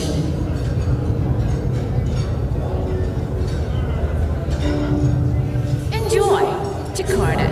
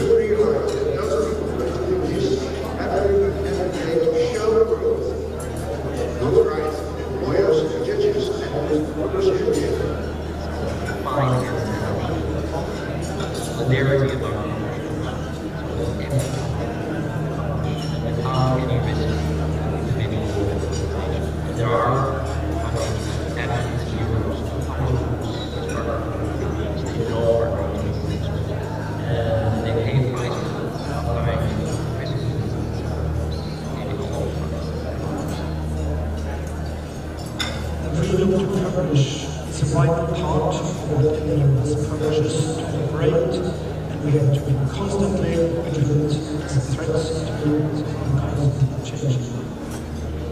Whether it is state censorship or self-censorship, we work to make sure publishers can publish what they feel deserves to be.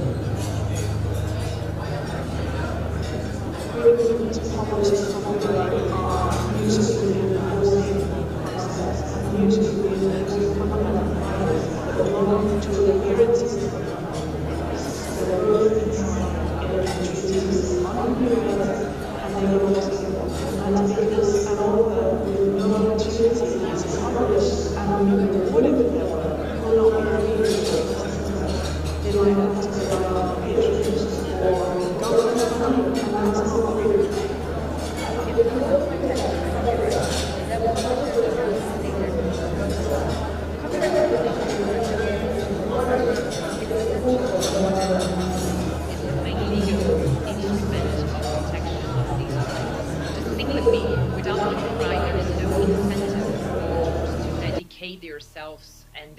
lives writing for the publishers. So if there is no protection to their creation, there is no books. The most memorable is probably the fun moments, and you could count things like the Congress that we hold at Cape Town, in Bangkok, London, Delhi, and we share so much during that brief period of time.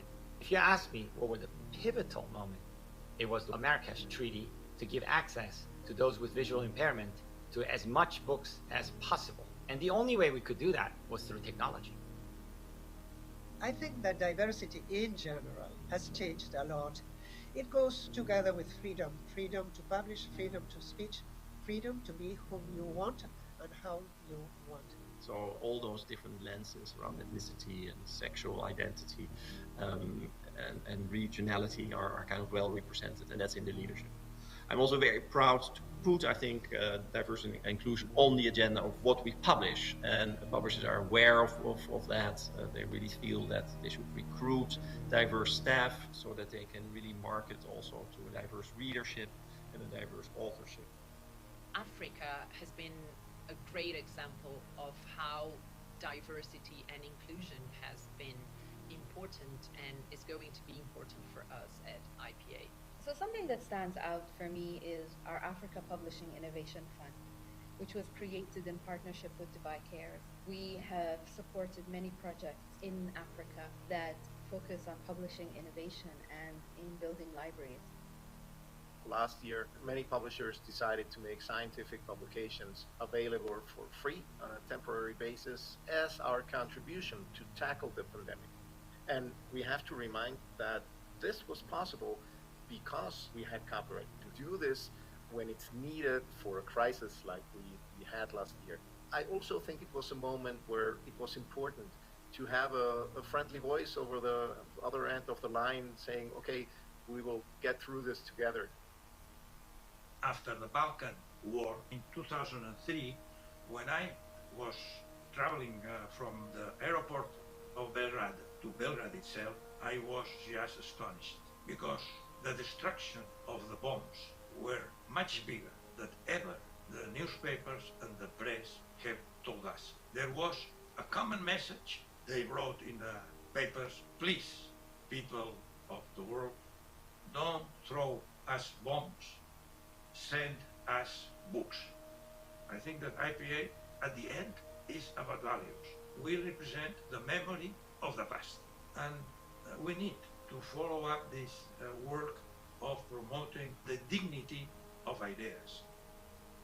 When you work in these areas, in the institutional associations, you're not working for yourself, you're working for the others, you are giving, you are just trying to draw a path, in this case a path for the book.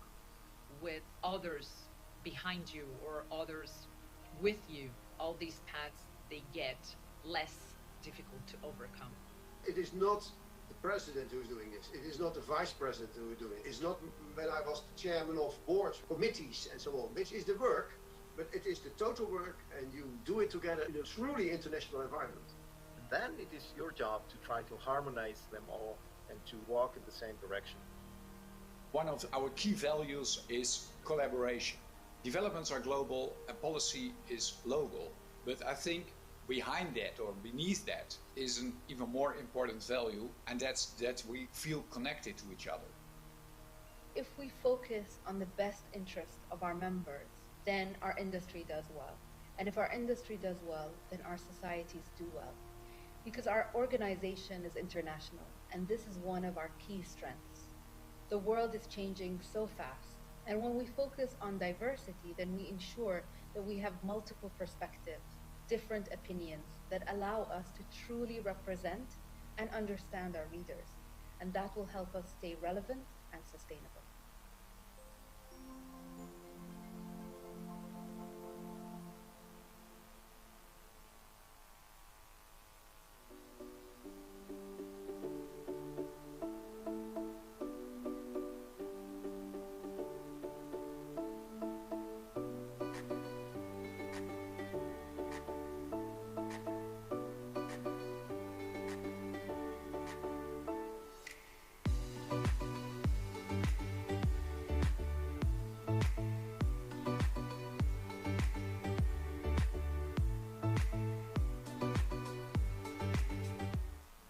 Welcome to Jakarta. It's a pleasure to finally meet you. Have you explored more Jakarta? Are you sure you have seen everything? Let me tell you more about it.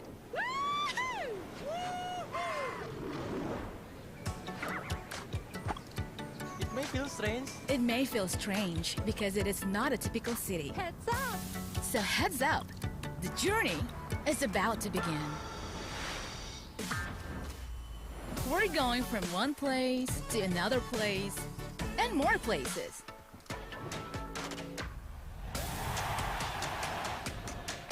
To wander alone or go with a pack.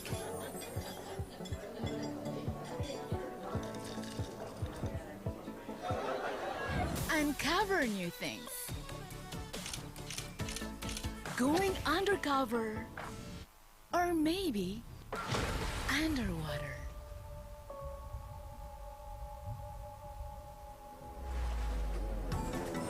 Push the tempo. Go wherever the wind takes you. Stop by the aisle across the city. Slowing down to restore the soul. Merging for a while into nature. Feel the excitement yet? Hold on. There's still a lot more to discover.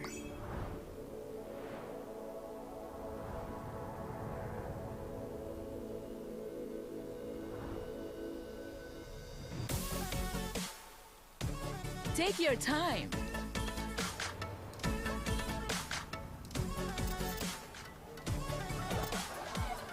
To enjoy memorable trips in a city that barely sleeps. Enjoy more colors. Enjoy more taste.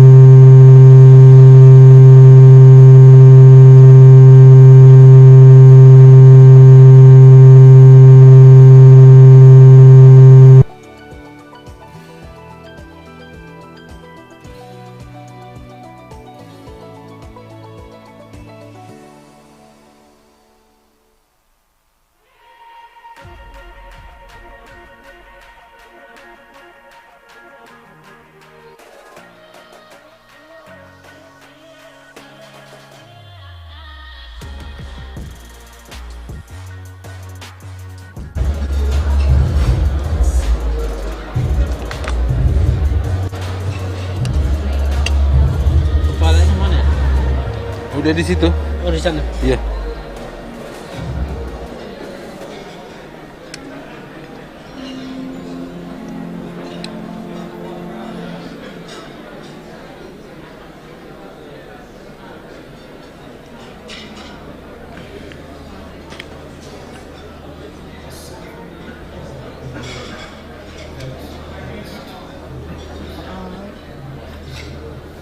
Taruh apa ya di sini ya?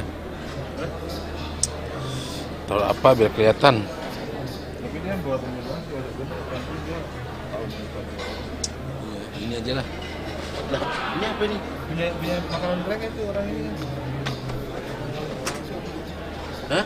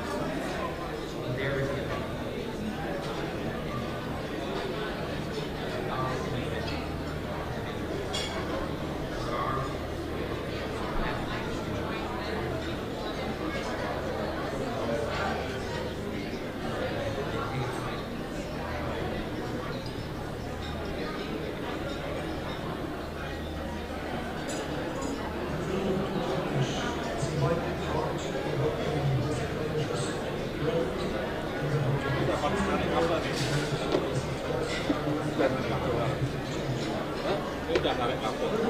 Baru. Ini TV-nya. Masih pakai HP? Hah? Enggak kayaknya. Karena kabel. Karena.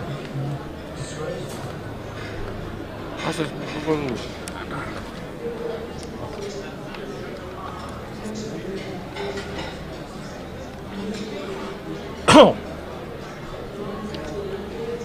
Oh, Mas. Ya. Belum keluar emang. Udah teman. To publish and be rewarded for their work will not be free to express themselves. They might have to rely on patronage or government funding, and that's not freedom. If we don't protect copyright, then publishers can't sustain their business. Copyright protection.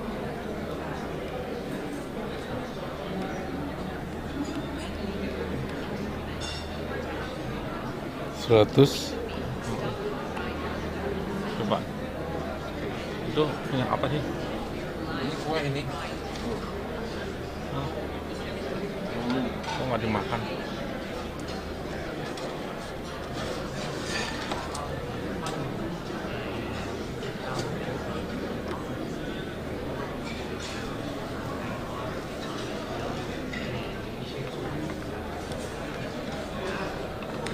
Udah es video belum?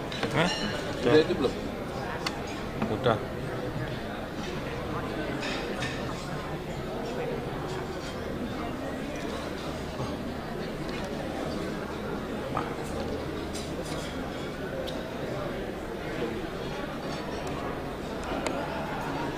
Kurang terang nggak? Kalau di situ tadi kan terang.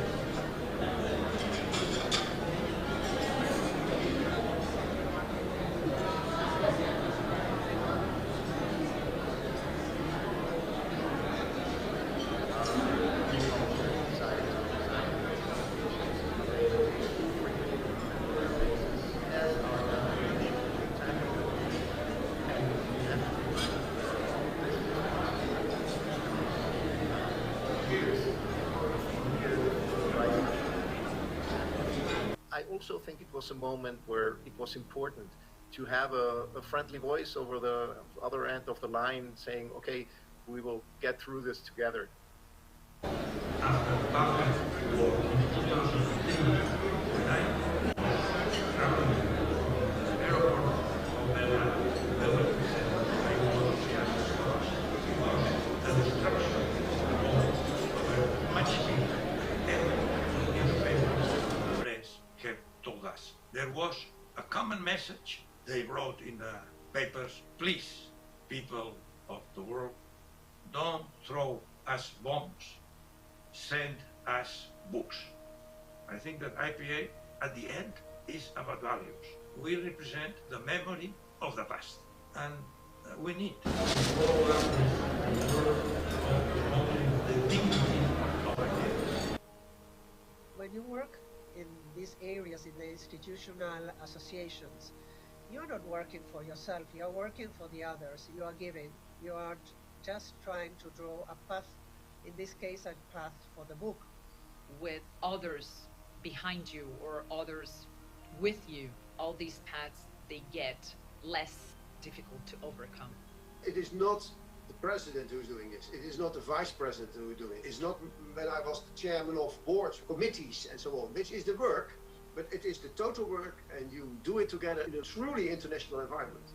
Then it is your job to try to harmonize them all and to walk in the same direction. One of our key values is collaboration. Developments are global and policy is local. But I think behind that or beneath that is an even more important value, and that's that we feel connected to each other. If we focus on the best interest of our members, then our industry does well. And if our industry does well, then our societies do well. Because our organization is international, and this is one of our key strengths. The world is changing so fast, and when we focus on diversity, then we ensure we have multiple perspectives, different opinions that allow us to truly represent and understand our needs, and that will help us stay relevant and sustainable.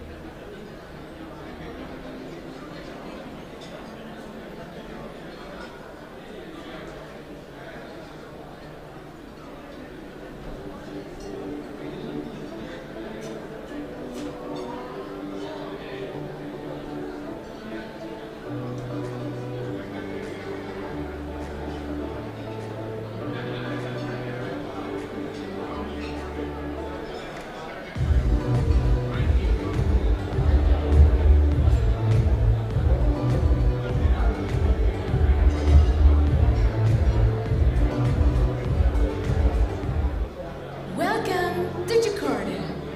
It's a pleasure to finally meet you. Have you explored more in Jakarta? Are you sure you have seen everything? Let me tell you more about it.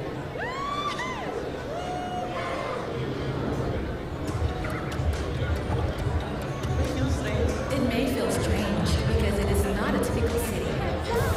So heads up, the journey is about to begin. We're going from one place to another place and more places.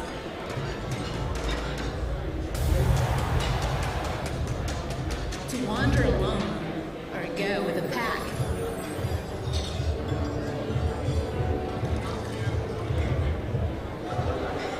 Uncover new things. Going undercover or maybe underwater.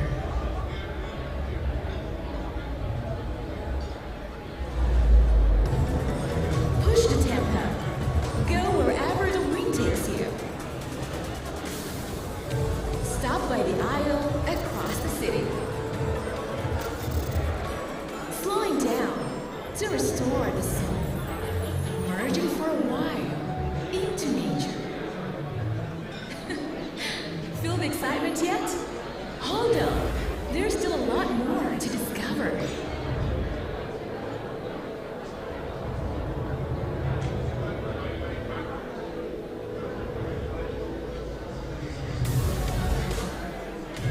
Take your time.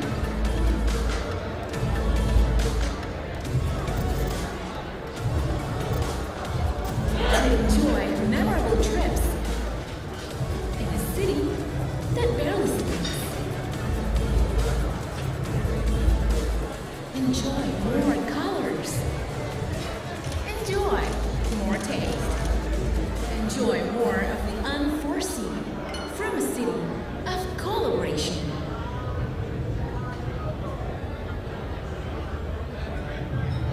Enjoy Jakarta.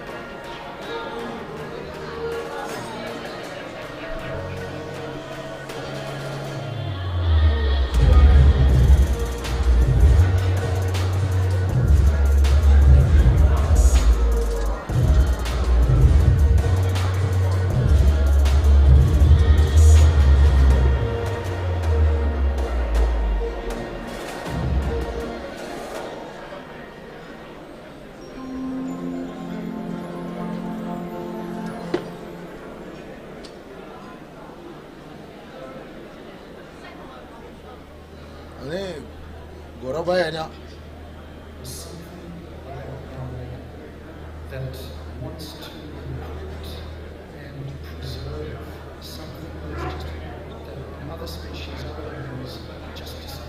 tutup nih.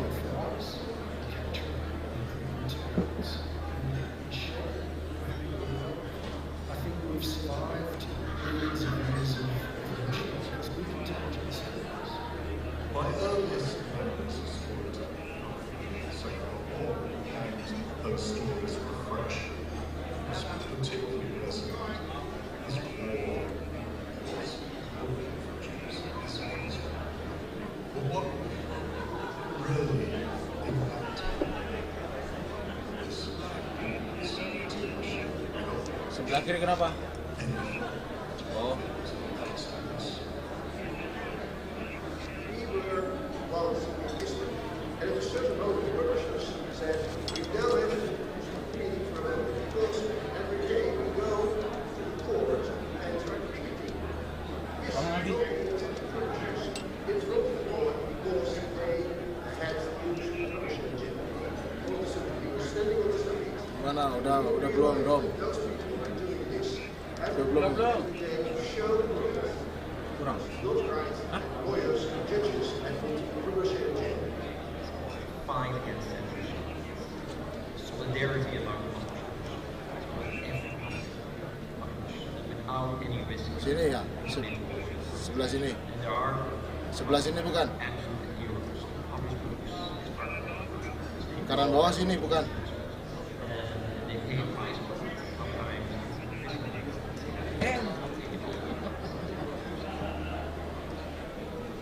Freedom to publish. Kurang turun kali ya. Enables publishers to operate, and we have to be constantly vigilant as the threats to it are constantly changing. Segini? Gimana segini? Mas Luli? Segini dah. We work to make sure Cek sound. Cek. Ya kok cek sound. Itu aman.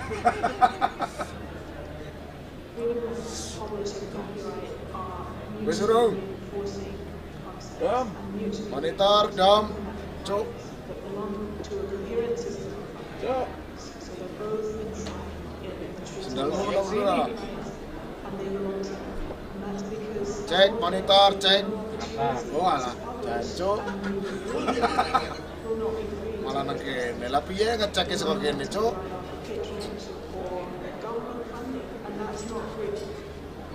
If we don't protect copyright, then publishers can't sustain their business. Copyright protection is not just Ngaruh kena juga. Nah, bocor nih kono kena kamera. Dipotong nanti. Tenang aja. Just think with me, without copyright there is no incentive to dedicate themselves and their lives right. Ini nggak kena nih. If there is no protection to their Cek creation, sound.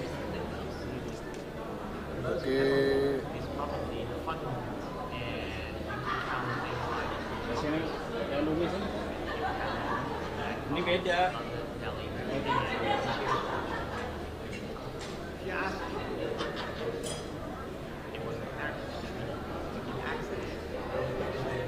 Halo, gimana? Udah belum?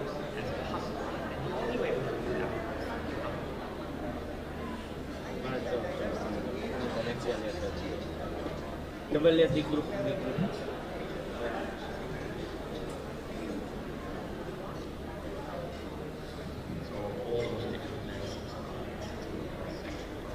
Grup.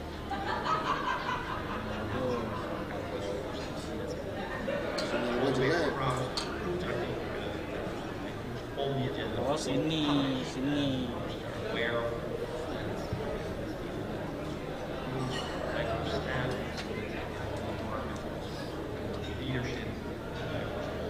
Udah belum?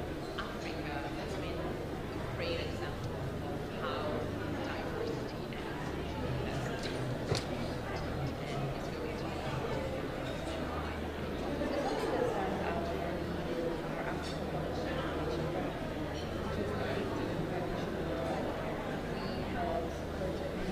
Halo, udah mas, wes.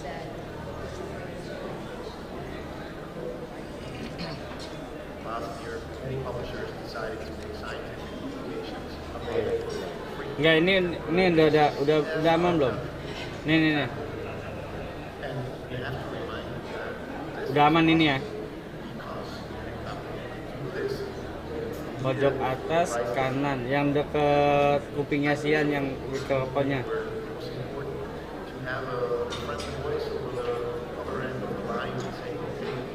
Pinggir, coba yang kanan lu apa ke dan kanan, tangan kanan lu mana? Ah itu, kanan itu.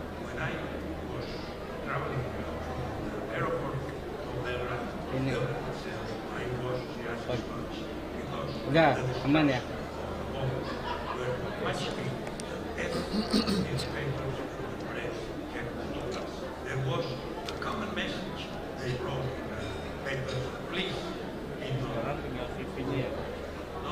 Orang pada daerah susah nih. Iya, ini lampunya. Gimana om? Gue juga bingung om. Juga masalahnya di sini buat orang kru yang mau. Sekarang gimana? Mau lewat sana kejauhan. Enggak kan awalnya tadi di sini. Enggak di sini. Ini jadinya. Tadi di situ, jadi di sini. Enggak dapet. Ini orang lewat ini kursinya aja. Bukan kru doang ya, jadi yang mau bagi-bagi hadiah lah di sini. Nanti sore sih katanya minta dipindah.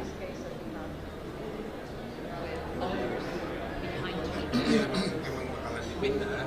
Maksudnya kalau di sini juga lagi kan sementara di sini. Sekarang mau nggak mau di sini. Pindah daerah mana keluar? Pindah keluar. Studio.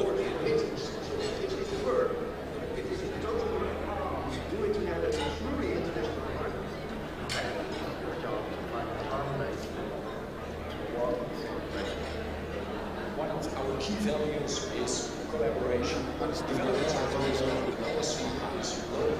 I think behind it, beneath that, is more value. Kalau gini aja, sekian itu geser aja misalnya. Kenapa sih masalahnya? Duduknya geser. Because our organization the world is changing so fast. And when we Kalau segini? diversity, then we can network, we have multiple. Ya. Ini masih ngebayang soalnya. Kalau segini aman nggak? Itu aman. Jadi kita mau jepit nggak ada tiangnya, jadi sementara di situ aja ya. Yan, backgroundnya digeser sana Yan, dicopot Yan.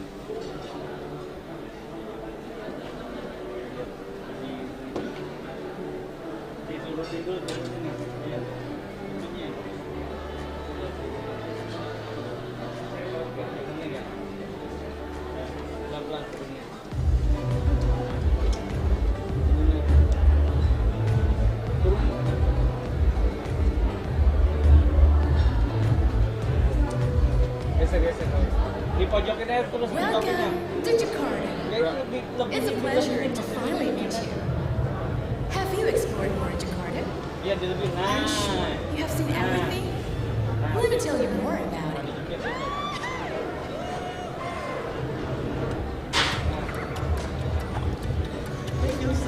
It may feel strange because it is not a typical city. So heads up, the journey is about to begin. We're going from one place to another place and more places. Itu jangan nengkuk ya.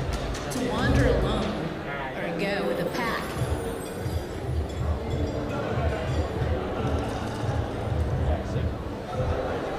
Uncovering new things. Going undercover. Or maybe underwater.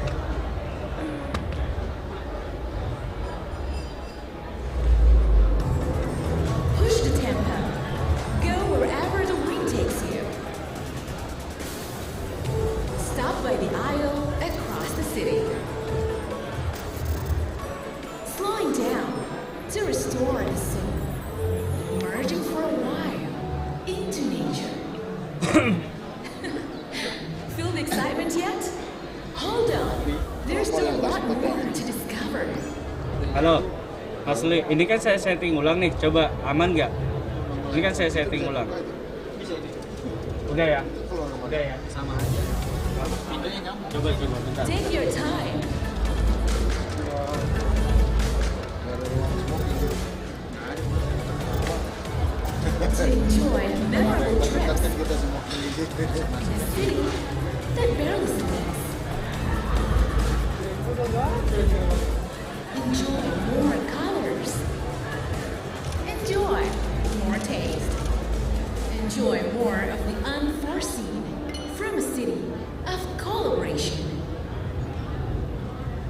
udah kelar belum, Don? Ada nanti. Enjoy Jakarta. Udah, bosku.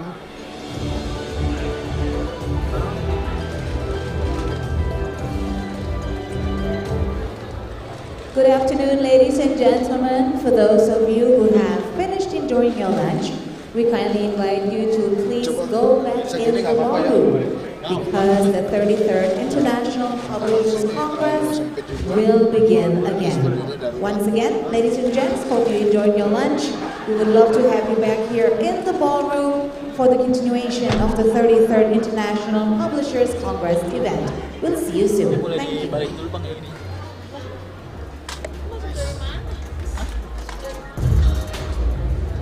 Tidur dia.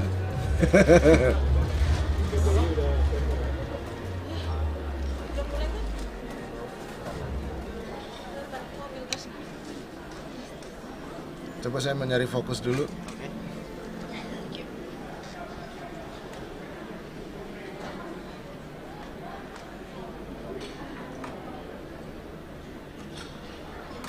Oke. Boleh di zoom in lagi gak? Gak bisa. Ah, gak bisa. Ntar di sana croppingnya beda lagi. Oh, beda lagi. Dan croppingnya di sana. Oh, justru yang sana emang minta zoom in lagi. Oh, biasanya semuanya di sana. Kalau yang di sana minta zoom in lagi bisa pakai croppingnya. Nanti hasilnya kan bisa dilihat. Kalau sini, kalau main di crop, main di zoom, ntar di sana croppingnya apa susah lagi. Mendingan ngambil wide kita, jadi ada apa-apa bisa di cropping. Danting piano kala jemari menari ada merambah pelan di kesu. And it's a short moment of purposes. He said, we now have to do the meeting ceremony because every day we go to court and start picketing with local publishers in front of the court because they had sama sebuah people standing on the street. And we realized that those people are doing this every day to show the world because not right lawyers and judges and publishers in jail. Find solidarity among publishers, every publisher, and without any risk individual or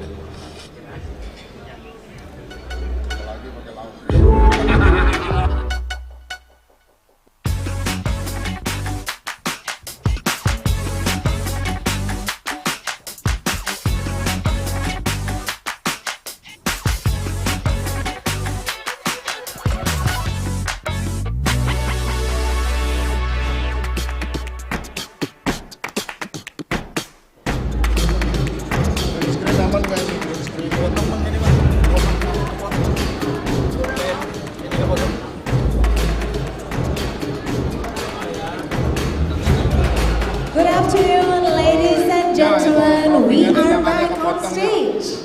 Thank you for having us again, and we hope that you had a great lunch, and now we're ready to continue with our next session. Yes, we are back on track for the 33rd International Publishers Congress event. We hope that you are now re-energized to have another productive session. We'd love to have everyone back from the foyer area actually to take their seats so they all can enjoy the next session with the same interesting topic. Indeed. So, ladies and gentlemen, the next session we will discuss about book for children, future-proofing tomorrow's readers. Yes, as a parent of 3 children, I would love to learn so much from the next session. So, shall we invite the moderator and speakers? Let's do it. Ladies and gentlemen, as a moderator, we would like to invite to join us on stage Ms. Karini Pansa, Publishing Director, IBA Vice President.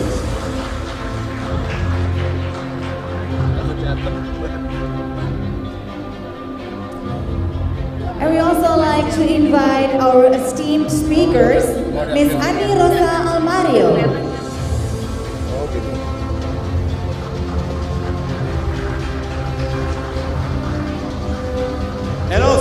Miss Elena Pasoli.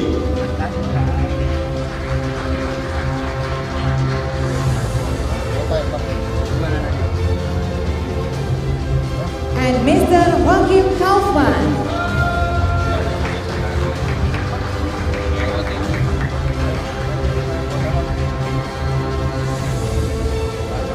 Ms. Karim Panza, the floor is yours.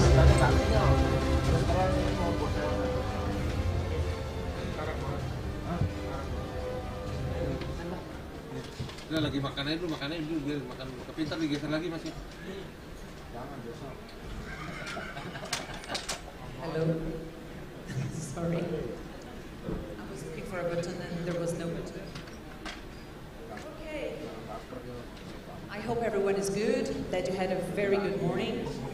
I'm very pleased to be here today, joining you, joining our esteemed guests. Thank you so much for accepting my invitation and Jakarta's invitation to participate here with us. I'd like to welcome my dear speakers for the panel Books for Children, Future-Proofing Tomorrow Readers. Ani Rosa Almario, Elena Pasoli, and Joachim Kaufmann. I'm going to introduce you first so that people can know a little bit of your background. So Ani Rosa Almario, PhD, is the Vice President for Product Development for Adarna House, the Philippines' first and largest children's book publishing house. She's also the school director and co-founder of the Raya School, a progressive school in Quezon City. She has a doctorate and curriculum studies and lectures on children's literature at the University of Philippines and curriculum studies in Miriam College. Please welcome Annie, please. Elena Pasoli is the director of the Bologna Children's Book Fair, member of the Executive Committee of the Italian Center for Book and Reading, and of the Executive Committee of IBBY, International Board on Books for Young People. She coordinates many international activities, such as co-organization of the China-Shanghai International Children's Book Fair, and tours of children's illustration exhibitions in more than 40 countries. Under her leadership, the Bologna Book Fair was awarded the 2018 International Eric Carr Honor Prize. In 2021, Elena expanded the Bologna Book Fair brand with Bologna Book Plus, aimed at the general publishing market under the guest directorship of Jack Thomas. And Elena has a degree in classic literature and an avid reader and consumer of visual and performing arts. Welcome, Elena.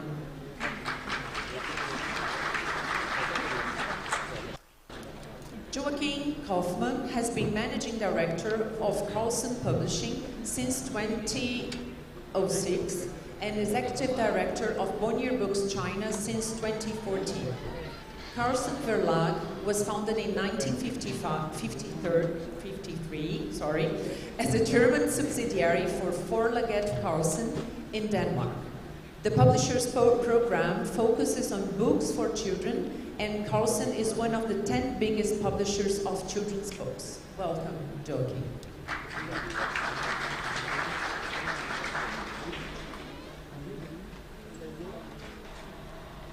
So, ladies and gentlemen, today we are going to talk about children's books. I would like to do this panel as friendly and as talkative as possible, so please interrupt each other, so it's going to be a nice one. A lot is usually discussed about children's books and its responsibility on shaping the future's readers. IPA has met this week, with two days ago actually, with ICAPI members. ICAPI is the Indonesian Publishers Association here in Indonesia. So we could understand that one of their main concerns was also regarding what kind of readers they will have in the future and how children's books publishers will respond to this issue.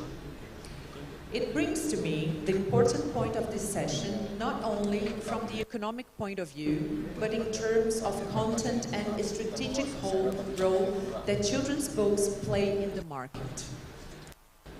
According to a study conducted by IPA during COVID times, we have learned that there were two main blocks: countries who have already had their distribution and infrastructure developed, and countries where they had to develop during the pandemic. They had to develop during the pandemic their distribution and e-commerce infrastructure. So I suppose, you tell me if I'm wrong, that Germany was one of the countries that didn't suffer from this lack of infrastructure.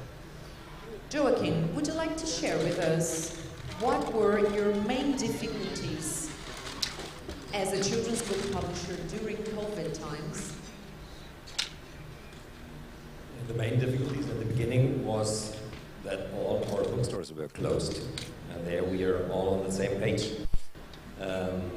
We had the luck, as you just described, Karini, that we have the infrastructure. There is a very healthy, sometimes too healthy, e-commerce business in Germany for books.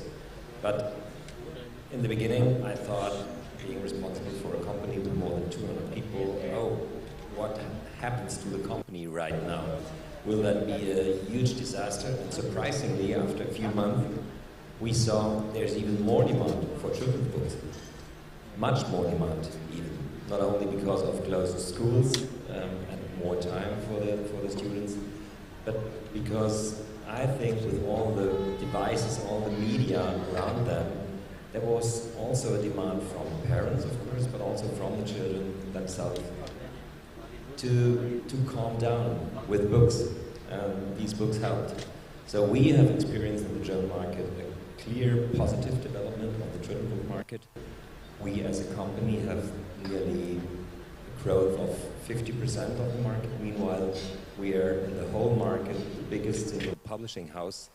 And that wasn't imaginable a few years ago in the German book market. So for us, Corona was a booster. And I stay optimistic that the market size will stay as it is now. And there's a demand for books also in the future, despite all the different media offers for young readers and young target groups. That's very good to believe in it. Annie, I imagine that for your region, it was something different, wasn't it? Yes, you're talking to the polar opposite of his experience.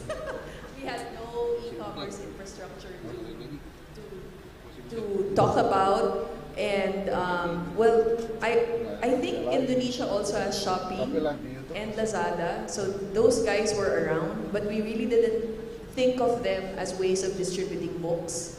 So I think COVID also gave us a booster, pardon the pun, in terms of having us see Shopee and Lazada as possible distribution platforms for books. And it also, COVID also goaded a lot of the local children's book publishers to set up our own selling websites. So setting up our own, as well as banding together on Shopee and Lazada so that we would all survive. We just really wanted to survive. You stayed a couple of months without the bookshops closed? Yeah, as I was telling you when we were in the holding room, I do remember at the start of COVID, of the lockdown, there were 2 full months that we had 0 sales. And I really thought that the company would fold, and I could imagine with us being the largest player, that all the other children's book publishers also felt the same fear.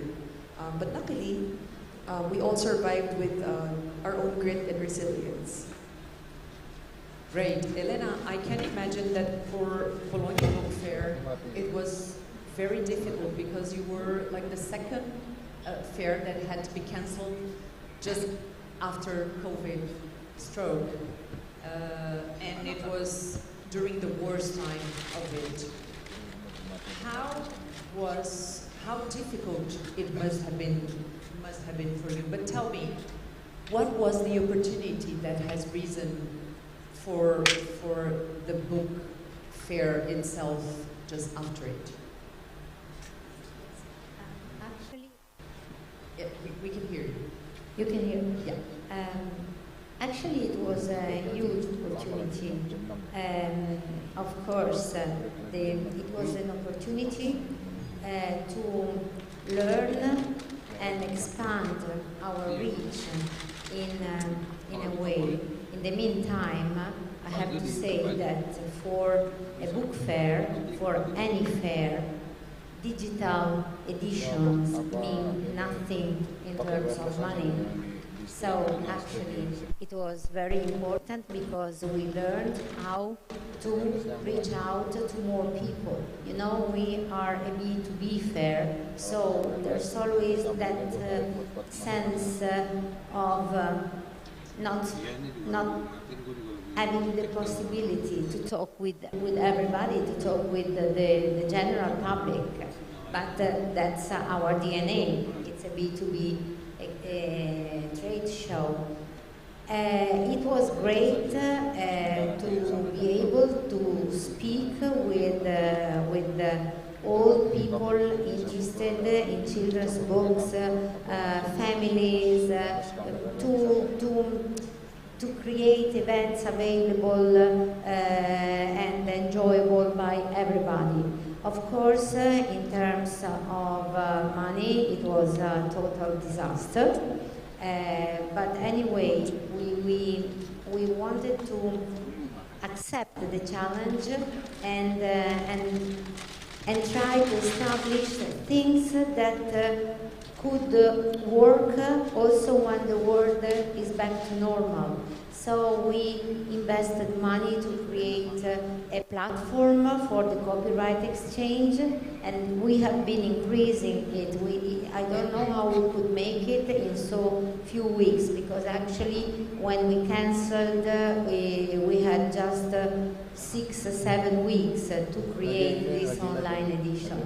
But we immediately decided that we have to build something for the future.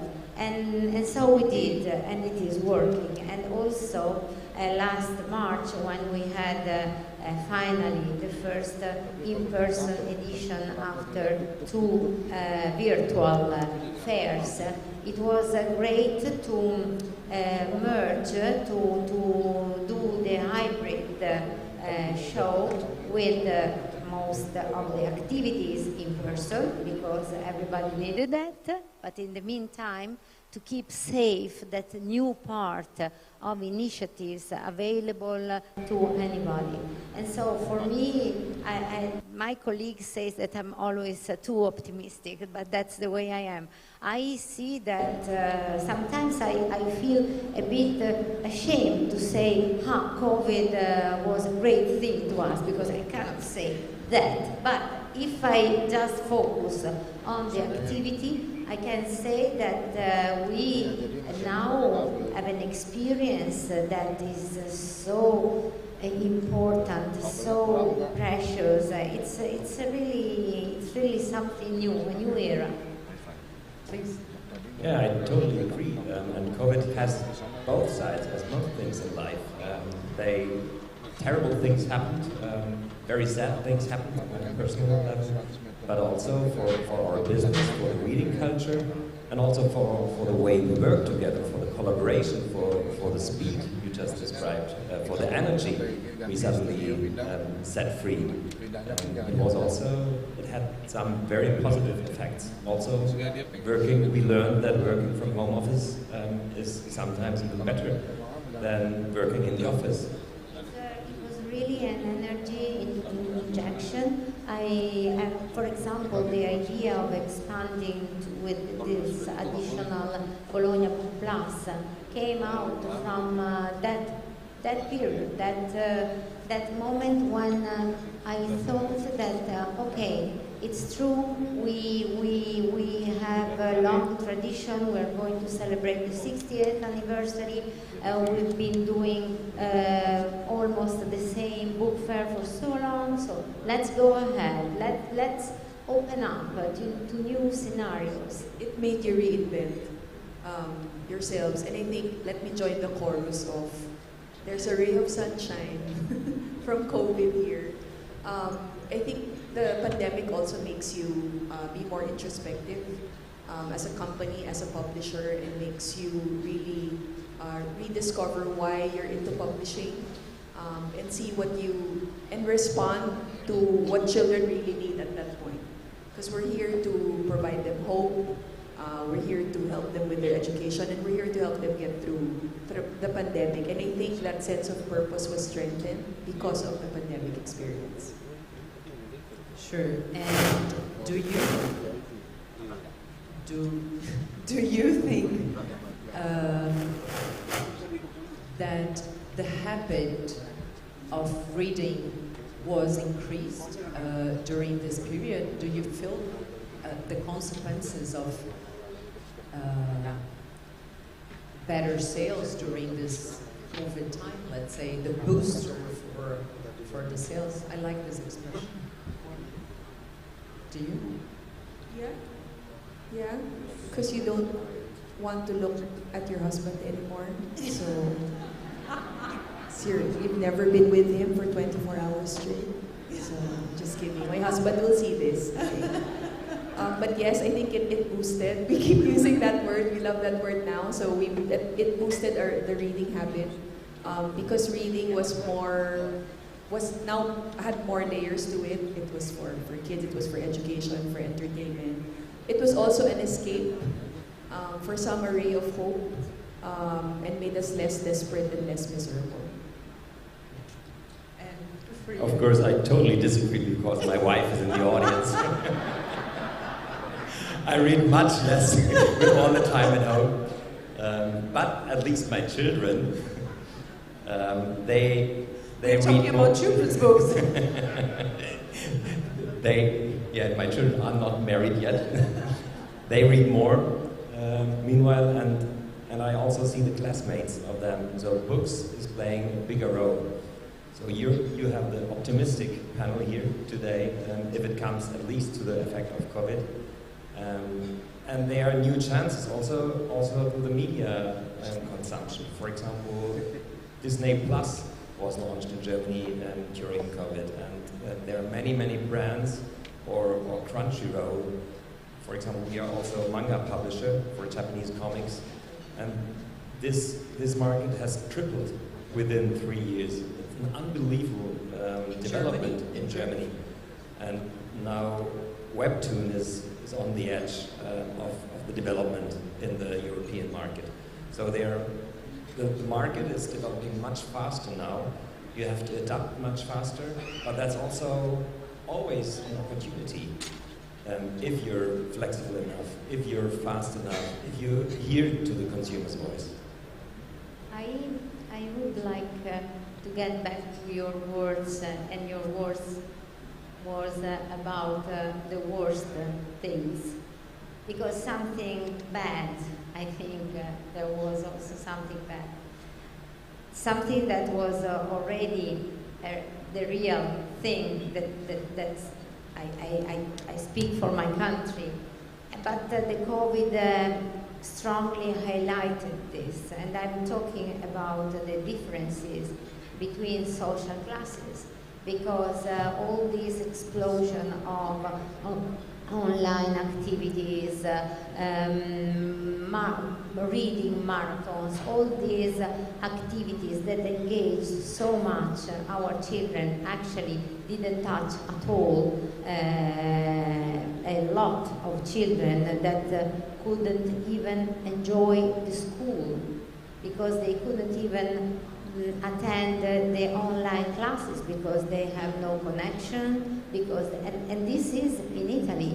So I can't think of other countries that are... Imagine a developing country as Brazil, where it's so huge. And this was the real disaster of COVID, and I know that on the psychological side also, now there are big problems with many children Will because suffer the consequences. The total absence of any sociality, didn't really affect them so much. Annie, you also have an experience with schools. So, still talking about difficult part, how was your experience in your region about learning process of these children that were, you know, kept at home and was difficult with the schools? How was your experience? Yeah, well, my experience as a K-12 educator has been that it's been very difficult, as Elena pointed out. The lack of social interaction has really impaired their ability to do simple things that you expect them to do in school, like make friends, approach somebody to play with you. They've been cooped up in their homes for 2 long years. So the Philippines just went back to face-to-face classes, well, formally in November, at the start of November. And we're seeing all the effects of the pandemic. There is actually a very infamous statistic about the Philippines. It's concerning a measure of the World Bank that they call learning poverty. And learning poverty measures the ability of 10-year-olds in your country to be able to read an ab-level short story, a simple story. And the Philippines is one of the top rankers in terms of learning poverty. I think we scored 90.9%. So that's 91% of our third graders cannot read. So we may be, as a publisher, I can talk about like the challenges, but the challenges and the bright spots coming out of COVID. But as an educator, I really can't see any bright spots because coming out of the 2 years has really affected us so badly in terms of the reading skills of the children as well as the social emotional state of our children. It's hard to listen. Yeah. But as you said before, we believe in what we are doing and the opportunities that we are creating with children's books. Correct. That's why there has to be synergies between schools and libraries and publishers and communities in order to help in our country, for example, in order to help the kids get out of learning poverty. We can't rely on government alone. We really have to engage everyone, including private citizens. Yeah. This is even more important because when we say that the children's books help shape the future readers, it's not only the future readers, but it is the future citizens. And we need to raise better citizens for a better society. And books are so effective for this.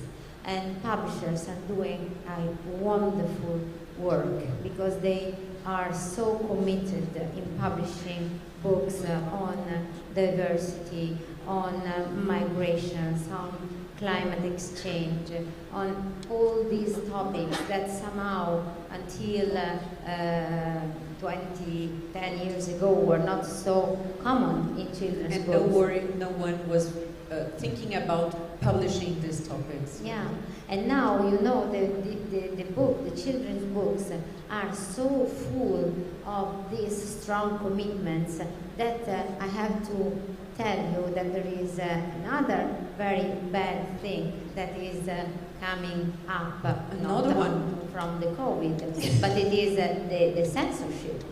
Censorship in children's books is flying high in the last years, you know. Sometimes not proper censorship, but self-censorship.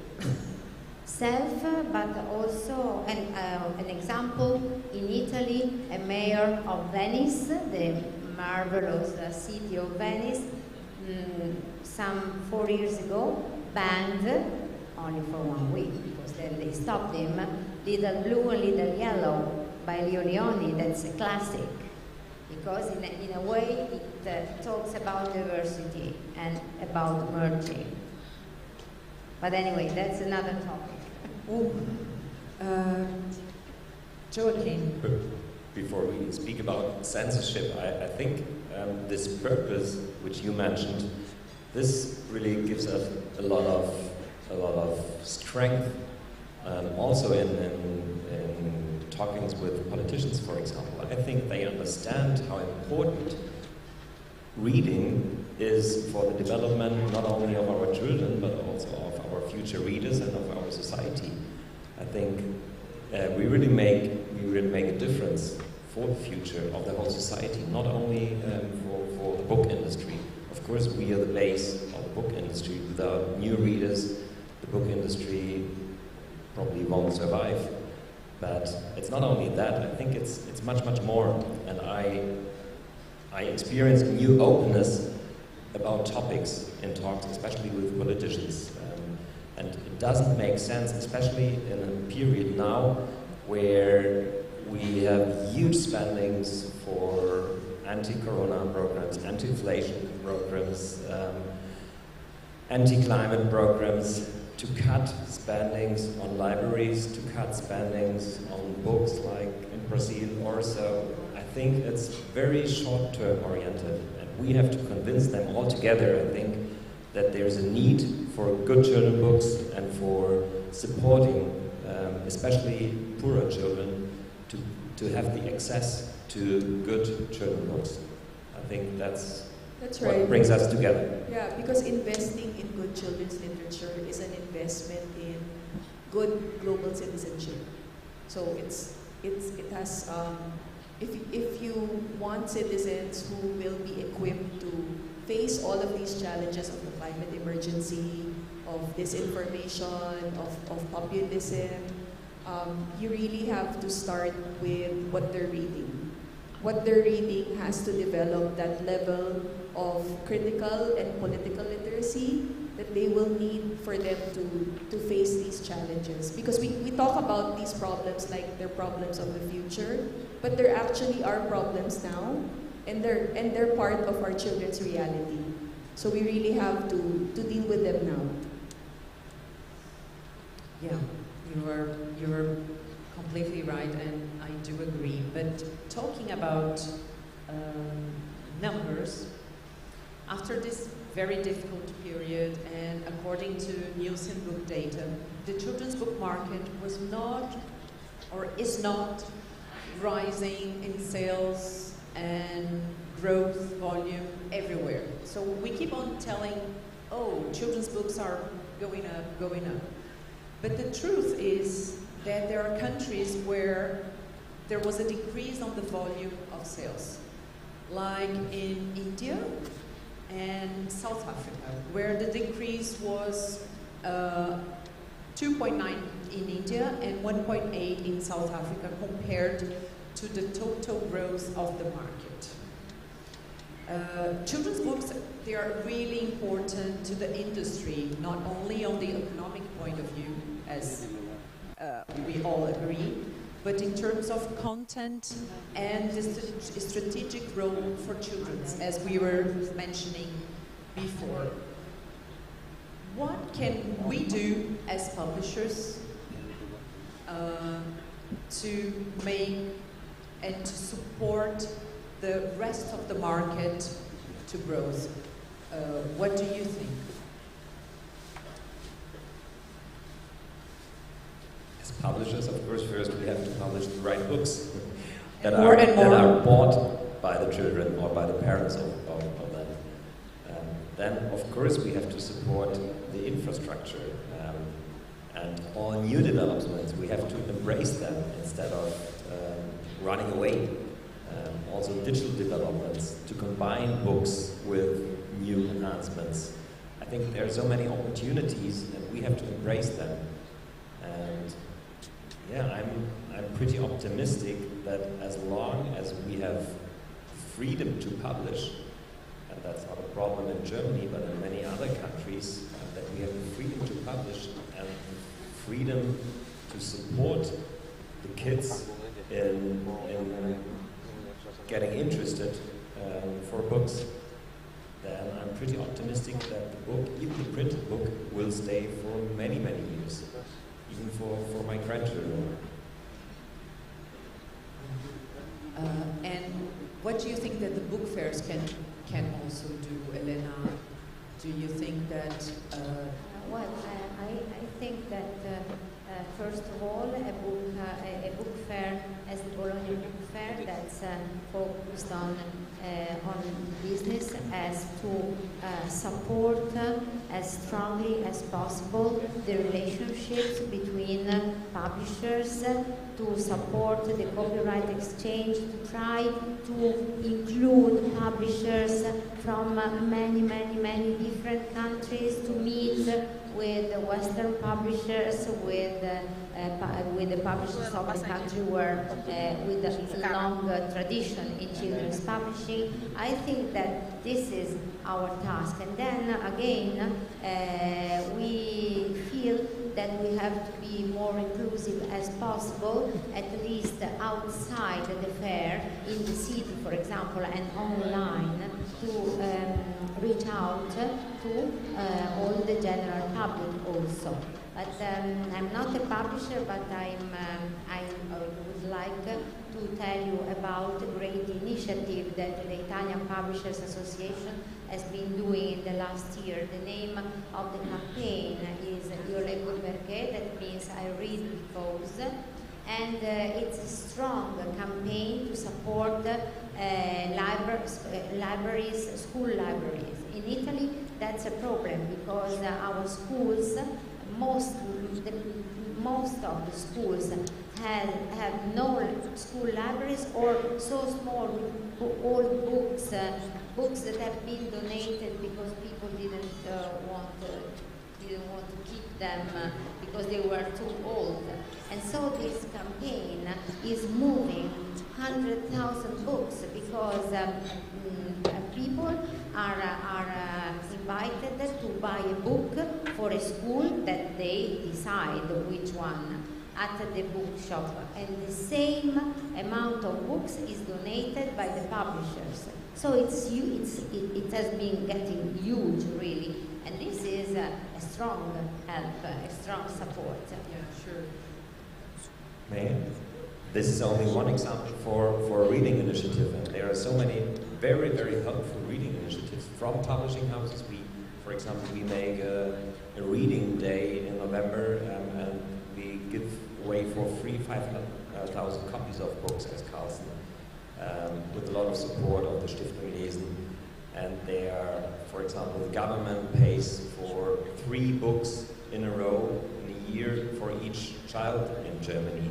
And all these initiatives, they are important for future readers and, as we said, for the society. So if you ask what a publisher can do, I think we have to find ideas for reading initiatives, and we have to find supporters at the political level, but also within our book industry, not only within children's book publishing, because that's only a small part of the industry, but to get more and more people into books. That is a target we should look at together. Because reading matters, right? Because reading matters. And what about libraries? Talking about and referring to work that can be done together in partnership, so not only with different or private companies, but what can be done together with libraries. Annie, do you have examples in your region? I wish I had examples, but what I wanted to suggest for the Philippines, for example, is something that some countries are already doing. So the winners of their major children's book literary prizes are immediately purchased by their public library system. So that makes these prize winners, these excellent pieces of literature available to everyone. So I wish we had that back home, and that's an example of how award-giving bodies and publishers and libraries can work together to increase access to good literature and work together as well to keep the children's book publishing houses alive and healthy. I just, when you said about the lists, I just remembered that in Brazil we did the SDG Book Club in partnership with the IPA, the local Libraries Association, IBBY, and one of the results of having this list put together about the Sustainable Development Goals was the mayor of São Paulo. So they have decided to buy the list of the books that were selected to the public library. So these books were being distributed to the libraries, which I think is one of the main goals of this list, the book club. Did you have this type of, you just mentioned, but Joe, do you have any types of lists that are bought from government to the libraries, or it doesn't really happen in your region? Unfortunately not. There are some, for example, Catholic libraries promoting certain titles awarded by the Catholic Church, but we don't have that. I would say there's a lack of support from the government to the libraries. In the political discussion within the German book industry, we are emphasizing the differences between libraries and publishing houses, because we are arguing about, for example, e-book lending, which from our point of view harms our market. So in Germany, about 50% of the e-books are lended by libraries, but that's only for 6% of the e-book turnover. So this is a danger for our business model, especially if it goes more and more digital. But I think we should emphasize that we are together in one boat. So we are partner of the libraries. We are publishing the books, many books, and we sell them to libraries. And this model worked for centuries, I would say. And we should try to find ways that we support the libraries as publishing houses, but especially that we help the libraries to get the right support from the government, because usually they are dependent from public money, and that's a bit of problem, or even a huge problem in some countries more than in others. But it's necessary, especially for poor, less educated children. It's absolutely necessary to get access, also free access to books. That's the only way that they get books, if they don't have the condition to buy it. Okay, would you like to add something before we go to the audience? I would like to receive some questions to our speakers here. Do you have anything else to add? I was going to say that this idea is such a good idea, because you could choose a theme that's really relevant to your context. So for example, like a set of books for good citizenship, if you think that's the primary need of your society, for example. I think it would be great to have conversations between, as Joe mentioned, conversations between publishers and the government and libraries, and work together on projects like this and really serve a greater purpose, more than business. I would like to add, I don't know if you wanted to add something to what... No, I just want to ask you something else. This list that I mentioned, the SDG Book Club, was in partnership with IBBY. So IBBY was selecting the books, and it was the section in Brazil. They were responsible for selecting the books, which was fantastic, because so we had someone who was able to do the right selection.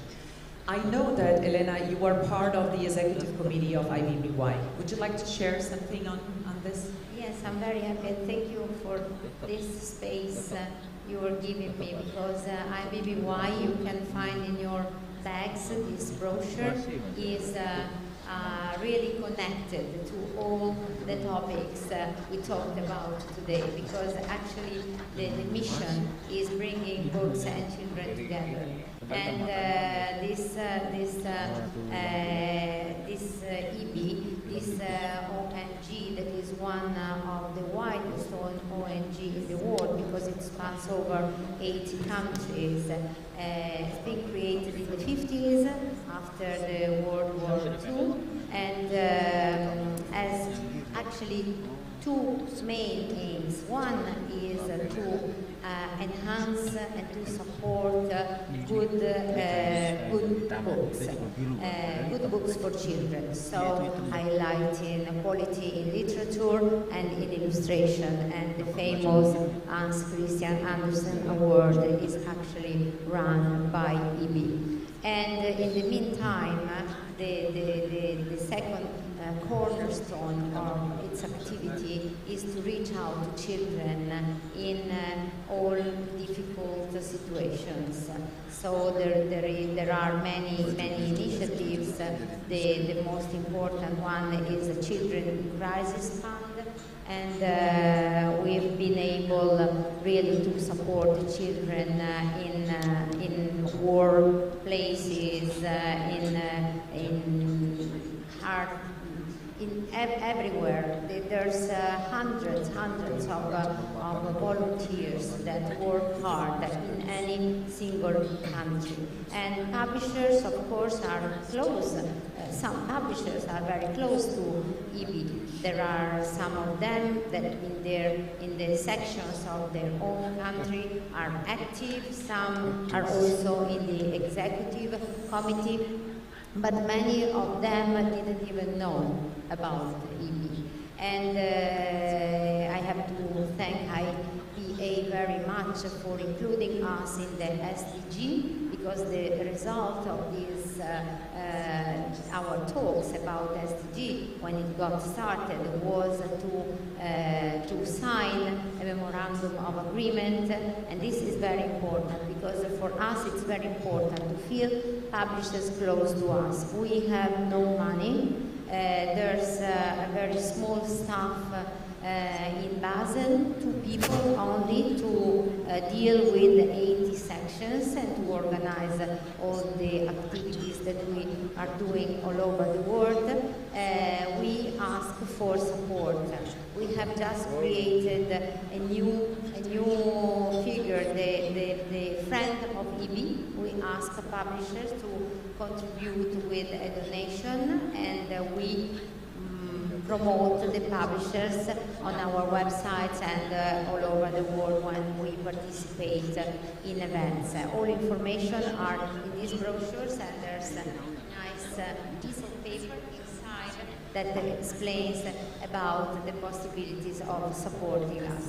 Thank you very much. But there's one more thing that I would like to tell about a minute, is that when it comes to support reading and to try to have a bigger audience, a bigger number of children and also of parents who understand how readership is, how important readership is, I think that a good role could be played by the media. And I have to say, and this is something that happens not only in Italy, because this is something that we have been discussing also with the friends of EB in the world.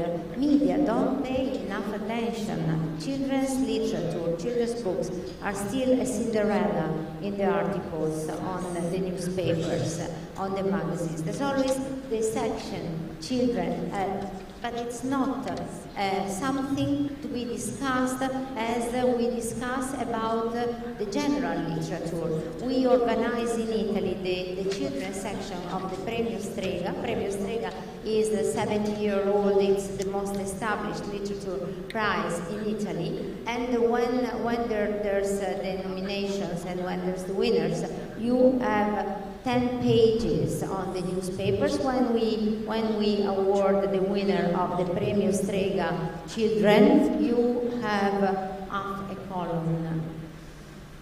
That's it. Let's ask for the media to take more attention on children's books. Okay, so let's go to questions. I can see one hand, various hands. Where's the microphone, please? Here, first question, please. John, on your left. Hello. This question is, I'm John Micklin. This question is a reflection on what Ani Rosa and Elena just said. I mean, publishers do have to watch their bottom line, of course. They need to survive.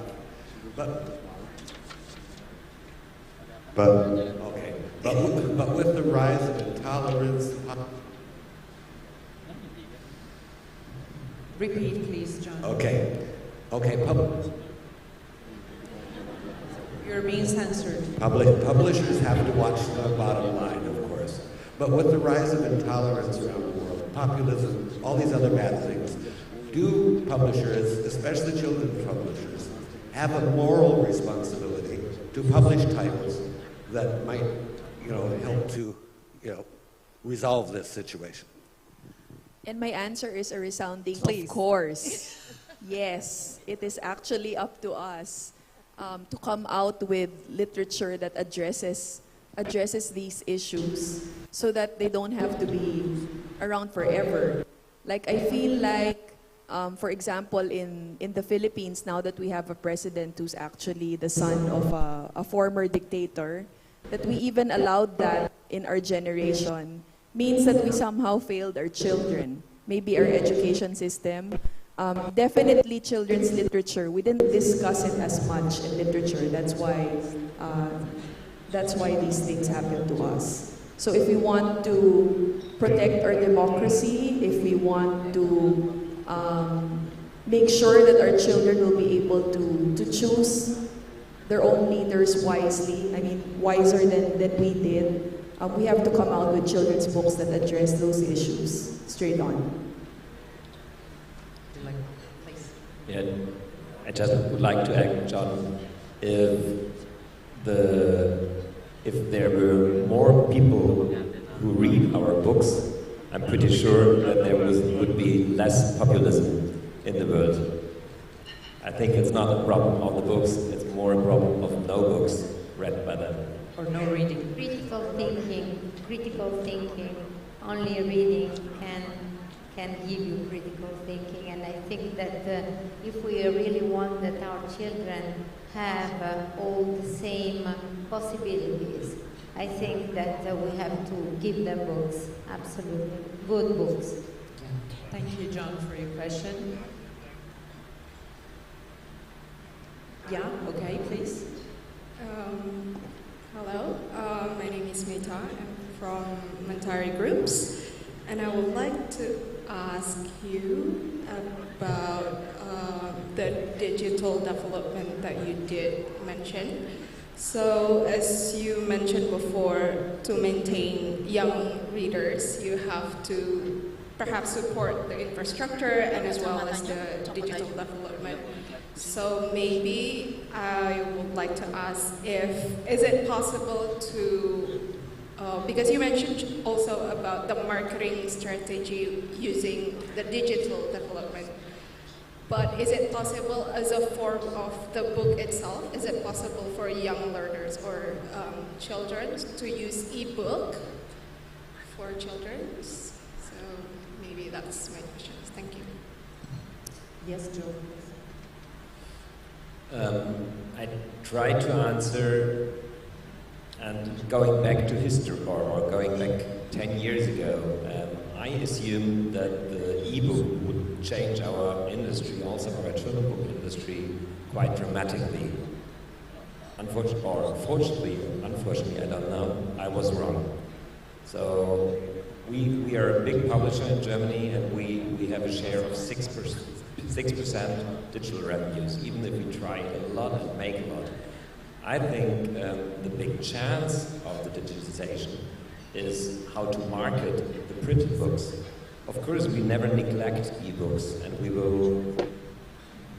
will create new offers, but we have so much more possibilities to market our books via TikTok, via social media, via CRM systems, modern CRM systems, and addressing the parents or the children directly.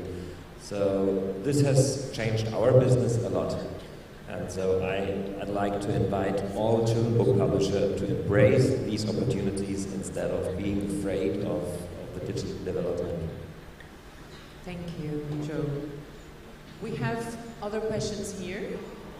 I can see 2 hands here on table. I don't know the number. Sorry, I cannot read it. Here. 17, and your table. Yeah.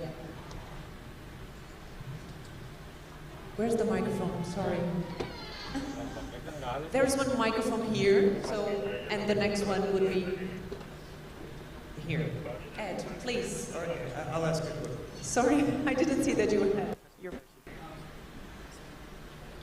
It's my question is regarding how do you address parents and grandparents? Because a lot of the, I find my experience is children are very eager to read. When you give them a book, it's something, it's an object that belongs to them.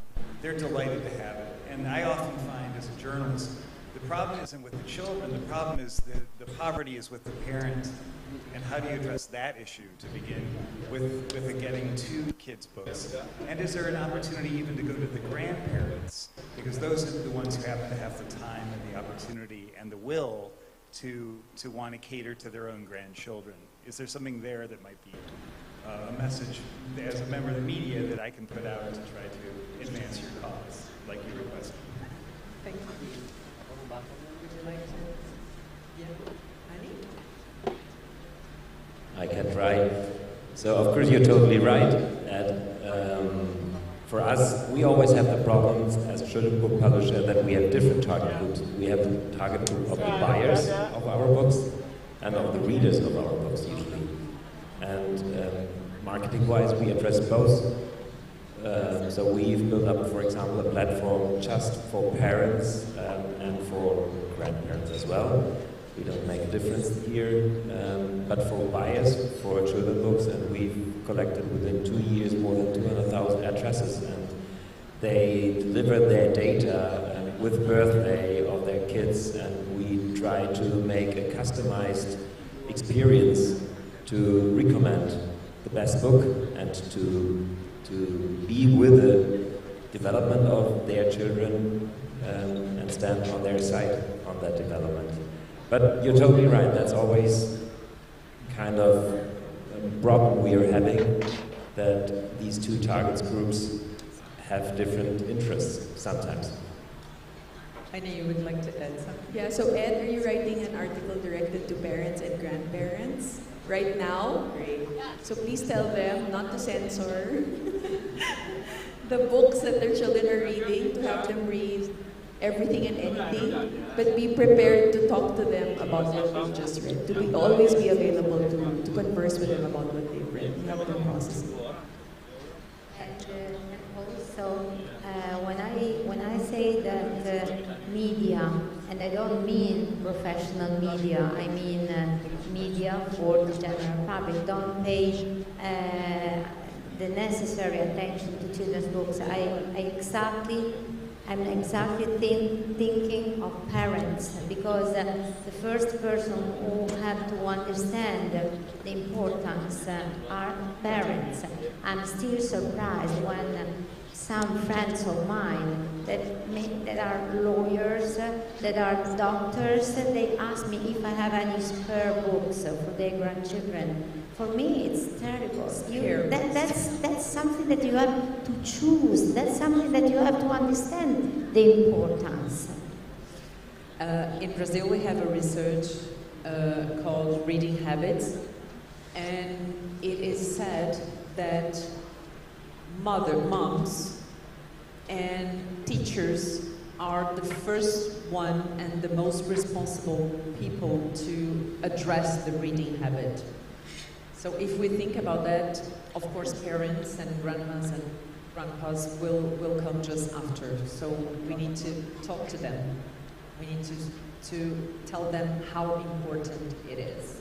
And not only the mothers should play this role, but also the fathers. That's a huge problem in Germany, especially if it comes to reading of young, of boys. And they need a role model, and that should be the fathers. Yeah. So we make a big campaign about reading aloud from fathers to their children, which is as important as the mothers, who usually play the main role in that reading habit development.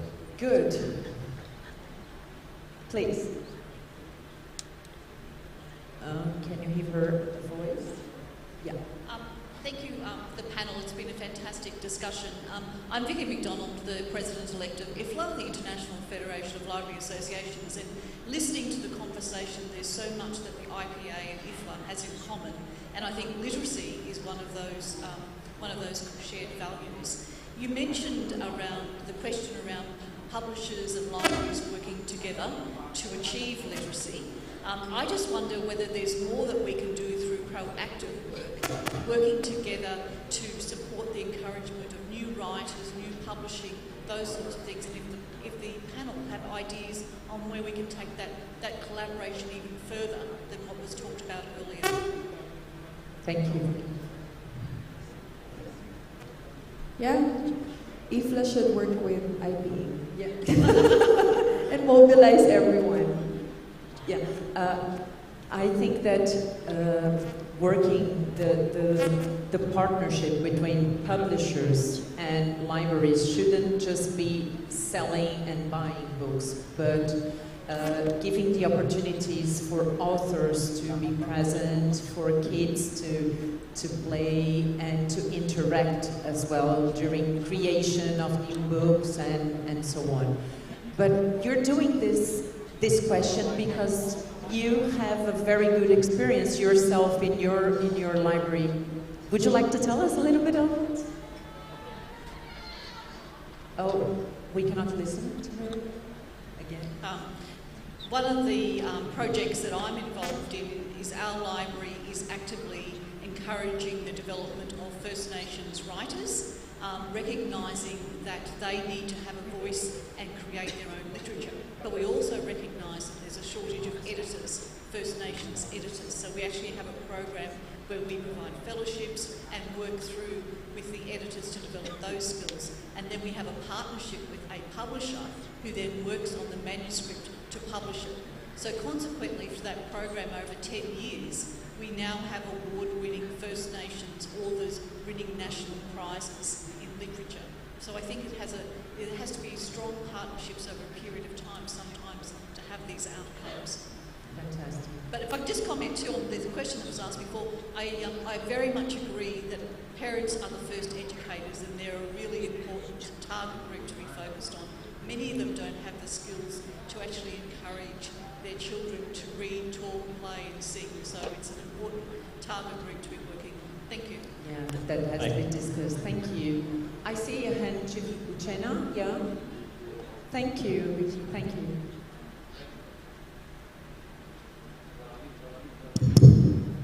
Thank you very much. My name is Uchenna. I come from Nigeria.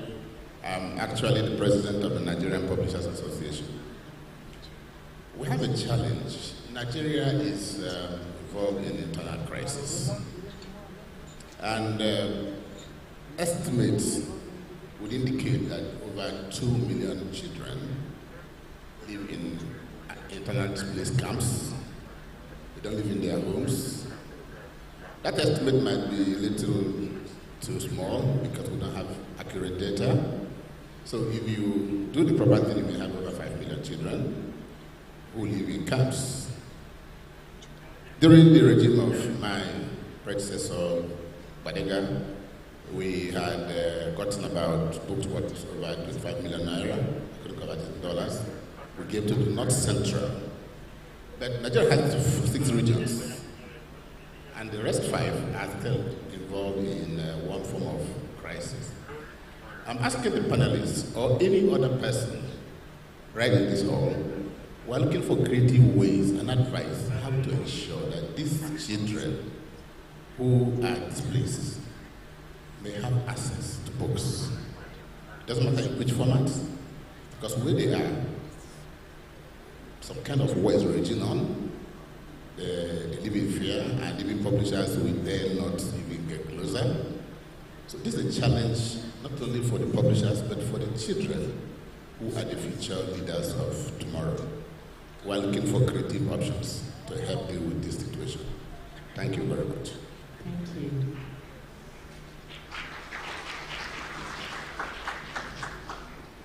I think that, if may I just try to,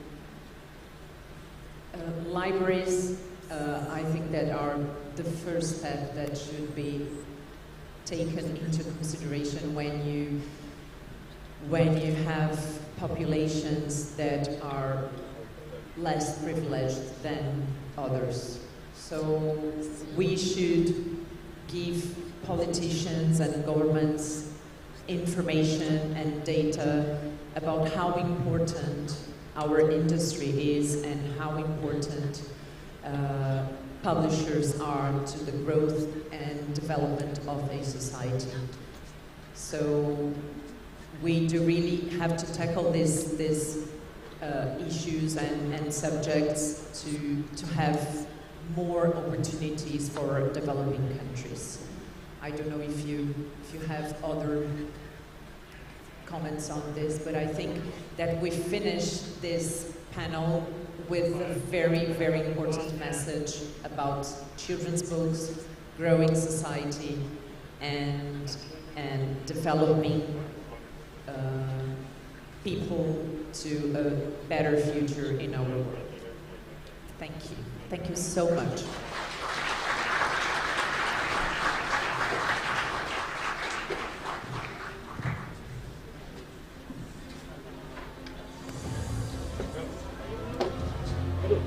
Thank you very much to Ms. Karini Pansa, our moderator, and also to our esteemed speakers. Thank you for that delightful conversation about this very interesting topic. Hopefully we all can help to shape future generations as book lovers, because, you know, as they say, today a reader, tomorrow a leader. Indeed. And we hope that these conversations will spark ideas and also new progress in the future for people in the industry. So ladies and gentlemen, once again, we thank the speakers and moderator, and we'll continue with our next session. Yes, so for the next session, we will discuss about marketing and distribution, exploring new worlds. And ladies and gentlemen, as moderator, we'd like to invite to join us on stage Deputy Editor, the bookseller, Miss Benedict Page.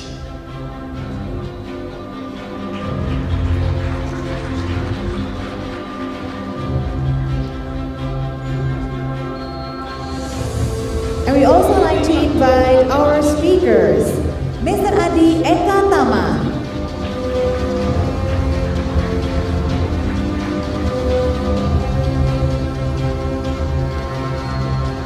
Mr.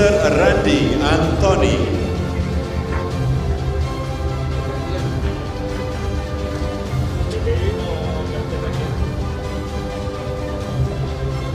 and Mr. Pedro Sombra.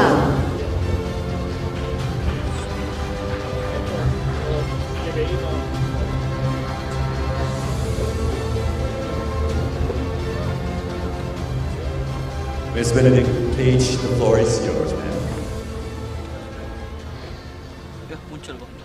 Thank you very much. Well, I'm delighted to be here, jet lag notwithstanding, to see you all in Jakarta and to have a chance to talk about the new worlds that we're exploring in the landscape that's been created after the pandemic, and with all the changes and the opportunities and the extra complications sometimes it presents to us. And here with me, I'm delighted to have, first of all, Adi Ekatama, who is General Manager of Gramedia, Indonesia's biggest bookseller, also with a publishing arm and an e-book platform. And Adi looks after the digital retailer Gramedia.com and the e-book platform Gramedia Digital. So looking forward to hearing what he has to tell us. Also with us is Randy Anthony, who is CEO of Republic Media Creative, which is an e-book aggregating company which handles the titles of multiple publishers going into e-book stores, including Google. Yeah, very good to have you with us too. And also Pedro Sobral, who is Chief Publishing Officer at Grupo Leia, which is the publisher headquartered in Portugal, but also incorporating publishers in Brazil, Angola and Mozambique. Covering both literary publishing and education. And Pedro is also president of APAL, the Portuguese Publishers and Booksellers Association. So please do welcome all our panel.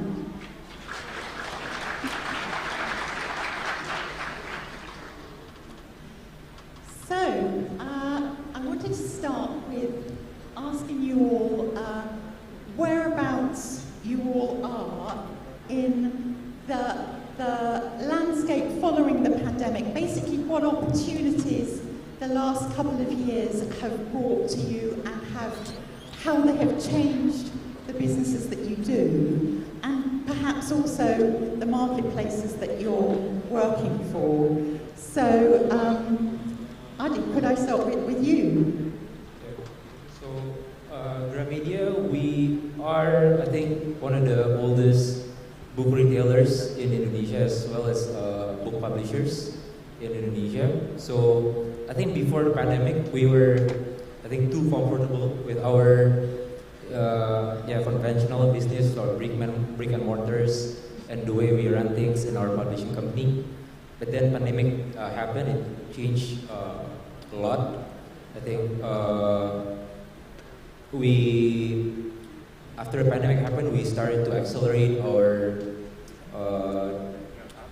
digital development. So we started to focus more on our digital distribution through marketplaces, and we also focus more on developing our internal platform, Gramedia.com, and our ebooks platform, Gramedia Digital.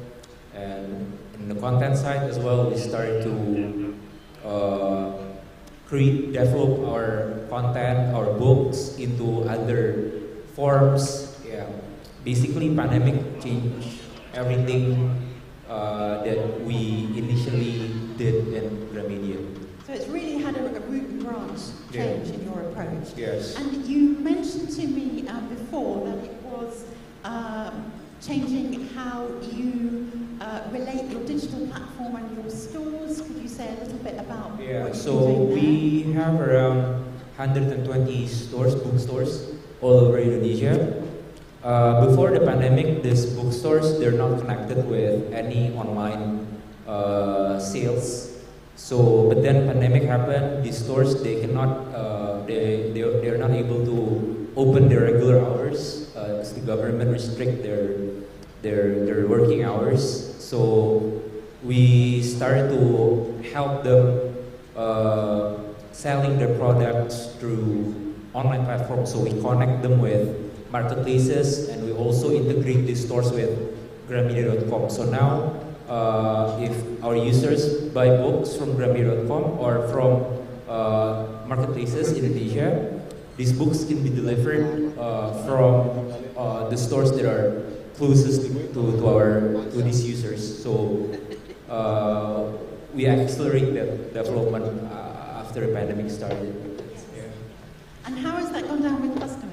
Yeah, so as of now, I think the pandemic has been around for 2 years, more than 2 years. And now our sales of books, the contribution from online channels are already bigger than the sales of the books that coming from each of the stores. If you take a look of the book sales in each of the stores, from online sales, it's already more than the sales from the brick and mortar stores. So you're really seeing a response. Yeah. Randy, how about you?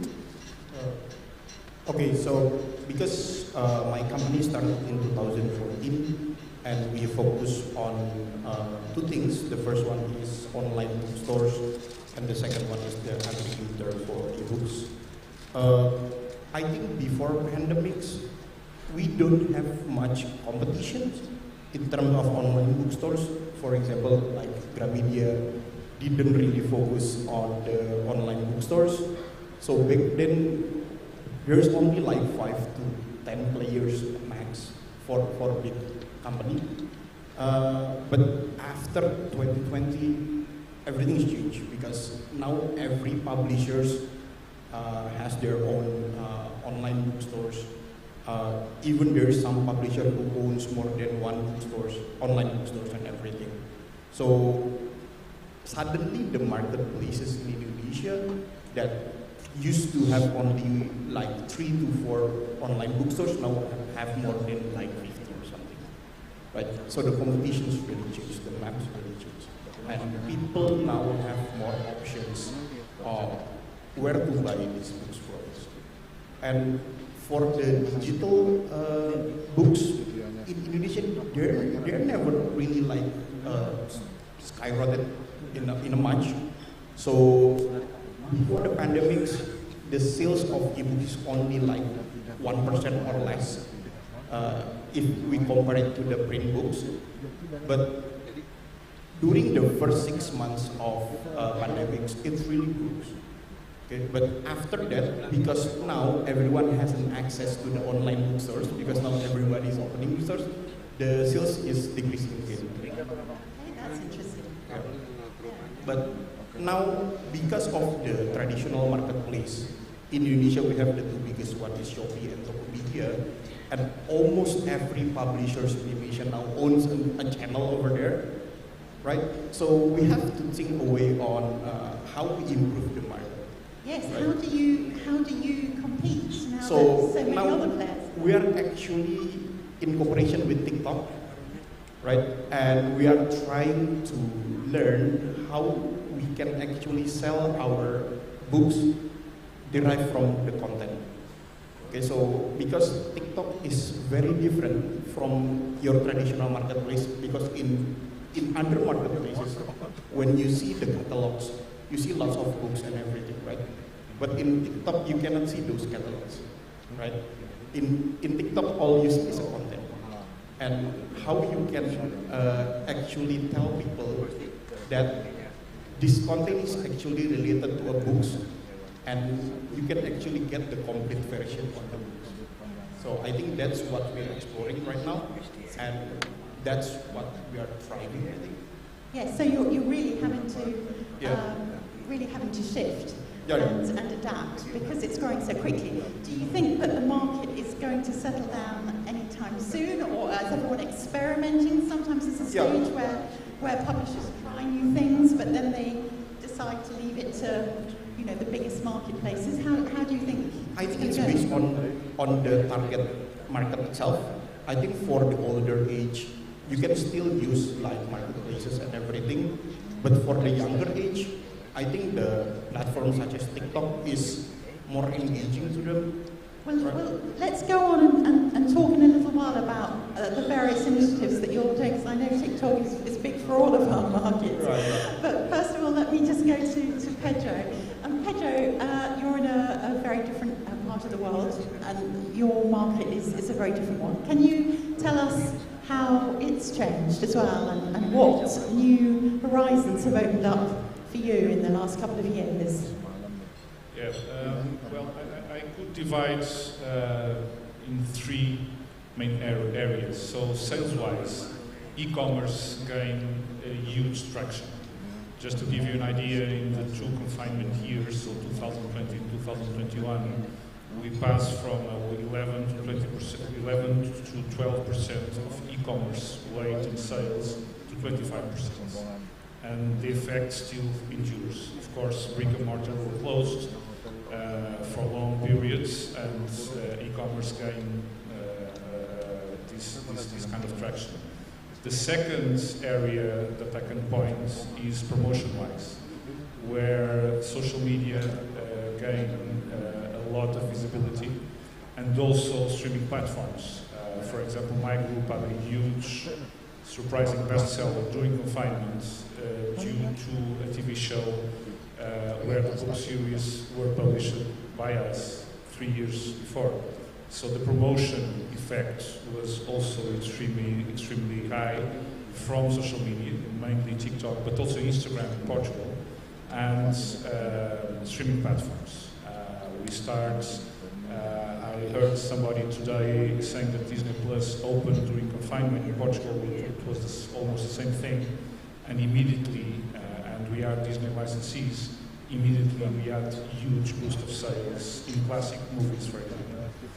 The third effect was the huge and sudden content shift consumption that we had in Portugal. So, for example, comics, graphic novels, or manga were niche kinds of content, and suddenly, with the pandemic, mainly in the first year, it basically exploded. Just to give you an idea, this year, so 2022, these categories, so comics, graphic novels, and manga, is responsible for 30% of market growth. So again, the effect is still there. So basically, it was a 180-degree change in the market from content to promotion to sales. And we still are seeing that effect. So the market is still growing 2 digits because of these 3 effects. And all of them combined are creating, and now I'm giving the optimist scenario, are creating a new group of readers. We have to take in attention that Portugal in Europe has very low reading habits. So it's the second country in European Union with the lowest reading habits, mainly between 12 to 18 or 21 years old. But funny enough, after confinement, is this group bracket, this age bracket, that is making the market grow. So the optimist scenario is that this will continue on. Probably not with 2 digits, because we are facing a macroeconomic environment that is extremely complex and tough for Portuguese families and global families overall. And the pessimist scenario is that we are witnessing the end of the world, so probably it will stop in December, but probably reality will be in between. That's so interesting. Have either of you had any of those observations about different content selling, a sort of upswing of the kind of thing that Pedro is describing, where manga and graphic novels are suddenly really upswinging? Have you noticed any of that? I think in Indonesia specifically, webtoon is big. I think pretty big in Indonesia.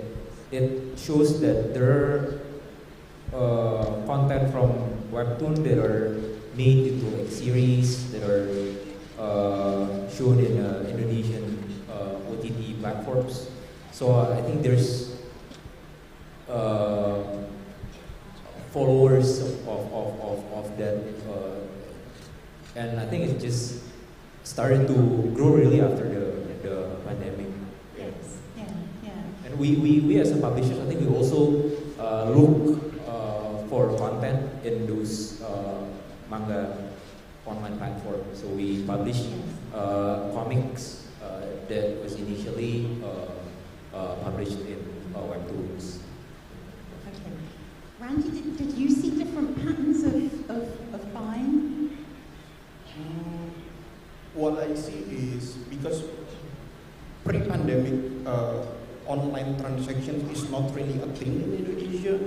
Everybody is still using cash and everything. They have very little trust in online transaction, right? And especially in intangible goods, right? Such as like digital goods, movies, like music and everything. It's not really popular in Indonesia. But after the pandemic, things started to change. Now everyone has their like digital money and everything, and they're starting or at least learning how to buy things online. Right. And so there is a real cultural shift that you're seeing yeah, in terms of. It's more like a force in, but and then now because of so many content, so many choices online. The free content, such as things in Wattpad or in webtoons, is actually becomes more and more popular, right? I think Mr. Adi also know, like Wattpad is a very big culture in Indonesia, and most of the publishers right now are getting their authors from Wattpad. Okay. One of the things I wanted to ask you about was, certainly for us, a big growth area over the last few years has been in audiobooks. It's really been the most massive success in our market. You know, double-digit growth last year as well. Obviously, big rise during the pandemic, but also it just seems to suit people's way of consuming books very much at the moment, where people are quite time poor and they also like to be doing something else, driving somewhere, doing whatever. I listen to audiobooks while cleaning the house. But can you tell me how that's responded in your market? Pedro, have audiobooks been a big growth area for you?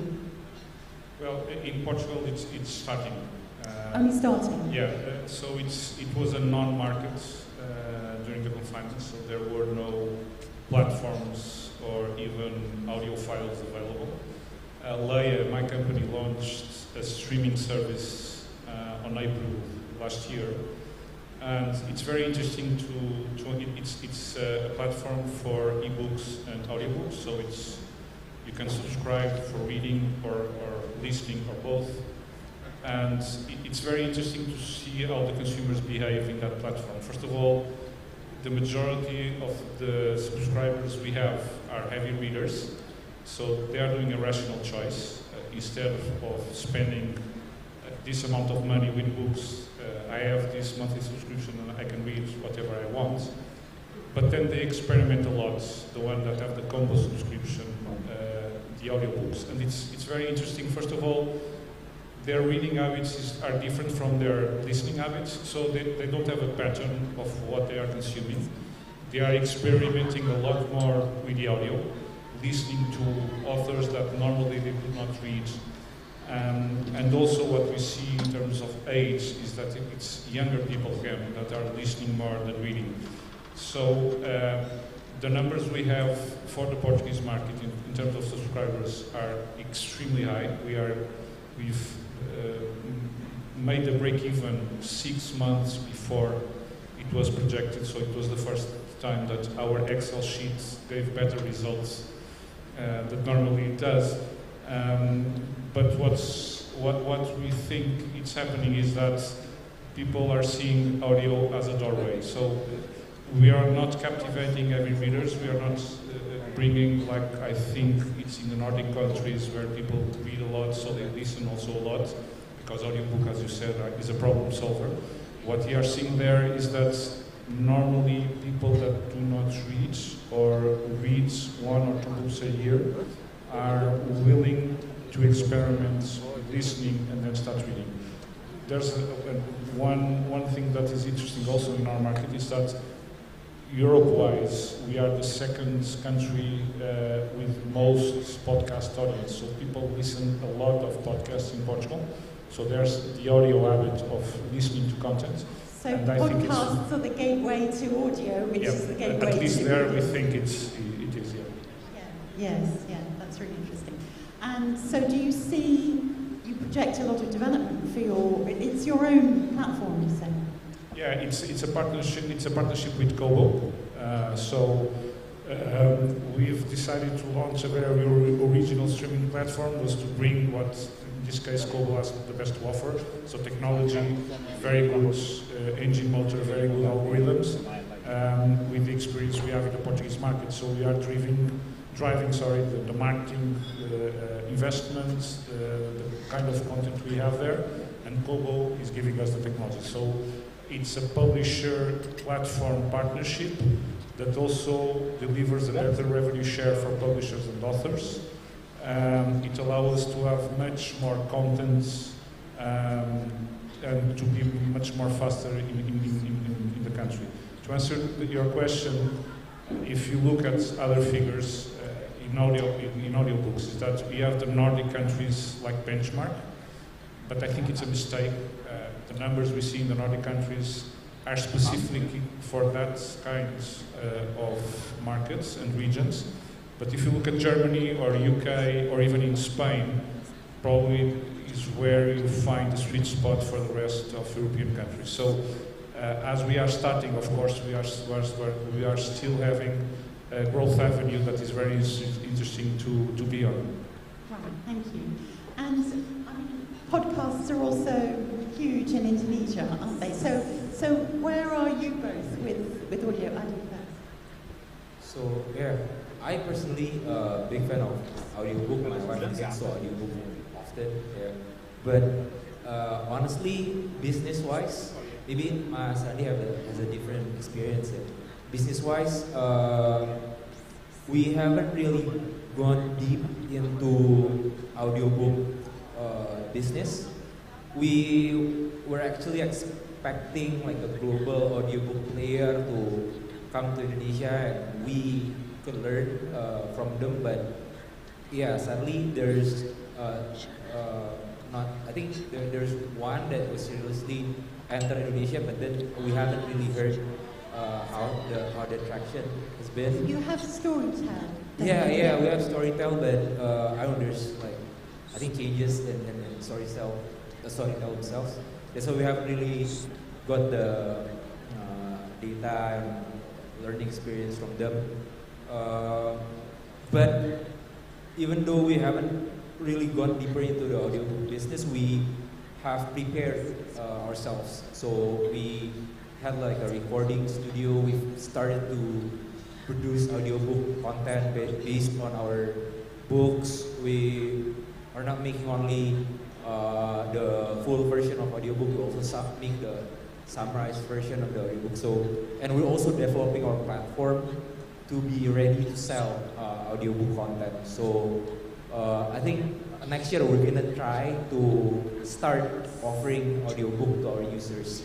So yeah, that's why that's the phase that we're in currently. You're kind of poised and ready for the big boom. Randy, how about you? I mean, the market is very huge in Indonesia. They are ready to listen to audio contents, but the problem is, are they ready to pay for the audio contents? You know, like Spotify is very huge in Indonesia, but why Storytel is not doing the same thing? I mean, the performance is very different, because I believe Storytel came to Indonesia since 2019, right? And they are actively approaching major publishers to produce content from them, for them.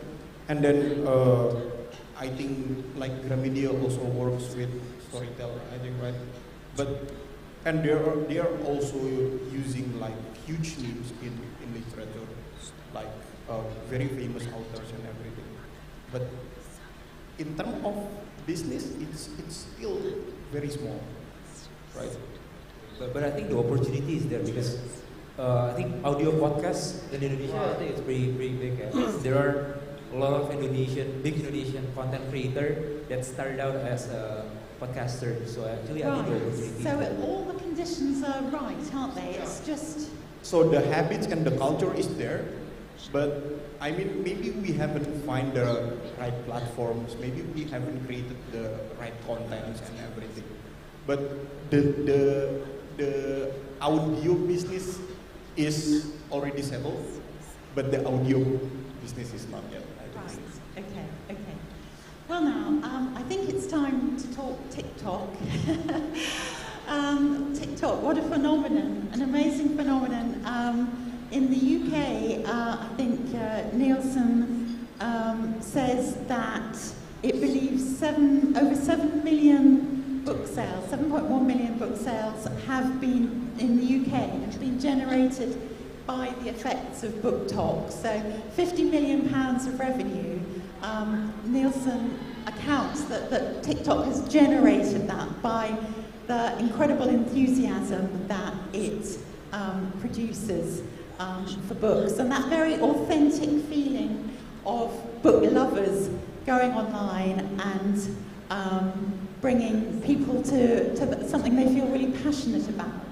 And certainly in the UK, James Daunt, the head of Waterstones, has said that it's bringing a whole new generation into the bricks and mortar bookshops on the high street. because they want the physical book because it looks so nice on the TikTok videos, so they like to buy that.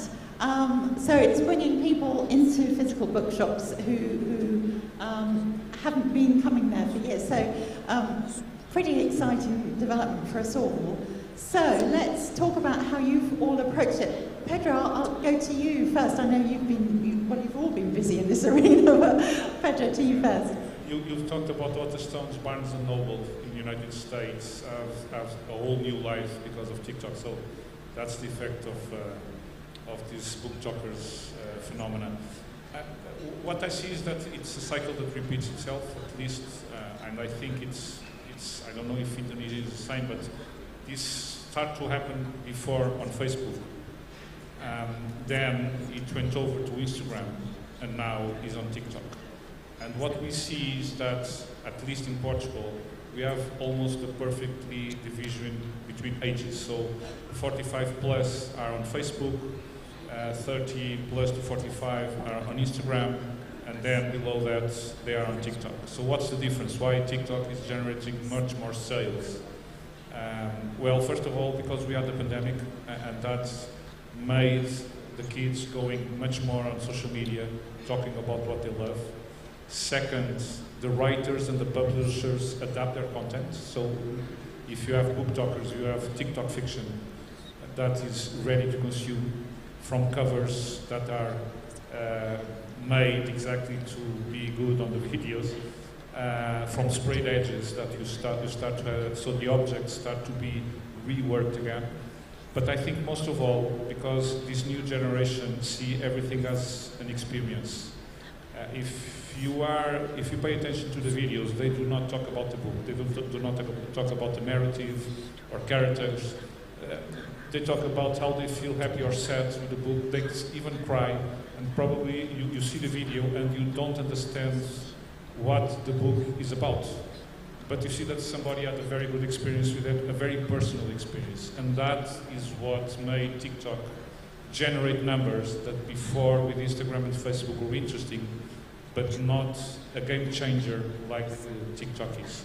Not only in terms of promotion, but also we were talking backstage around it, but also to create a group of influencers or affiliates that are very into it, they are very passionate, they know what they are doing, what they want to do, and they start to work their micro networks. So of course we have influenced millions of followers, but at least in Portugal we have very good results with micro affiliates. So they have small networks around them, but then it's like, you know, a spread viral kind of effect. So it's also a thing that will continue, at least as TikTok is still the social media to take into account. We see that every generation it shifts. We started with Facebook again, and now we're on TikTok. Twitter is passing through a very weird phase from last week till today, so don't know what's going on Twitter. So yeah, it's a thing that the publishers have to take into account because it's really a game changer. Yeah. Adi, what have you been doing in this area? Yeah, so I think TikTok's growth has been very fast this year, we talked about it backstage. We actually started doing activations on TikTok in middle of this year.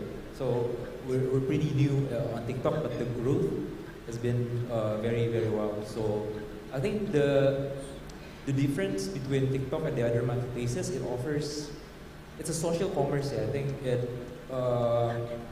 influencers, they make content on TikTok where their followers can see it in real time.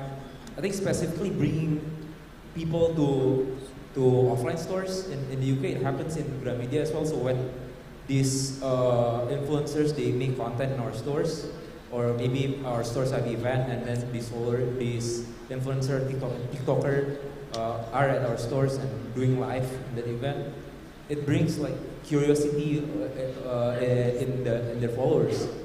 It makes them want to come to our brick and mortar stores. I think Fantastic. that's why TikTok actually brings traffic to our offline stores as well.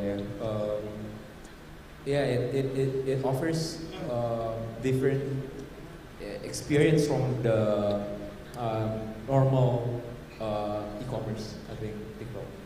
Yeah. Randy, how about you? I think you've been doing some programs, haven't you? Yeah. Our journey with TikTok started in February this year. But during the first 2 months, we only generated an income maybe less than $1,000 each month. It's very small. Because from what TikTok tell us to do is we have to create our own content, and then we have to derive the content to our product in the shops and everything. Right? But we realized that we are not a content maker. Okay, we don't have enough production value or the creativity to create the content that is engaging to the watchers. And then I think in April we have the Holy Month in Indonesia. How do you say in English? Eid Mubarak. What is it? Idul Fitri. In English. The Holy Month of Ramadan. Right. So back then the content for Islamic religion is really growing, right? And then we have this one title that consists of like a collection of prayer, right? And then we are trying to connect with several affiliators back then. So we try to put this book on their content, right? We contact them, we ask them whether they want to put our titles over there, and from its sales, I think they will get like 10% or something, right? But starting from that, we are growing exponentially almost every day. So currently in October, the numbers of sales is more than 400,000 for a month, which is quite high. I mean, in the world, and still growing, right? So we are actually not into creating our content anymore, but we are making our own affiliator center. So now there are two focus on dividing the affiliator center. First is the self-improvement group. So this is where all of the self-improvement titles related to, for example, mental health issues, which is very a thing in Indonesia right now, right? And of course, content related to Islamic religion is also a thing in Indonesia. And the other group is for the fiction and novels. So, especially for the self-improvement group, we have more than like 20,000 affiliators right now. Big numbers. Yeah, and we are managing them based on their specialties. So every time there's a new titles coming to our stores, our first thing to do is to determine whether these titles belong to which affiliators. And then we contact them personally and ask them, do they want the free samples of the book, right? And then we have to send the book to them first. And then maybe after 1 or 2 weeks, they will start producing content for our books. And this is how we are growing right now. Right, and that's how you're getting over the hurdle about how do you produce content when you're not content producers yourself. And I think, Pedro, did you not bring some people from TikTok in-house? Did you not employ some to get that expertise? Yeah, we've brought 2 TikTokers to our payroll. They are the TikTokers. Yes. And what they do is first research. So they are supporting the publishing team, the publishers, to receive the trends, what they are talking about. International fiction has a big weight in Portugal, so they are very sensible to see what's happening outside. Because what we see is that big international trends on TikTok, mainly the States, UK, will arrive sooner or later in Portugal. So we try to anticipate the royalty deal as soon as we can. So they do this kind of research, And second, what they do is to manage, promote also the affiliates we have, managing samples, trying to get them on board. It was very interesting to understand how we fit in this last year. We are the leading publishing in Portugal, so big, heavy structure that is very expert in doing what we always have done, but is slow to navigate these new trends. And then you have two TikTokers, very young, that are going to the speed of light, that are talking about manga, TikTok, non-fiction, going all over the place. And it's very interesting how you see they connect with these traditional publishers. Adi said one thing before that I think it's very, very important to notice, is that when you're talking about content shift, you're also talking about a shift in scouting new content. Wattpad, Webtoons suddenly are one of the main tools to bring new content, to translate new content. And I don't know if this happens in Indonesia, but at least in Portugal, it's extremely critical to reduce the translation time. Why? Because this new generation is almost bilingual. They don't care if they're going to read the English or the Portuguese version. So, for example, when we are negotiating royalties, we are also negotiating PDF delivery in order to have simultaneous launch with the English. I've previously told manga and graphic novels represent 30% of market growth, but international books, so books in English that we cannot compete, represent 15% of the growth. So, as you see, every detail on a very classical method of publishing, from the scouting to the publishing to the time of publishing, the way you promote, the way you sell, everything changed. And speed, time, and capability to be the first are now probably the main variables to go right in. It's amazing what effect that is having. Yeah, very yeah. interesting. Ali, can we talk a bit about what you are doing in IP development? Because you're really sort of seizing on opportunities there with both hands and going for it. So could you tell the audience a bit about what's going on? Yeah, we saw there is like an opportunity in the content development business as well, IP management we call it. If you take a look at the data of the blockbuster movies in Indonesia, I think 50% of the movies that had the biggest tickets sold in Indonesia are those movies that are adapted from books. Previously, we never produce movies based on our films. We only license our books, and then we let external production houses make the movie based on our books, because we see that opportunity. We started to develop our capability in-house to develop script for films based on the books that we published or we were going to publish. So we started in 2019 actually, just when the pandemic was about to start. We made a short film based on a well-known author in Indonesia. That film was selected in Sundance Film Festival in the US, and after that we continued producing film. Our first feature long film, we produced it last year. It was on Netflix now. So yeah, it turns out that we can actually we're able to do that. So that's why we're starting to create more product derivatives based on the books that we publish or we are going to publish.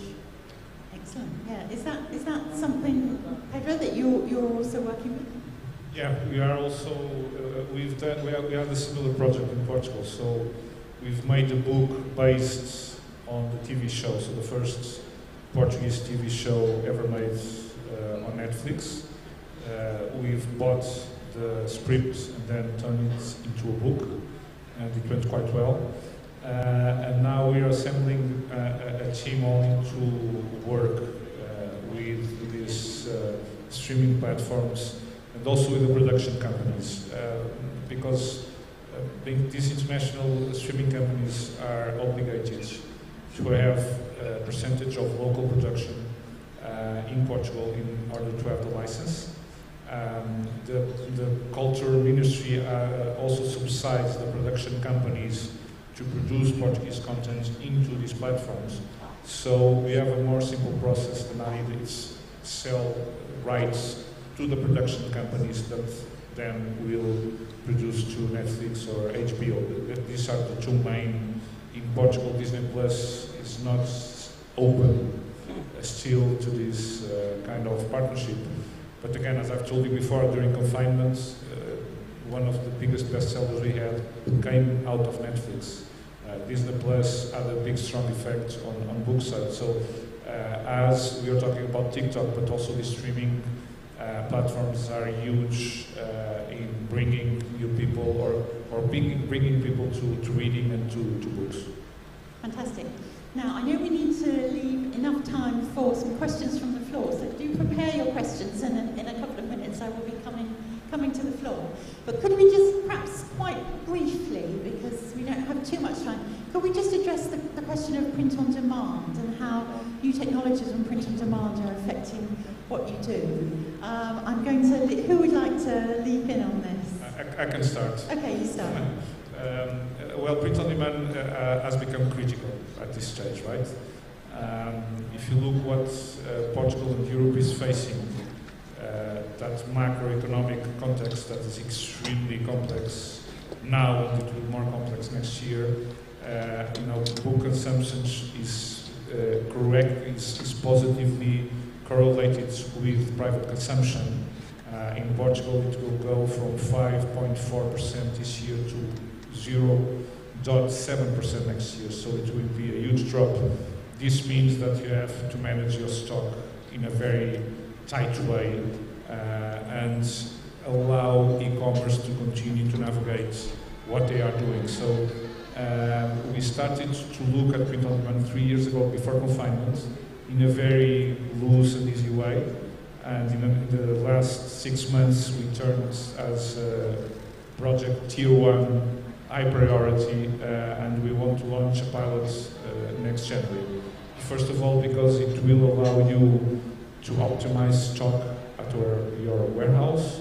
It will allow you to have more books available for e-commerce platform, but also do not forget that one of our main customers is our author. Also allow our authors to have all their work available to final readers. So it's probably one of the key features that for the next 2 years will be extremely important for publishers who want to survive what is going to happen until 2025 at least.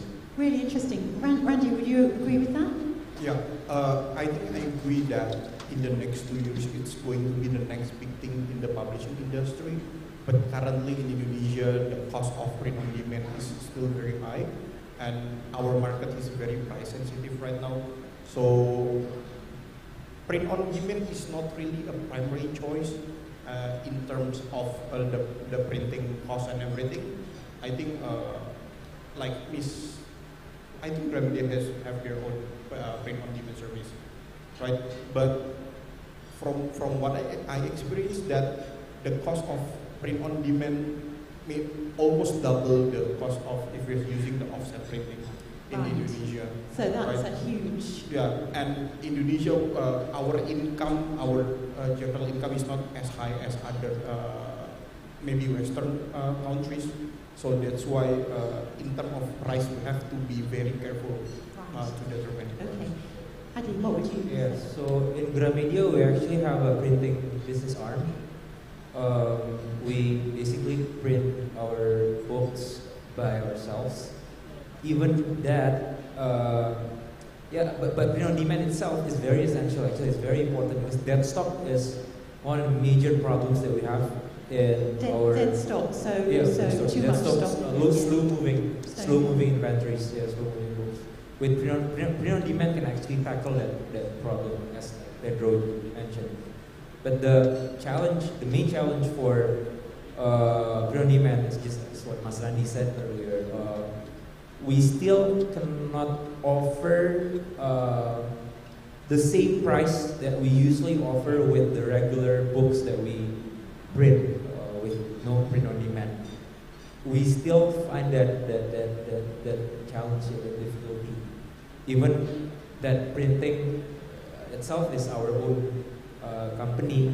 That's why we're still figuring out how we're able to offer our customers the equal price that they get from our regular books. Aside from that, another challenge that we have on demand is because we already have a lot of stock already printed in our stores, that the stores, they have to sell this stock first before we can offer our customers print on demand. That's why there's not that challenge too for print on demand. Just let me add a thing that's important. Is just, you have a bundle that is print on demand with data analysis. So to solve this variable of which price should you mark up a print on demand, you have to have strong algorithms within your systems that can do two things. First, analyze your backlist to see where is the rigid demand, the ones that can, have a higher price, and second, the ones that people are willing to pay that higher price. So data analysis is critical to have a good print-on-demand system. Okay, thank you very much. Right, I hope you've all been preparing your questions and you have something that you would like to ask our panel.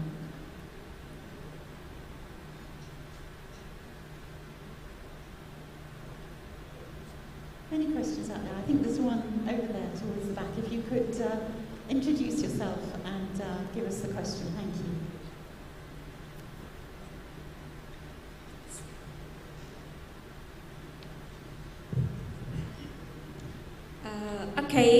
Thank you for chance here. My name is Linda Okta, as a writer in Indonesia and also for the academic researchers about economic and business. If we talk about digital platform industry, is not only provide for the service or to deliver many more books in the world, but also how to know about the company perspective, competitor, and also for the customer perspective here. For the second question is about how to deliver or making promotions in the world, because of we talk about for the exploring new work. Thank you. Who'd like to take it? Well, there's a question about promotion for discovering new work. Am I right? Yeah. Yes. How can you set about promoting debuts, new work? Yes. Oh yeah, I'll start first. So in Gramedia, we have a platform we call Gramedia Writing Project. It's actually for aspiring writers, new writers. It's like Wattpad actually. They can upload their writing in that platform, and our editors, we regularly curate the content in the platform, and if our editors feel like the story has potential,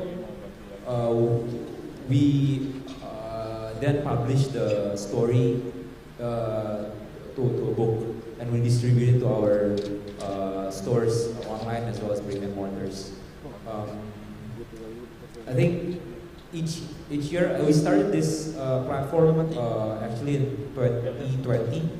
Every year I think we have around more than 10 titles that we publish into books. So it's really a good source. Yeah. Discovering people. Yeah. So in Gramedia, that's what we do to get new writers. And how about getting the knowledge about the writers out there? How can you create that awareness? When we decide to publish the content from the writing project, we work together with the author, usually the writer. We help them manage their social media. We promote their story in our social medias as well. Yeah, we work together now with TikTok. We work with book influencers. So we not only edit and publish their works, but we also help these writers to grow their community. Right. Yeah. I think Pedro, you had something to say. Yeah, just to add, in Portugal we also have a self-publishing platform where we are always looking out for these new talents based on figures. So when they achieve a number of readers and downloads, then we ask some publishers to analyze. But the main mechanism we have is what we call Leia Prize, so it's the highest literary prize in Portuguese language.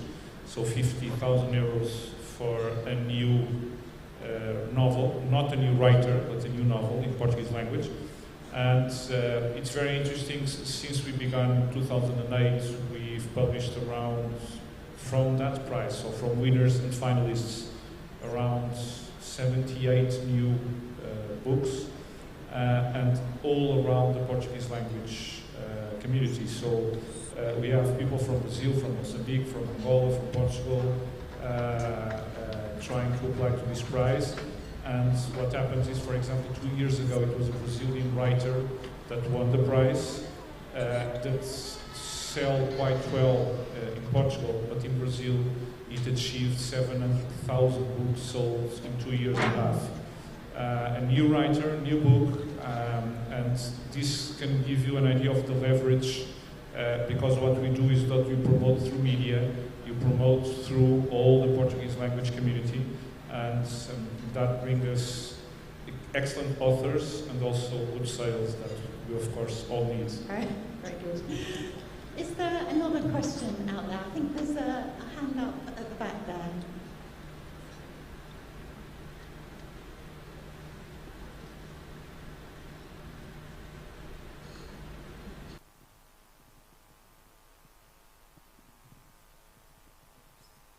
Hi, my name is Melissa. I'm from Quark International. We publish comic science for primary school students. My question is, how can you see periodical publications such as Kids Magazine, which publish monthly in the future about marketing and distribution? We know that in Indonesia, access to gadget and internet is not that equal. So, and printed books are still mainly demanding for kids in rural area or in most of areas. How can you see that marketing and distribution for periodical? Thank you. So yeah, in Gramedia we have a dedicated sales force that go to the schools, yeah, because the question is specifically Kids Magazine, right? Periodic Kids Magazine, yeah. So we go to the schools. There's actually a digital platform that we sell to these schools. It's called ePerpus. It's a digital library.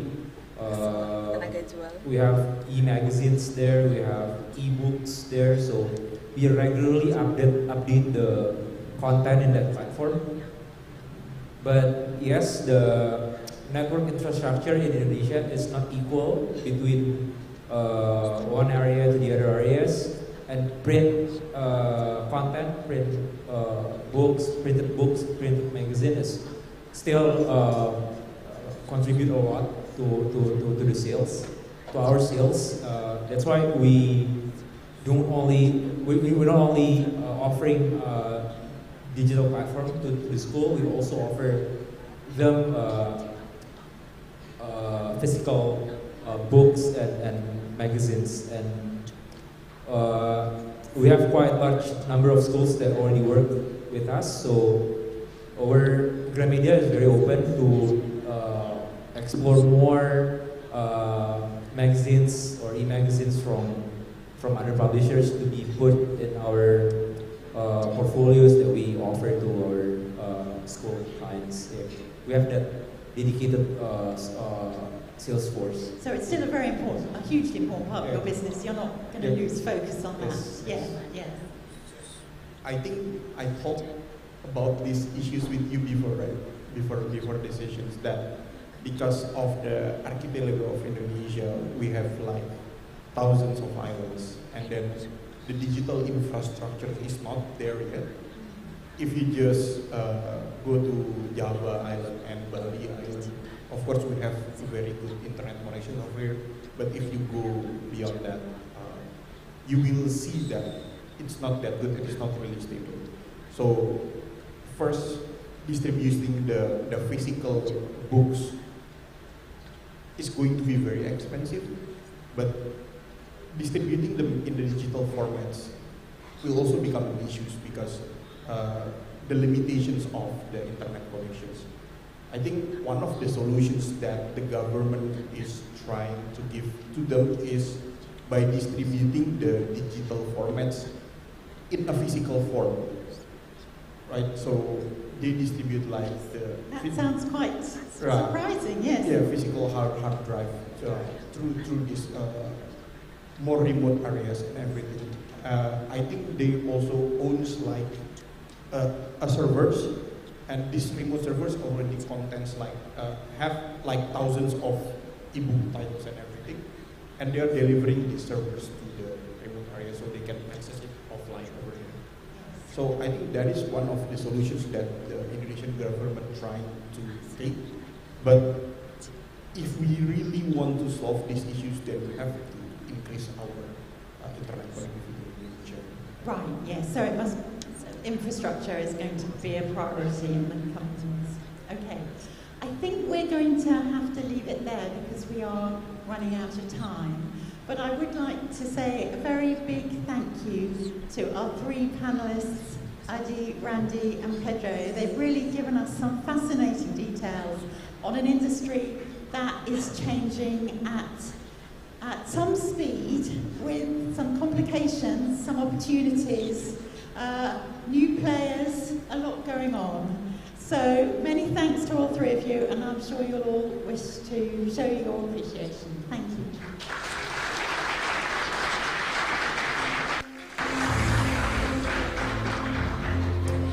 We thank the moderator, Ms. Benedict Page, for that insightful session, and to our speakers, once again, thank you so much. Thank you to our speakers, Mr. Adi Ekatama, Mr. Randy Anthony, and Mr. Pedro Sobral. Thank you.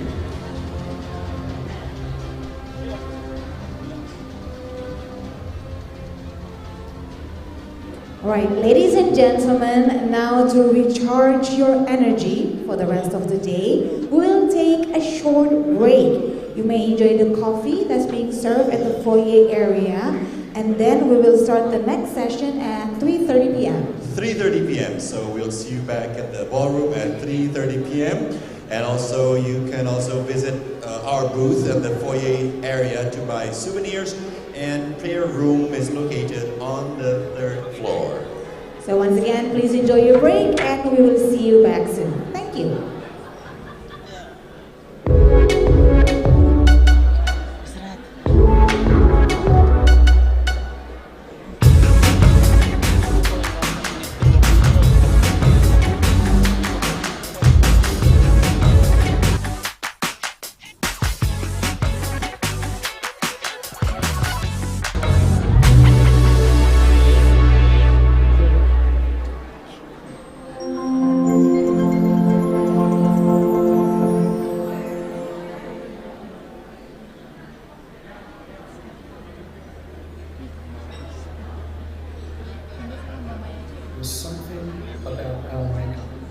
That wants to encrypt and preserve something that has just happened. that in other species, other animals, just disappears. It's evanescent. But for us, we capture it, we put it into words, and we share it with people we love. I think we've survived millions of years of evolution because we can tell each other stories. My earliest memories of storytelling come from the Second World War, and those stories were fresh. It was particularly resonant as the war was important for Jews, as it was for many other people. But what it really impacted on me was the importance of international cooperation, anything to prevent ghastliness. We were once in Istanbul, and at a certain moment publishers said, we now have to stop creating for a moment, because every day we go to the court and start picketing these local authors and publishers in front of the court because they had put a publisher in jail. All of a sudden we were standing on the street, and you realize that those people are doing this every day to show the world it was not right that lawyers and judges had put publishers in jail. Fight against censorship. Solidarity among publishers. Anti-publishers. Without any risk to individual organization. And there are publishers which are absolute heroes. They publish books which are controversial, which they know are going to be censored. And they pay a price for it. Sometimes it's imprisonment, and sometimes they pay the ultimate price with their lives. The freedom to publish is a vital part of what enables publishers to operate, and we have to be constantly vigilant as the threats to it are constantly changing. Whether it is state censorship or self-censorship, we work to make sure publishers can publish what they feel deserves to be published. Freedom to publish and copyright are mutually reinforcing concepts and mutually reinforcing fundamental rights that belong to a coherent system of fundamental rights. So they're both enshrined in the treaties on human rights, and they belong together. And that's because an author with no opportunity to publish and be rewarded for their work will not be free to express themselves. They might have to rely on patronage or government funding, and that's not freedom. If we don't protect copyright, then publishers can't sustain their businesses for long. Copyright protection is not just essential for publishing, it's essential for modern economies. Is the main legal instrument of protection of these rights. Just think with me, without copyright there is no incentive for authors to dedicate themselves and their lives writing for the publishers. So if there is no protection to their creation, there is no books. The most memorable is probably the fun moments, and you could count things like the Congress that we hold at Cape Town, in Bangkok, London, Delhi, and we share so much during that brief period of time. If you ask me what was the pivotal moment, it was the Marrakesh Treaty to give access to those with visual impairment to as much books as possible. And the only way we could do that was through technology. I think that diversity in general has changed a lot. It goes together with freedom. Freedom to publish, freedom to speech, freedom to be whom you want and how you want. So all those different lenses around ethnicity and sexual identity and regionality are kind of well represented, and that's in the leadership. I'm also very proud to put, I think, diversity and inclusion on the agenda of what we publish, and the publishers are aware of that. They really feel that they should recruit diverse staff so that they can really market also to a diverse readership and a diverse authorship. Africa has been a great example of how diversity and inclusion has been important and is going to be important for us at IPA. So something that stands out for me is our Africa Publishing Innovation Fund, which was created in partnership with Dubai Cares. We have supported many projects in Africa that focus on publishing innovation and in building libraries. Last year, many publishers decided to make scientific publications available for free on a temporary basis as our contribution to tackle the pandemic. And we have to remind that this was possible because we had copyright to do this when it's needed for a crisis like we had last year. I also think it was a moment where it was important to have a friendly voice over the other end of the line saying, okay, we will get through this together. After the Balkan War in 2003, when I was traveling from the airport of Belgrade to Belgrade itself, I was just astonished because the destruction of the bombs were much bigger than ever the newspapers and the press have told us. There was a common message they wrote in the papers: please, people of the world, don't throw us bombs, send us books. I think that IPA at the end is about values. We represent the memory of the past, and we need to follow up this work of promoting the dignity of ideas. When you work in these areas, in the institutional associations, you're not working for yourself, you're working for the others, you are giving, you are just trying to draw a path, in this case a path for the book. With others behind you or others with you, all these paths, they get less difficult to overcome. It is not the president who is doing this. It is not the vice president who is doing it. It's not when I was the chairman of boards, committees, and so on. This is the work, but it is the total work, and you do it together in a truly international environment. And then it is your job to try to harmonize them all and to walk in the same direction. One of our key values is collaboration. Developments are global and policy is local, but I think behind that or beneath that is an even more important value, and that's that we feel connected to each other. If we focus on the best interest of our members, then our industry does well. And if our industry does well, then our societies do well. Because our organization is international, and this is one of our key strengths. The world is changing so fast, and when we focus on diversity, then we ensure that we have multiple perspectives, different opinions that allow us to truly represent and understand our readers, and that will help us stay relevant and sustainable.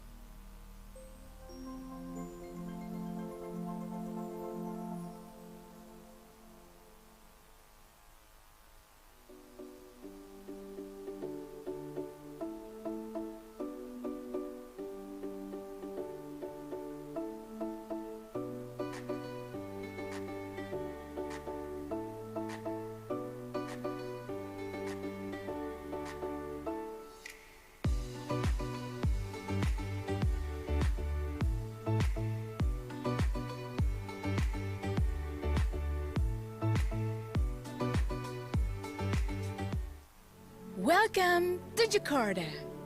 It's a pleasure to finally meet you. Have you explored more Jakarta? Are you sure you have seen everything?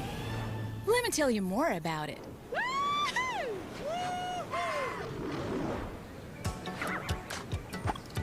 It may feel strange. It may feel strange because it is not a typical city. Heads up! So heads up, the journey is about to begin. We're going from one place to another place and more places.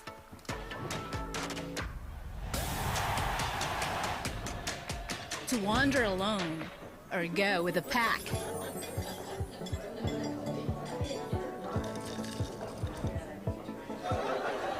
Uncover new things.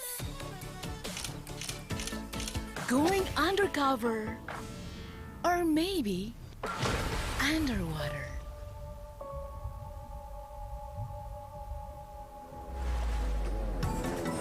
Push the tempo. Go wherever the wind takes you. Stop by the aisle across the city. Slowing down to restore the soul.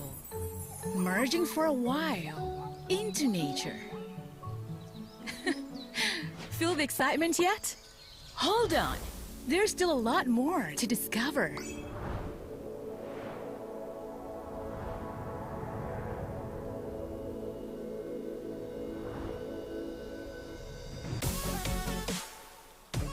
Take your time.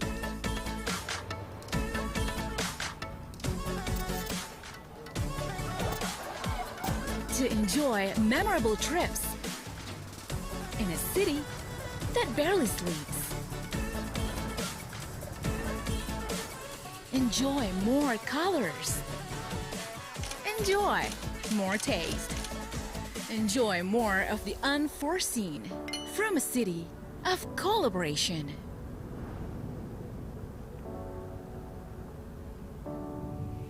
Enjoy Jakarta.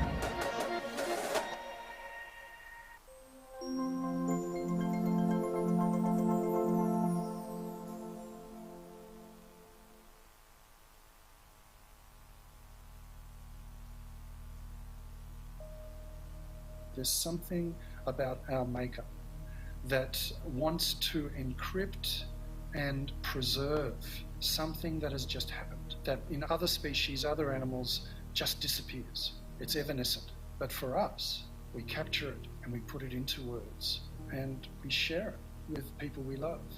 I think we've survived millions of years of evolution because we can tell each other stories. My earliest memories of storytelling come from the Second World War, and those stories were fresh. It was particularly resonant as the war was important for Jews as it was for many other people. But what it really impacted on me was the importance of international cooperation, anything to prevent the ghastliness of war.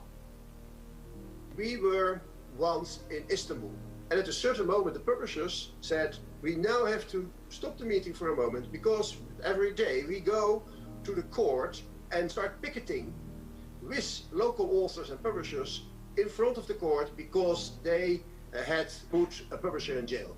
All of a sudden we were standing on the street and you realize that those people are doing this every week, every day to show the world that it was not right that lawyers and judges had put a publisher in jail.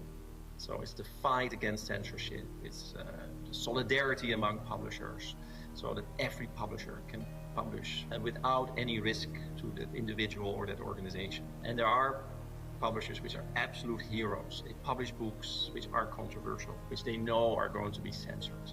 And they pay a price for that. Sometimes it's imprisonment, and sometimes they pay the ultimate price with their lives.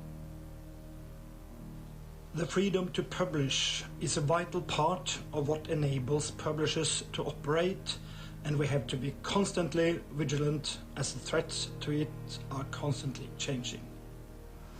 Whether it is state censorship or self-censorship, we work to make sure publishers can publish what they feel deserves to be published. Freedom to publish and copyright are mutually reinforcing concepts and mutually reinforcing fundamental rights that belong to a coherent system of fundamental rights. So they're both enshrined in the treaties on human rights, and they belong together. And that's because an author with no opportunity to publish and be rewarded for their work will not be free to express themselves. They might have to rely on patronage or government funding, and that's not freedom. If we don't protect copyright, then publishers can't sustain their businesses for long. Copyright protection is not just essential for publishing, it's essential for modern economies. Is the main legal instrument of protection of these rights. Just think with me, without copyright there is no incentive for authors to dedicate themselves and their lives writing for the publishers. So If there is no protection to their creation, there is no books. The most memorable is probably the fun moments, and you could count things like the Congress that we hold at Cape Town, in Bangkok, London, Delhi, and we share so much during that brief period of time. If you ask me what were the pivotal moment, it was the Marrakesh Treaty to give access to those with visual impairment to as much books as possible. And the only way we could do that was through technology. I think that diversity in general has changed a lot. It goes together with freedom. Freedom to publish, freedom to speech, freedom to be whom you want and how you want. So all those different lenses around ethnicity and sexual identity and regionality are... Ladies and gentlemen, we kindly invite you to please go back inside the ballroom. The event will begin again shortly. Once again, for those of you who are still enjoying the coffee break outside at the foyer area, we kindly invite you to please re-enter the ballroom, take your seats because the event is about to begin again shortly. Thank you. Of how diversity and inclusion has been important and is going to be important for us. Which was created in partnership with Dubai Cares. We have supported many projects in Africa that focus on publishing innovation and in building libraries. Last year, many publishers decided to make scientific publications available for free on a temporary basis as our contribution to tackle the pandemic. And we have to remind that this was possible because we had copyright. To do this when it's needed for a crisis like we had last year.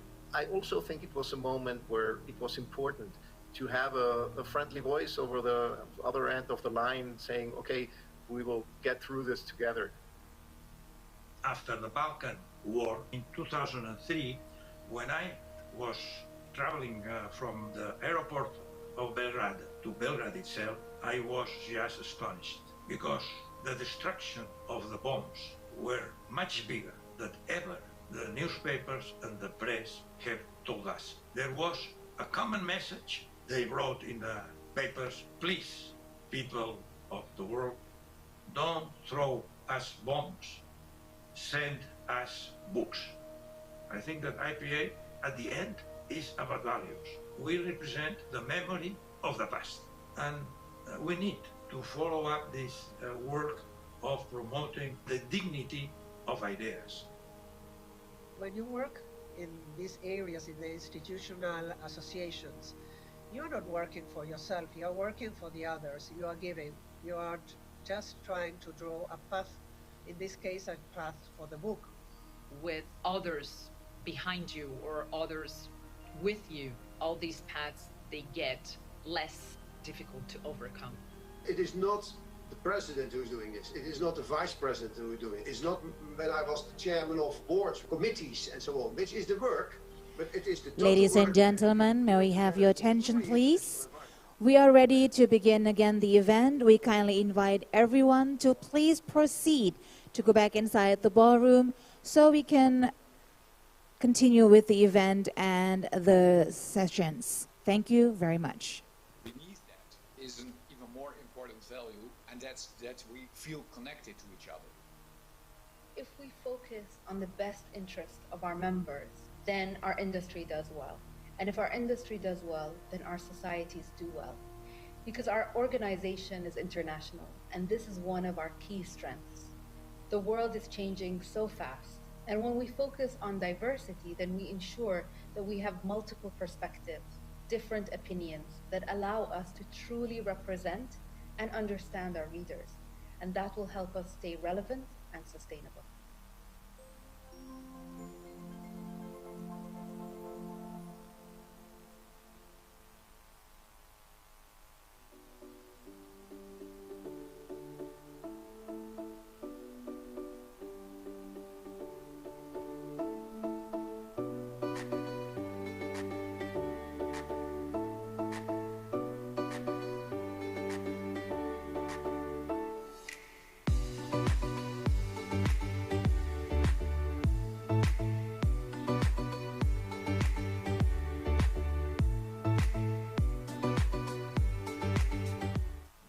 Welcome to Jakarta.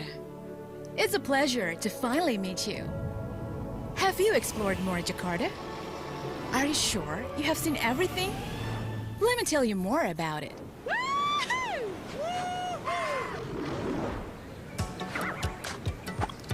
It may feel strange. It may feel strange because it is not a typical city. Heads up! So heads up, the journey is about to begin. We're going from one place to another place and more places.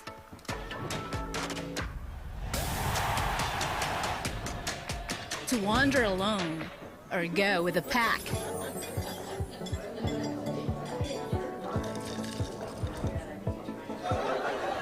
Uncover new things. Going undercover or maybe underwater.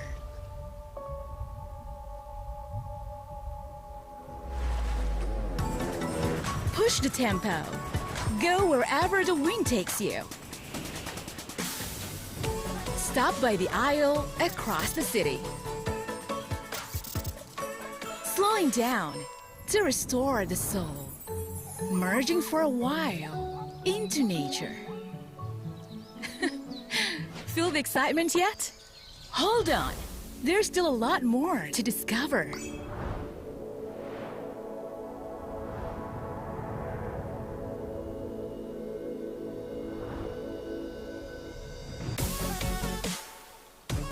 Take your time.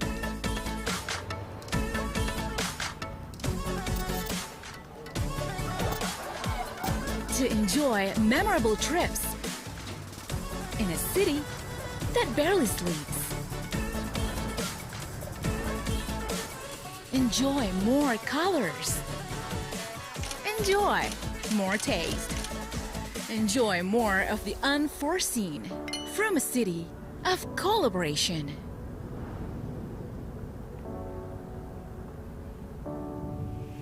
Enjoy Jakarta.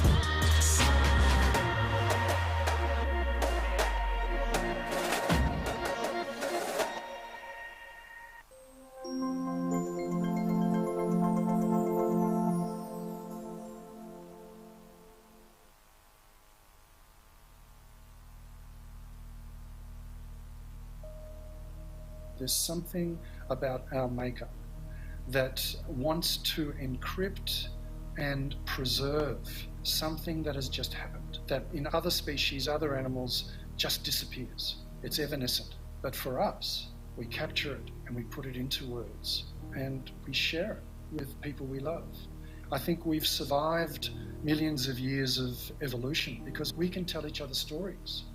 My earliest memories of storytelling come from the Second World War, and those stories were fresh. It was particularly resonant as the war was important.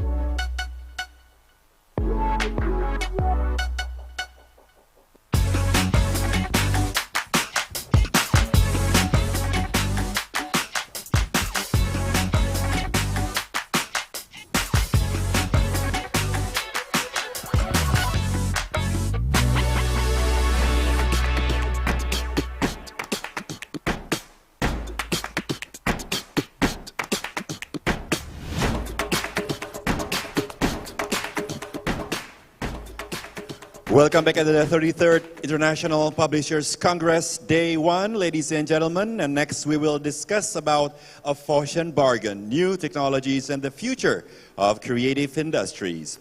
I think this would be the most philosophical between all the discussions. I have a feeling we'll have some deep talks during the next discussion. So we'd like to invite our moderator, the chief editor of Jakarta Post, Mr. M. Taufik Rahman, to please come to the stage.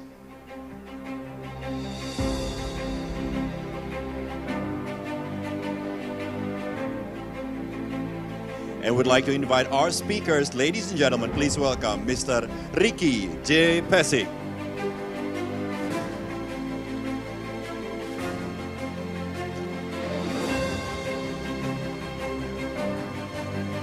And next, let's welcome Mr. Edward Navotka.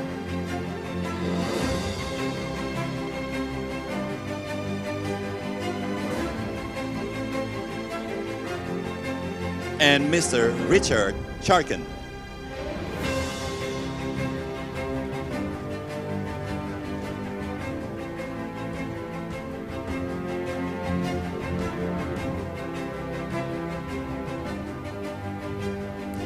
And now we give it to the moderator, Mr. M. Taufik Rahman. The floor is yours.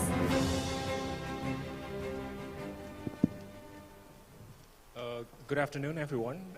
Thank you for still joining us this afternoon. I know this is going to be a really difficult session because I think the afternoon session is really difficult to stay alive. So I'm going to try my best to sort of have an interesting conversation. And please make sure you have coffee or tea to keep you awake, because this is going to be, I think this is going to be really, well, philosophical discussion. So I'm trying to make this as interesting as possible. And I think we're going to discuss, I think this morning and in a number of sessions afterwards, I think we have discussed a lot about, I think there's a sense of optimism when it comes to technology. I think early in the discussion, some of the panelists, rightfully so, they discuss about the sort of liberating potential of technology in Iran, and I think the smuggling of e-book. I think that's sort of the potential that technology can offer in a very authoritarian society. We're going to sort of take a detour to sort of have a second look on that issue. We're going to talk about the possible pitfalls of technology. What are the limits and some of the challenges that will be posed by some of the technologies that we have, e-books, social media. I think in the case of music, for instance, Spotify, the open possibility of the internet, is it really the future that we want, or is that a problem to that potential? And I think we have a very stellar cast of panelists this afternoon that can discuss some of the key issues that not only affects publishing industry, but also some of the global issues that we're dealing right now. I'm going to introduce Pak Ricky first because he's sitting next to me. Pak Ricky is now the President Commissioner of Indonesian Tourism Development Corporation. He has a number of positions in agencies and institutions dealing with creative industry. So if you hear the name Ricky Pesik in Indonesia, he is sort of the elder statesman of the creative industry here, although his current position sort of does not reflect that. He is a former advertising practitioner and has won numerous Citra Pariwara.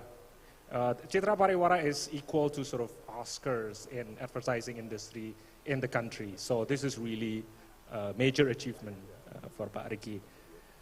Next, we have, I hope I don't get your name wrong, Ed.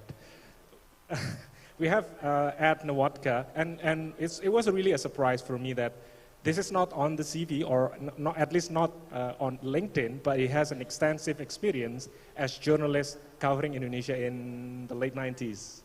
Yeah, so it was really, really great to have someone with Indonesian background other than Pak Ricky. So yeah, Ed Nowodka is a senior international and book-selling editor of New York-based trade magazine Publishers Weekly. He is also a co-founder of Publisher Wiki and Publishers Weekly and Espanol, launched in 2020 and based in Seville, Spain. Oh, hold on, okay. He is also,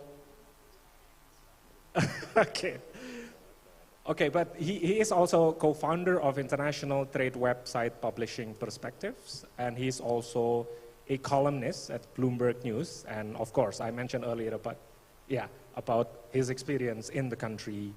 He had a degree in creative writing from Columbia University, so really glad to have you here, Ed. Last but not least, we have, I hope I also get your name right, Richard. Richard Charkin, owner, manager, and funder of Mensch Publishing Company. And this is what I quote from your website. Mensch has no mission statement, so this is really something. No mission statement and no stated editorial policy, really bold. Its aim is simply to help authors reach readers with minimal intervention and maximum impact, and to reward them proportionally. So I think this is really rare in publishing industry to have this kind of philosophy. Currently, Richard is the president of the Book Society, vice chair of Bloomsbury China's Beijing joint venture with China Youth Press, and a member of the International Advisory Board of the Frankfurt Book Fair. I think with that introduction, I think we're going to have a really interesting discussion about sort of the potential that the technology would have to sort of help authors and also publisher, but also aware of its limitation.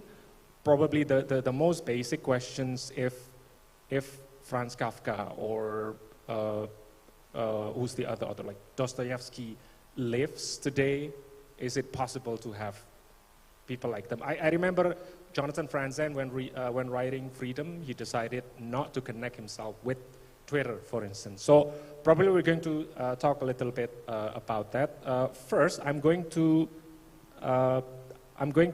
go with Ed, and then to Pak Ricky, and then Richard, sort of the last time. Please, time is yours, Ed.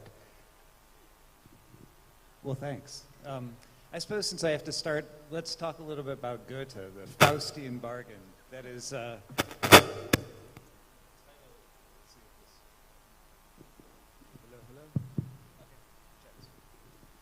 let's talk a little bit about Goethe and the Faustian bargain, just since that's the title.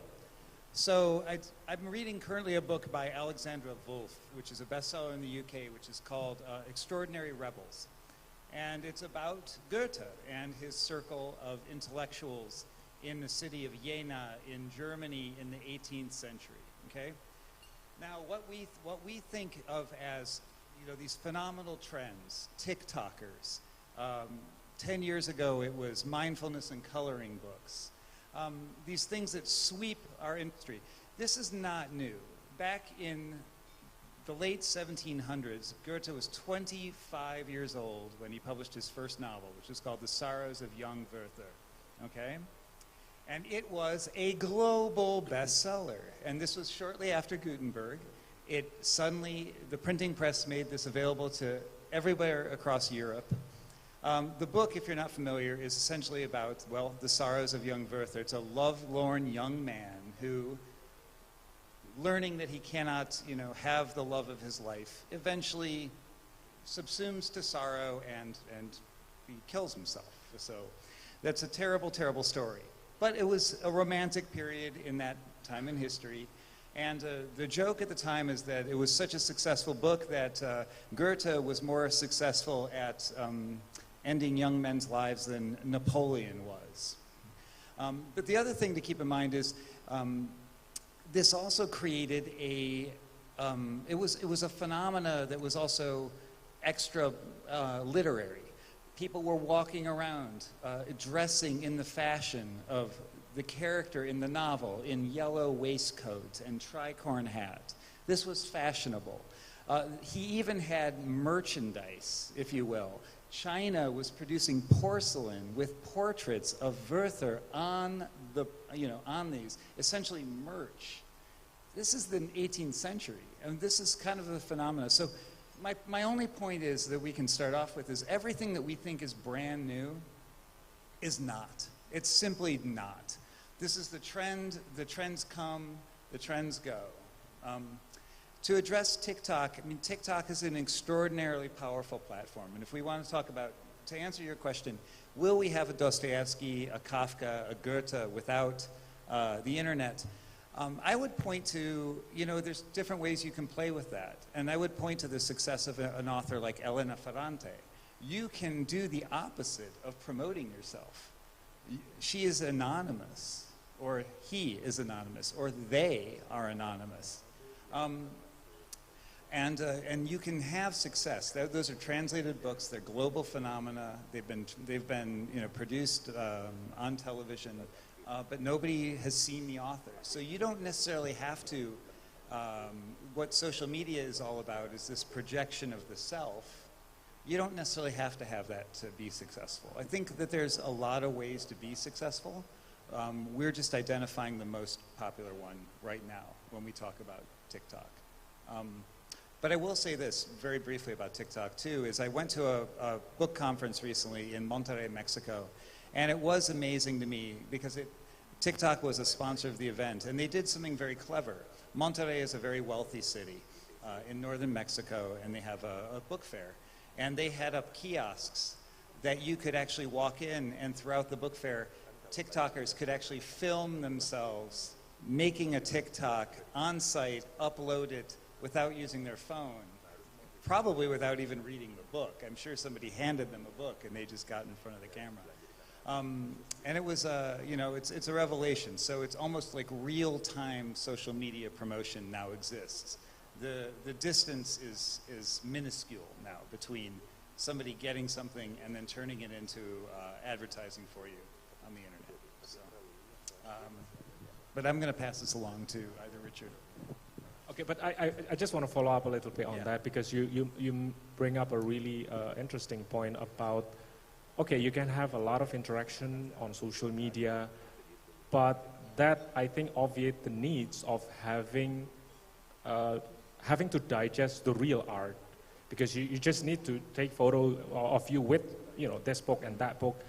But I think the major theme of social media or whatever form of technology that we have is now we're being distracted from the real art. I don't remember the last time I sit down and listen to a record in its full entirety. So, okay, selling books, that's the business side of things. And if you can sell a lot of books through this means, that's going to help you with the bottom line. But with all this kind of distraction, what is the way forward for readers and authors with all the distraction that we have? It's difficult, hopefully not. I mean, it's a huge question. So ultimately, there was something that I would say, I'll say this. One is, it was pointed out earlier that, yes, when somebody gets up, holds a book and screams or cries, and this is the entire depth of criticism for the book, this is not serving literature or advancing the culture in any meaningful way. My criteria for what publishing does is advance the culture. I don't know how to identify that, I don't know how to explicate that, but I know what it looks like and I know what it feels like. So this is really about emotions.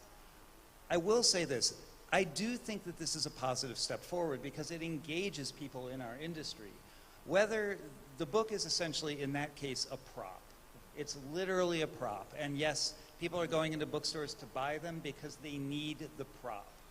That is honestly the only reason they're going into bookstores. I've been in bookstores, and I have to actually point out the TikTok bestsellers to the booksellers because they don't know what they are until they sell out of them immediately. And the readers are even surprised when they pick up the content of the book and they don't know what it's about, but they know they have to own it.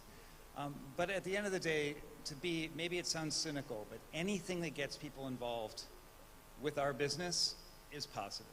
Period. I mean, I think let's not criticize it. Do I think that there's a crisis in long-form storytelling? Maybe. I mean, as it was pointed out, half the adaptations of books or half the adaptations of Oscar-winning films are from books. So I don't think there's a crisis. I think publishing and I think reading. And this was brought up recently by Marcus Dole at the Sharjah Book Fair last week. Reading just has a bad rap. It's not seen as sexy. It's not seen as aspirational. It's not seen as necessarily cool in the way that it should. I mean, I'm not saying it's seen as uncool, but it doesn't have that pop that music does, or that TikTok does, or being an influencer does. So I think if we can bring a little bit more of that, it's bounce, it's pop, is what, And I think, again, don't know what that is, but I know it when I see it. I can pull up a number of tweets you have from Sharjah, but I will move on to Pak Ricky first. In the back room, I think you mentioned earlier a little bit about some of the pitfalls and challenges in Indonesia. So please, Pak Ricky. Yeah, thank you, Mas Taufik. Before I decided to join the session. Actually, I'm a bit misplaced in this forum because I'm no longer in the creative industries anymore. Actually, now my title is more to tourism business. Working 6 years as a government officer, taking care of the creative industries. There's a lot of stories to tell. Because my session, late session in the afternoon is very challenging, So previously I planned to throw it.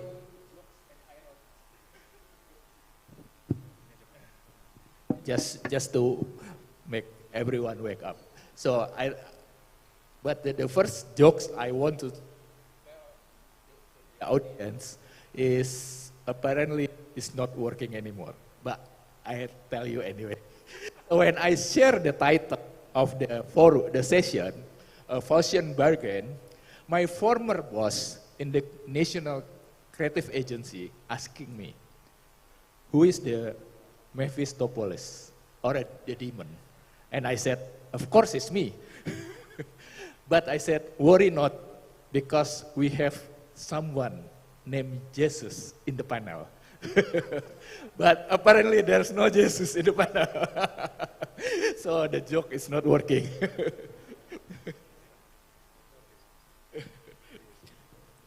The topic about the technology, I think this is we all know that the creative industries, well known as the early adopter for technology. Every time new technology changing, I think the first adopter to the technology is mostly coming from the creative sectors, industries. And that's why we see a lot of new breakthrough from the creative industries. But the problem is, of course, when we're talking about how the new technology for the future of the creative industry challenge the ecosystem in the industry, in the country, that's always related to the policies in the government. And in Indonesia, that I can share the experience that the regulation actually in Indonesia quite advanced for creative industries. Why? Because in 2019, I think Indonesia probably the first country in the world that have law on creative economy. That's approved by Parliament in 2019. Not even the country that have more effect on economy in creative sectors like South Korea have that kind of law, but we have. But that's not directly affecting to progressing our better ecosystem in the creative industry. Moreover, even this year, we have a new regulations, the government regulation that allowed IP, intellectual property, as a fiducia, as a IP to collateral for financing to the bank, to the banking system. But of course, we need a better fundament for that. But they're already launched, I think, like 6 months ago by government, the new regulation where intellectual property can become. I think this is actually the very sexy project in the future, especially for organizations that are taking care of. Yeah. But technology is always now the changing of the world. The issue is always about how we can adopt to the digital transformation. And when we're talking about digital transformation, we're talking about big data. How we're dealing with, how we're preparing the new ecosystem of big data. Because it started from how you manage your big data. Because from the big data, then we've been able, better big data, make us being able to create a new algorithm that offer a new creative products, a new creative breakthrough in the future. I think now we live through new algorithm offer in the market that give us a sense of new reality or hyper reality, but we consume it anyway. That's what happened, I think, in the market right now. But we are driven by an algorithm in the market.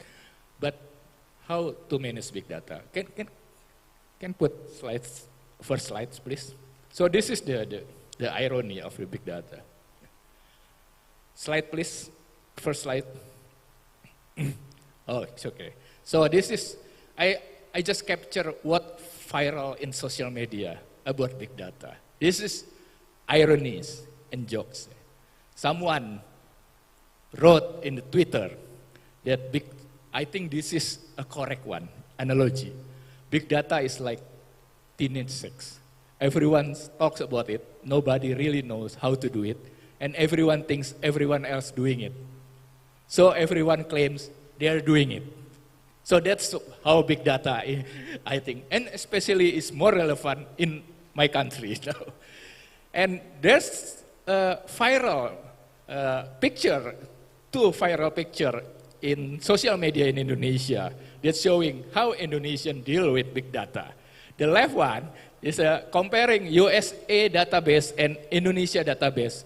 And the picture in the Indonesia database actually, there's we call it nasi bungkus. That's from a food stall, hawker, a pack. If you order some food from the hawker, street food, they're packed. And there's a paper using as a pack of the food. There's a government document, strictly confidential, but it's widely available in the public. So it's not destroyed, but reused as the backup. So you can read our strictly confidential government data from the booth. So that's a joke. But this picture is really happened. And the second one, this is a joke also. When Chinese hackers want to hack database in Indonesia. And how is database in Indonesia? We still pack with paper document. How do you hack that kind of database document? But 6 years in the government organization, I'm really quite relevant with this matter because everything we documented, like stay there like in 15 years in some, I don't know, some database not database, but this is this is what we're facing. And then come the pandemic. Next slide, please. So, if as company or organization, the issue of digital transformation become hot because of the pandemic, because we cannot going nowhere. Digital transformation is years away. I don't see our company having to change anytime soon. COVID-19 make us, push us to do this. I have one example how COVID-19 make everyone easily migrate to the digital ecosystem. I don't know how prepared they are, but there's one project in Indonesia where I still involved at the time. I still in the government, in the ministry. There's a project to transform all small, medium enterprise Indonesia to e-commerce platform. We're doing it in 2020 on the program called Bangga Buatan Indonesia. And amazingly, during 2 years, there's almost 10 million new adoption to e-commerce from small medium enterprise. The first time migrate to the e-commerce. But we need to review how they're doing it now or next year probably. But the numbers is quite amazing.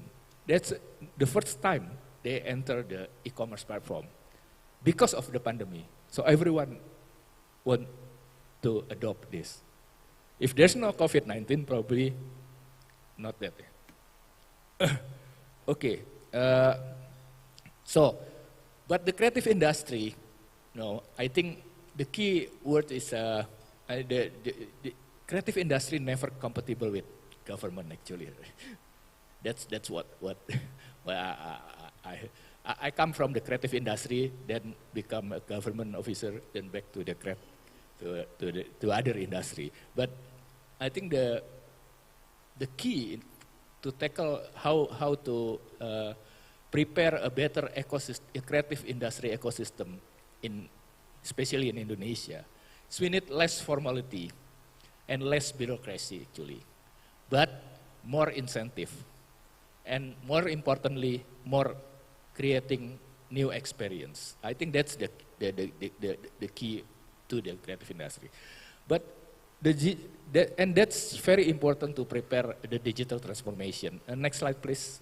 I just show a slide from We Are Social data on 2021 globally. How many total population and how many people using handphone, how many people connect to the internet. This number amazing. And the next slide, please. And this is the market. If you see the market, this is, next slide, please. See, this is the number of the market in e-commerce. Is there any publishing? Digital, the biggest, I think, from the creative industry is music, video games, food and personal care hookers. But I think this is very important to review. Either publishing will be there, or in its dominant sector, publishing taking a significant role on that sector. So that's I think the biggest challenge in the future for especially in the digital platform e-commerce. Next. So lastly, I think this is the key. I just quote, I always borrow people mind, people thought. This is I think, a very amazing quote from a digital minister of Taiwan, Andrew Tang, when he's talking about digital transformation and digital innovation and digital ideas. Because everyone talking about this new paradigm, digital. What we have to do? The technology is there. When we see Internet of Things, because it's already here, let's make it Internet of Beings. So that's, I think, the philosophy of everything. When we see virtual reality, let's make it shared reality. When we see machine learning, let's make it collaborative learning. When we see user experience, that's always the key, UI, UX as in the digital world. Let's make about human experience. And lastly, when we hear the singularity is here, let us remember plurality already here. Thank you. Thank you, Pak Ricky. Yeah, I think Pak Ricky brought up very important message, especially the last slide, I think, to sort of bring back the human factor into the equation, because we cannot allow, you know, the big tech or algorithm to control some of our experience in reading or consuming books, for instance. I want to move on to Richard about what are some of his thoughts on this. I'm suffering a little bit from imposter syndrome, which on top of jet lag makes it all very difficult. So I'm going to ask you to imagine a younger me, in fact a young me, aged 35, attending my first IPA Congress in Mexico City, Camino Real, I think, hotel. And the keynote speaker was one of the great innovators, entrepreneurs of the 20th century, Akito Mori, yeah? Who was the co-founder and president of Sony. Okay. He got up on the stage and waved a very attractive disc like that, which reflected rainbow colors, spectrum, and he said, and I remember it so well, "This is the future of your industry." It was, of course, a CD, I think probably just a CD, but it could have been a CD-ROM. So the moral of the story is, when the greatest technology innovator of the generation misleads the audience of the IPA Congress, we all rushed out and commissioned CD-ROM versions of every book we could think of, and that wasn't such a great idea. On the other hand, what he did was open our eyes to different ways of delivering the information that we'd been publishing, and indirectly this led to the boom in online information and everything that's gone along with that. So good and bad, but I think I want to leave you with me as a 35-year-old before I go on, much nicer than I am now. But being a sort of a well-disciplined person, I read the subject of today's conversation, and it was about the Faustian Pact. And being a scholar of limited significance, I looked up what a Faustian Pact is on that very reliable source, Google. And it is an agreement, and I'm going to edit it a bit to make it more appropriate for us, an agreement in which a person abandons their principles in order to obtain knowledge or wealth. Well, the thing is, that's exactly what publishers have been doing ever since they began. We trade-offs. We make trade-offs every day of the week. We allow booksellers to return books to us which haven't sold, in spite of the fact that we thought they had been sold.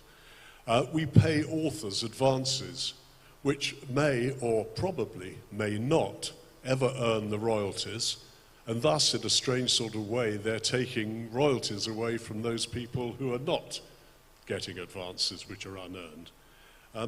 We publish down-market books from time to time, or actually in some cases frequently, not because they're brilliant books, but in order to stay in business, perhaps to allow us to publish more brilliant books. So that's a deal. The scientific community has made all sorts of deals, largely with governments. Now, I know the big tech is dangerous, but I would think that governments can be even more dangerous. So a pact with a government can be dubious, to say the least. Many educational publishers, for instance, are almost totally dependent on government orders, and where you are dependent on government orders, there is the fear of some sort of pressure on what goes into the books. And we know in many countries that is the case. So there's another sort of pact. In the case of scientific publishers, something called Google Scholar, which is Google's way of searching across the academic oeuvre, which is fine, and they do it pretty well, but not perfectly. And all the publishers know it's not perfect, but it's better than nothing. So a deal was struck. I think we have to accept that, firstly, publishers always do these deals, and therefore are probably quite good at making a balance between what to give in order to get. And I'd say that we cannot do our business without the big technology guys. They will definitely not work for us. They may work with us if they feel there's something they can get. So the deal with the devil is a bargain we have to live with. There is no running away from it. So what we need to do, I think, is to apply what we've learned. He's given up on me. No, he hasn't. What we need to do is to apply what we've learned over 500 years of doing deals with the devil, to apply it to what we do today with the devil. Not sure what that is, but for sure, keeping your eyes open, making sure that what you're dealing with isn't going to kill you in the end. It may hurt, but it won't kill. I think a good example of that would be our relationship with Amazon. Amazon are incredibly important to all of us, of course, and incredibly dangerous. And there are concerns about how powerful they have become and all that. We could go into it. But at the same time, they haven't put any of us out of business. And indeed, particularly during the COVID crisis, they kept us in business. So we have to learn how to work with, not against, but for God's sake, look after your intellectual property. Because the one thing for certain is that what keeps us in business is copyright more than any other thing. And so whatever we do, don't let that get eroded, please. Thank you.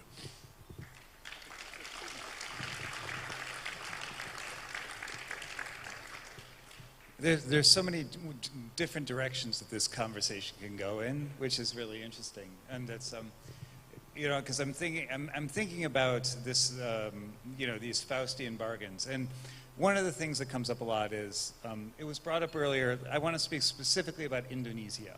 Okay, so and as I worked in advertising here, and I wrote the marketing campaign for the first cell phone, Telkomsel, Simpati, which was like a little SIM card hand puppet in a batik shirt. It was ridiculous and very fun.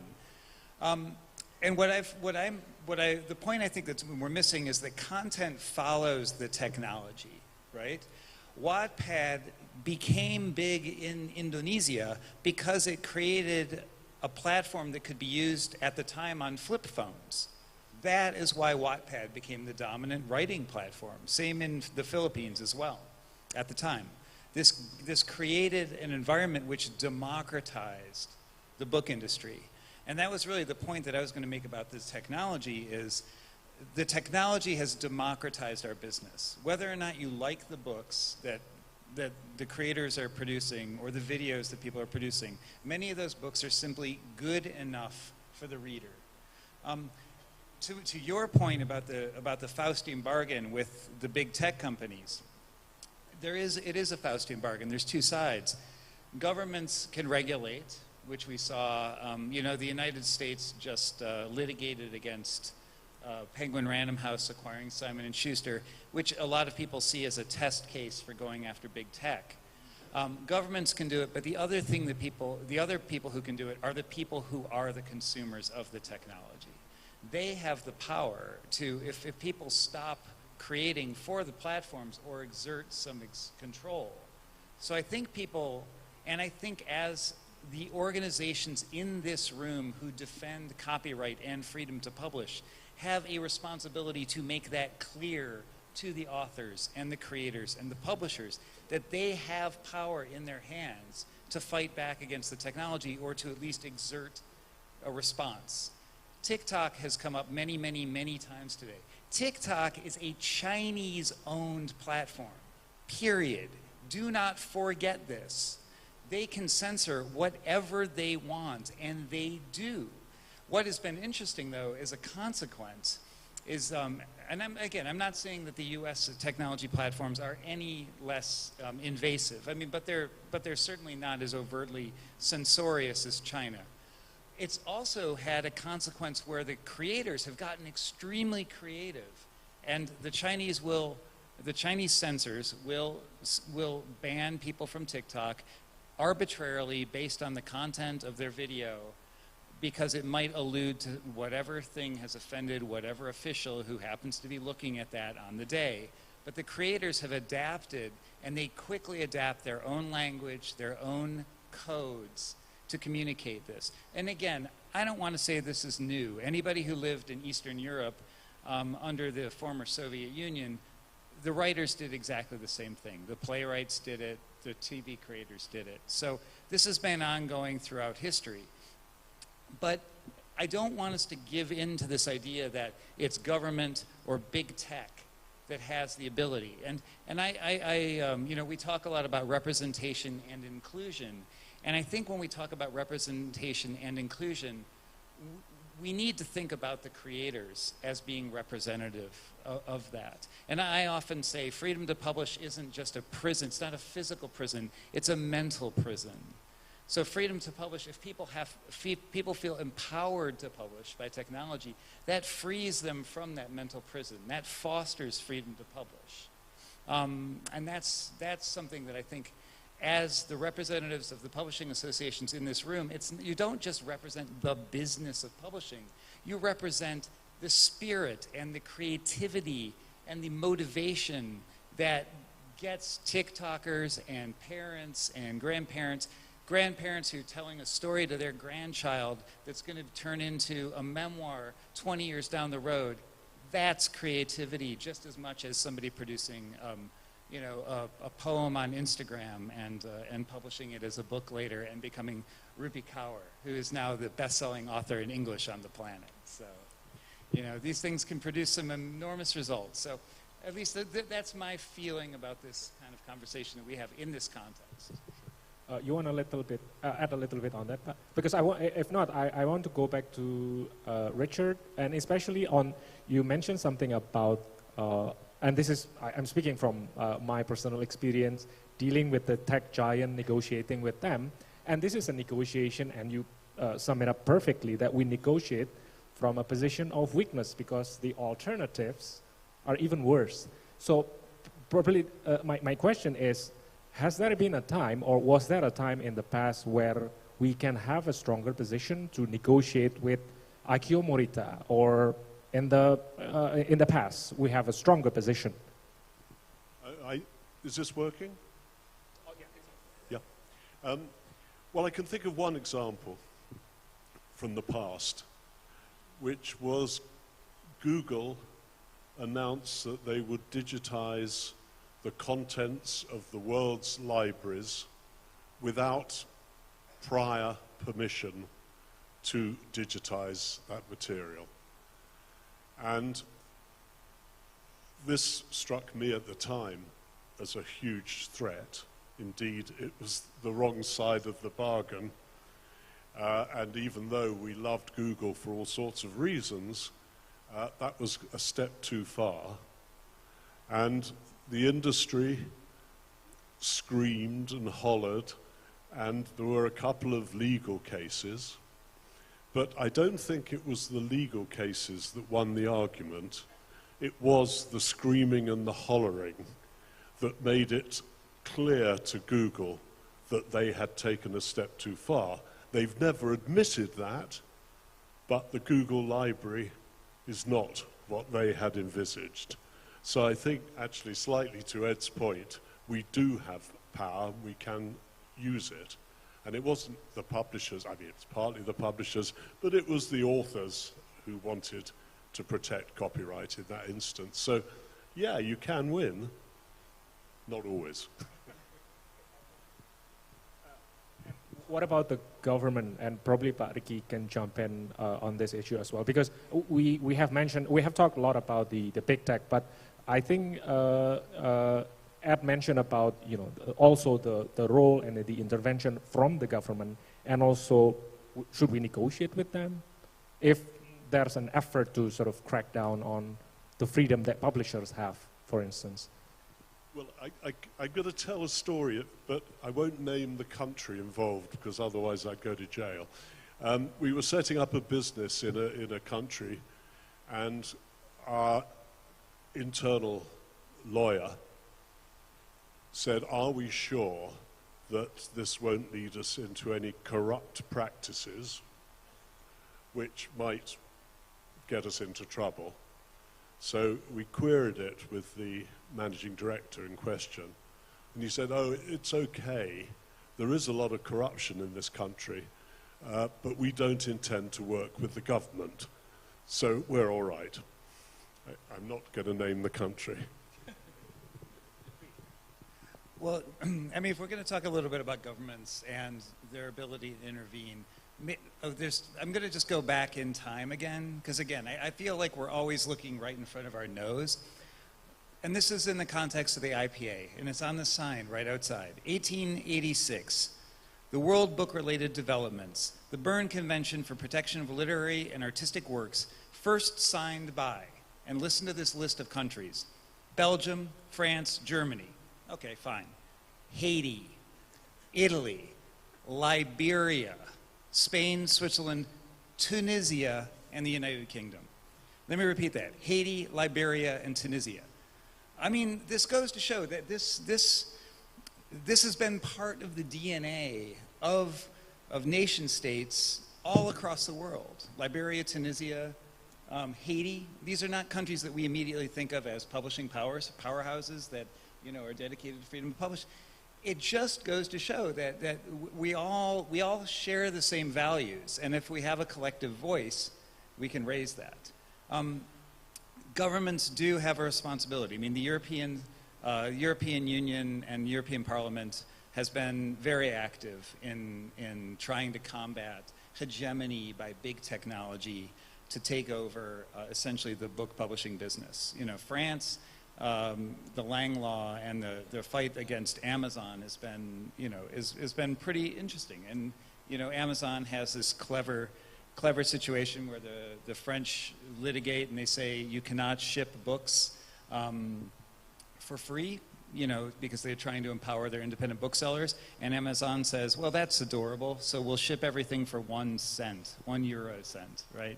Finally, this year, the French came around, and eventually, over time, they passed another law that said, no, you can't do that as well. So it does work. The wheels of government are slow, but if you combine the wheels of government and, again, the voice of the people, and I may sound like a ridiculously high American idealist because the Democrats actually didn't completely fold yesterday in our elections,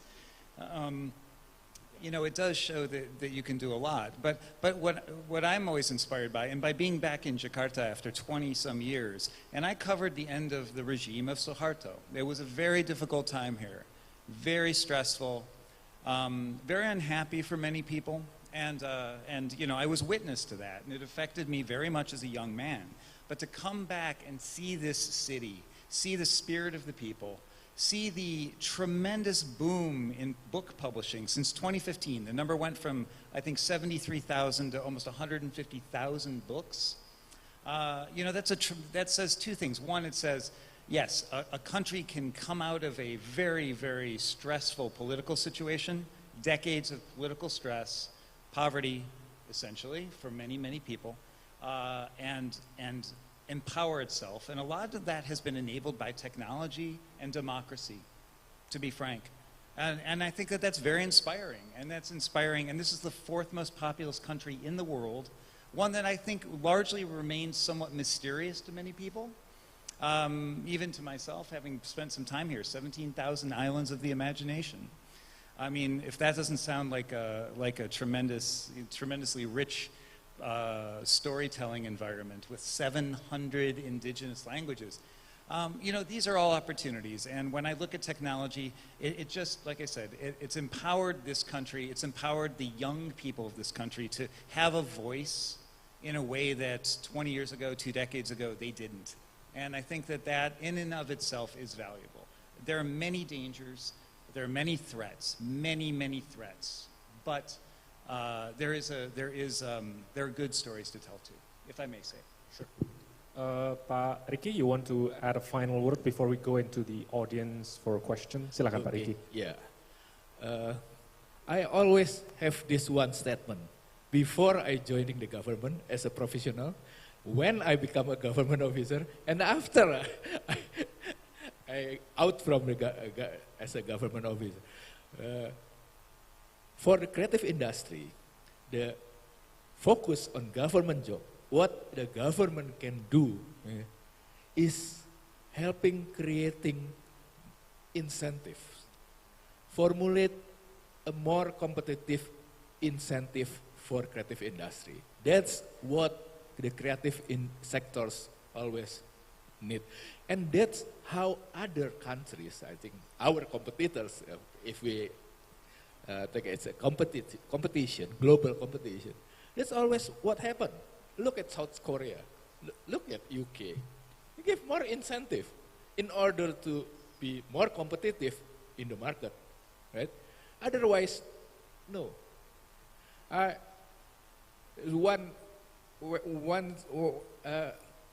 When I, on the first day, stepped into as a vice chairman of the Creative National Economy Agency, I talked with some of old government officer, and he said to me, Pak Ricky, our kopi is famous, enak sekali, it's very good, and very diverse. You can have our best coffee from Aceh to Papua, from the west part to the east part. But why there's no coffee, Indonesian coffee shop everywhere in the world? I said to him, Pak, if as the business is eligible, I believe all the big name coffee shop, Indonesian coffee shop, already have a feasibility study, but the business is not good if they open in Tokyo or in Singapore or in New York, if there's no incentive, because it will be too expensive for them. It's not right for the business. No one doing business to lose the profit. Right? Otherwise, it's a charity program. So I said, we need to create incentive. How competitive the incentive they need in order for them to compete. That's, I think, what's the rest is just the creative industry. I think, like what Ed said, we have 17,000 islands. How many languages? How many suku? Yeah, there's, I think, billions of content that we can create for the market, actually, especially in this era. I even said to some Pak Chandra, if Pak Chandra still here, Pak Chandra, I said, how many music sound from all across Indonesia? Even if we can sell it as a database actually, because when I once visit one studio in Los Angeles and I see how they're working, oh, they just pick sound from everywhere and then mix it, and then, so I said, do you buy this? Yes, we bought it. It's available in the internet. Yes. What kind of sound? So we have billion, I think. That's one of the example. But we need to, the government need to put an incentive, more competitive in it. So that's our story. In order to publishing, maybe I grew up as a university student that hunting down by the military intelligence because we read Pramudia book. That's what happened when I still in the university. But now, after Suharto stepped down, that Edfit witnessed the story, then at that time, everyone is being able to publish book. There's no censor, there's no limitation. I witnessed also that era where a friend of mine just have a hobby to write and publish itself. As long as you have money, especially it's happened in middle class in Jakarta. But even I witnessed some of parents that have their kid talented in comic, and then they just went to the printing shop, print the book, become a comic like 500 editions, and they sell it online. Yes. And everyone can become doing that. Yeah. What we need actually, the platform or the ecosystem that can curate it, the content better for the audience. I think that's the challenge in the future. Okay, Pak Ricky. Thank you so much for that, because I've been told that we only have 5 minutes left. We can only take one question, so please raise your hands if you have. I see a gentleman in the middle. Please pass the mic. Silakan, Pak.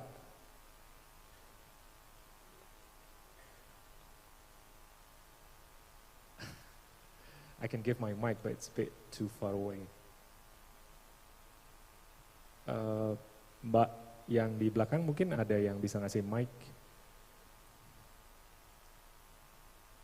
Okay, I'll just walk there, Pak.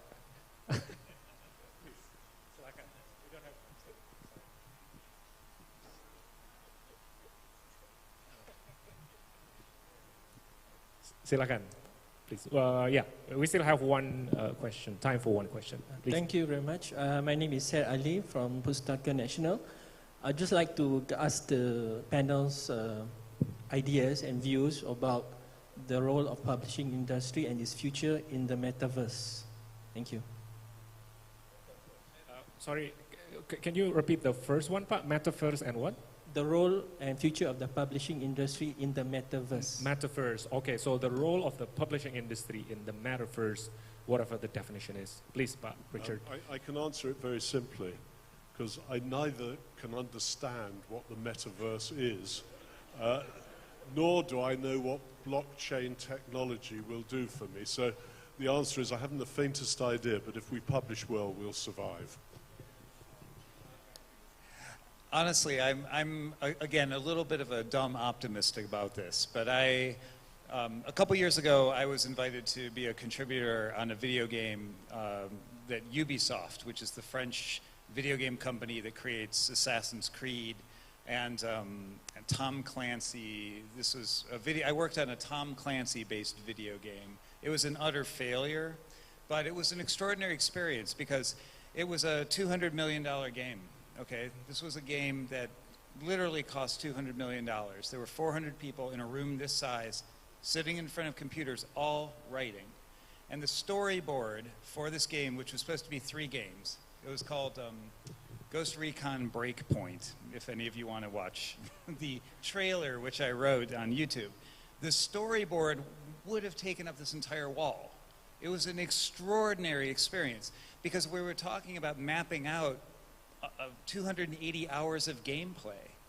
And that's something extraordinary. So the storytelling capacity of video games, and I'm not talking about the metaverse, which I think is just the next step of video games, it's an immersive, is tremendous. So if you have an interest in it, and again, it's the ancillary businesses. It's the business. I always say, when I joke when I set people up on dates, I said, you're not going to fall in love with the woman or the man I set you up on a date with. You're going to fall in love with the person sitting next to them. I think publishing is relationship to the metaverse and the internet and technology in general isn't about books necessarily. It's about everything that's next to books, that's ancillary to books. Video games, social media, all the subjects we've been talking about. And I think the metaverse is really the next step. As much as we don't want to admit it, I think all of these things are going to live in the same ecosystem, much like ebooks and print books. But it will happen. It just will happen, I think, at the end of the day. And I think it's an extraordinary opportunity for storytellers. In the case of adapting books to movies, that's kind of makes sense. But is it really worth doing with all this new technology? Something that can support the ecosystem. Is it really worth doing or worth investing in? Well, that's, I would suggest, is not for the publishers to decide. It's for the games manufacturers to decide. And they'll do their profit and loss accounts and they'll work out whether it works or not. I think what we must do is to create, as you say, the stories, or help create the stories which can be adapted. Exactly. I mean, to be, again, Ghost Recon was based on Tom Clancy. These came out of books. Assassin's Creed is all based on history. So you have, these stories are coming out of essentially the same raw material as book publishing does. So they're not that far apart. They're cousins, if anything. Okay, unfortunately, we're out of time. I think the clock all zero out there. So yeah, it's sort of indication that we really have a very interesting, lively discussion about, you know, the sort of the kind of Faustian bargain that we have to do constantly. And I think Richard mentioned this, that we have done this since the very beginning. And I think I can sense that there's sort of a pessimism, but I think I can see that I think Ed talk a lot about things that sort of give us reason to be optimistic about the state of the industry for years to come. And Pak Ricky mentioned, I think, something about the, and this is typical developing countries, but that I think the government can still play, you know, a sort of moderately, you know, friendly role towards, you know, supporting the creative industry. I think we should end on that cautiously optimistic note. Thank you for everyone on the panel. I think we should give them a warm applause.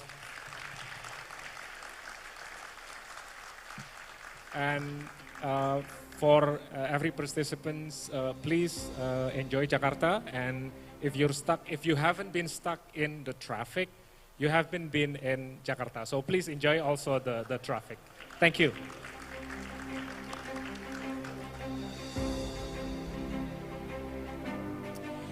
Thank you very much to our moderator and our esteemed speakers for that lively discussion. That was very interesting. We get some different views on a very interesting topic. Thank you once again. Thank you, moderator and speakers. Thank you, Bapak Taufikur Rahman, and also Bapak Ricky J. Pesik, Mr. Edward Tavodka, Mr. Richard Sharkin. And now we're going to continue to our next session. And of course, we are ready now to have an even more interesting discussions with esteemed speakers. The title is The Path Towards Net Zero. The Path Towards Net Zero. Yes, very intriguing, right? Very intriguing, yes. But before we start the discussion with our moderator and our speakers, at first, we are going to present you a very special video this afternoon.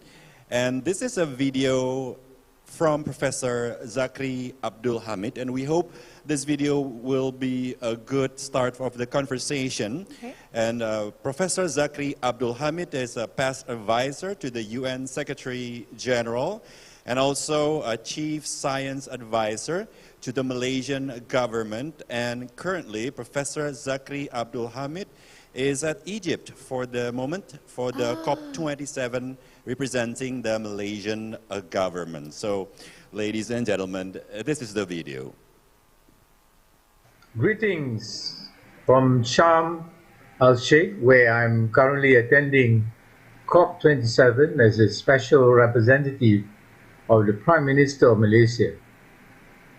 As we are all aware, COP27 is a crucial meeting which needs the attention of all the member states of the United Nations. What we are going to decide during this meeting will have deep repercussions on how we are going to survive with the onslaught of climate change. Ladies and gentlemen, sustainability is a very serious problem. I've been a student of sustainable development since 30 years ago. I was a participant of the Earth Summit in 1992. I was, as a young man, was very excited then of the aspiration of the international community. Agenda 21 was a comprehensive document that outlined the roadmap that we need to take to ensure a bright common future for all of us. But, ladies and gentlemen, that rhetoric was never fully implemented. 30 years down the road, we have observed that a target of keeping the global temperature of 1.5 degrees Celsius may not be guaranteed.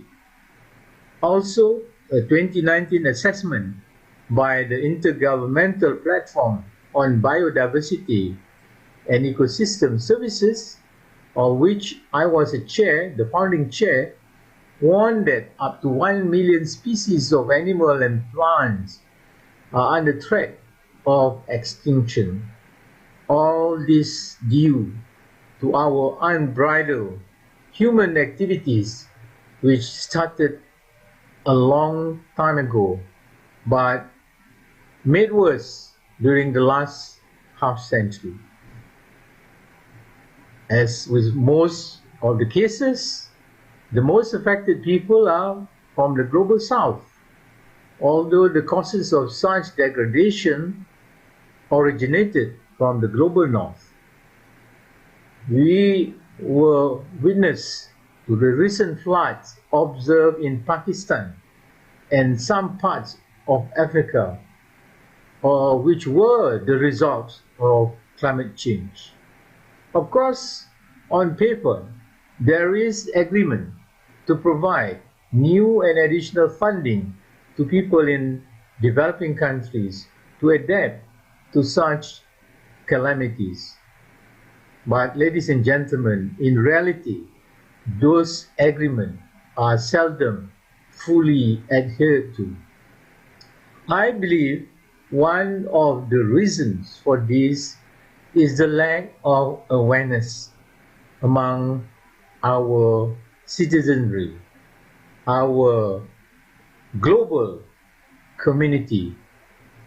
For most of us, we are still blissfully ignorant of this existential threat that may eventually destroy our civilization. It is in this context I fully endorse the actions taken by a group like yours, the publishing industry. You have the means to change the mindset of billions of people living today. As they say, the pen is mightier than the sword. I wish you the very best in your conference. Thank you.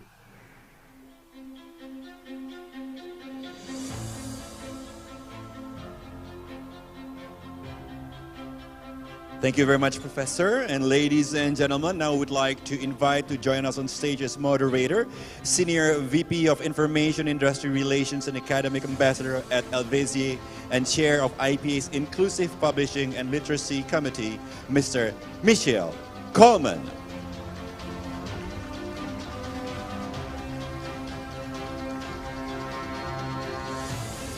And our speakers for this discussion, Ms. Kathy Bale,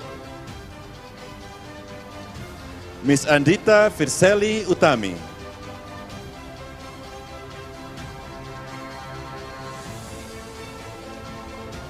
and Mr. Jörg Engelstadter.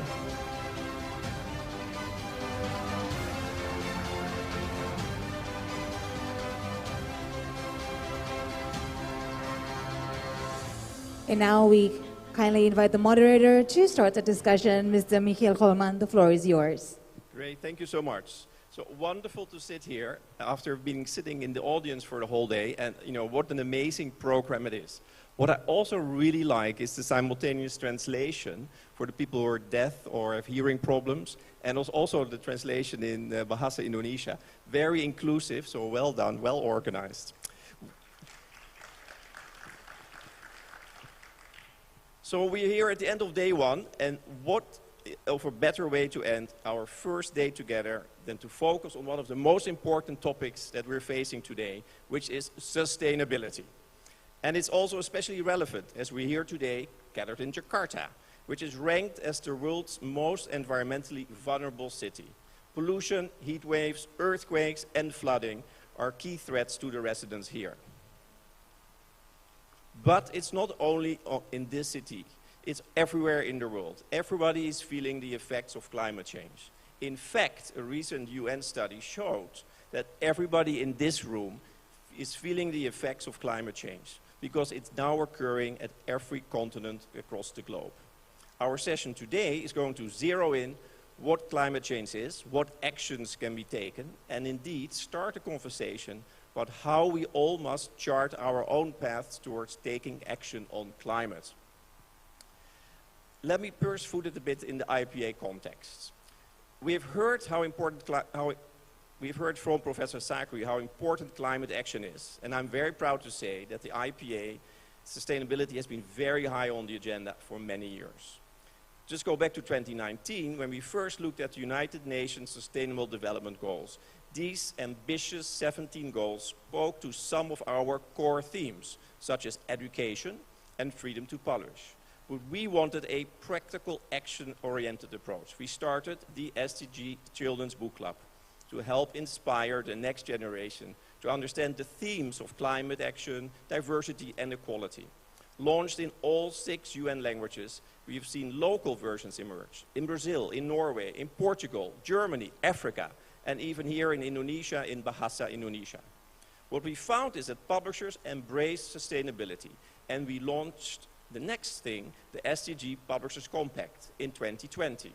And the UN and the IPA outlined their concrete steps how to prioritize the SDGs, both in terms of our operations to get your own house in order, but also through what we publish.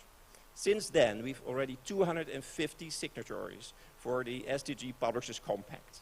So what a success that is. Organizations like the ones you represent here, publishers and publishing organizations. If you haven't signed up, you can still do it. But what about climate action? How does our sector address the environmental impact of the books we produce? 1 year ago, the IPA convened the leaders across the entire book chain to discuss this very point. How do we get to net zero? We discussed issues around book returns, printing and distribution, and the extent to which our industry can move faster towards net zero.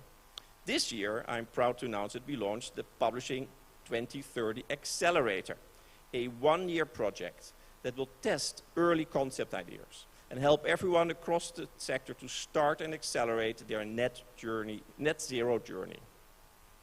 But let's now focus on what climate change means for the publishing sector right here in Asia, and hear from our very esteemed panelists about their actions and thoughts. So allow me to introduce the panel. And we'll see Kathy Bale, who's the Chief Executive of UNSW Press, a university-based company owned by the University of New South Wales that publishes non-fiction and manages a bookshop in Sydney. Its New South Books sales division represents leading publishers in Australia. She's a member of the Library Council in New South Wales, the Trade Committee of the Australian Publishers Association, and our very own Executive Committee of the IPA. Welcome, Kathy. And sitting right next to me is Jörg Engelstetter, who is the founder of the Future Book Forum, and I was very privileged to attend earlier this year. Jörg works in the Digital Printing and Solutions Department at Canon. Welcome, Jörg. And we have a third panelist, Andita Versila Utami, who is an environmental economist, co-founder of Think Policy Indonesia, in short called AFU. AFU is Harvard trained as an environmental economist and is supporting a community of young professionals with a mission to encourage cross-sector collaboration for more data-driven and empathetic public policies. Sadly, since we're doing this in a post-semi-pandemic, Afu could not be with us. She fell ill yesterday.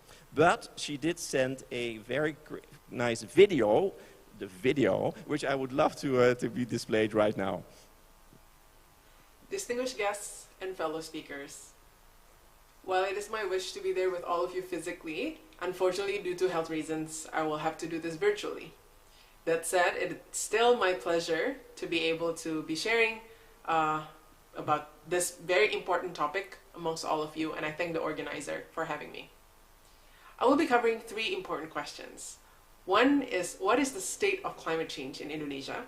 The second one, what is the underlying economic and development paradigm that is affecting all of this, especially zooming into that dilemma between the environment and the economy?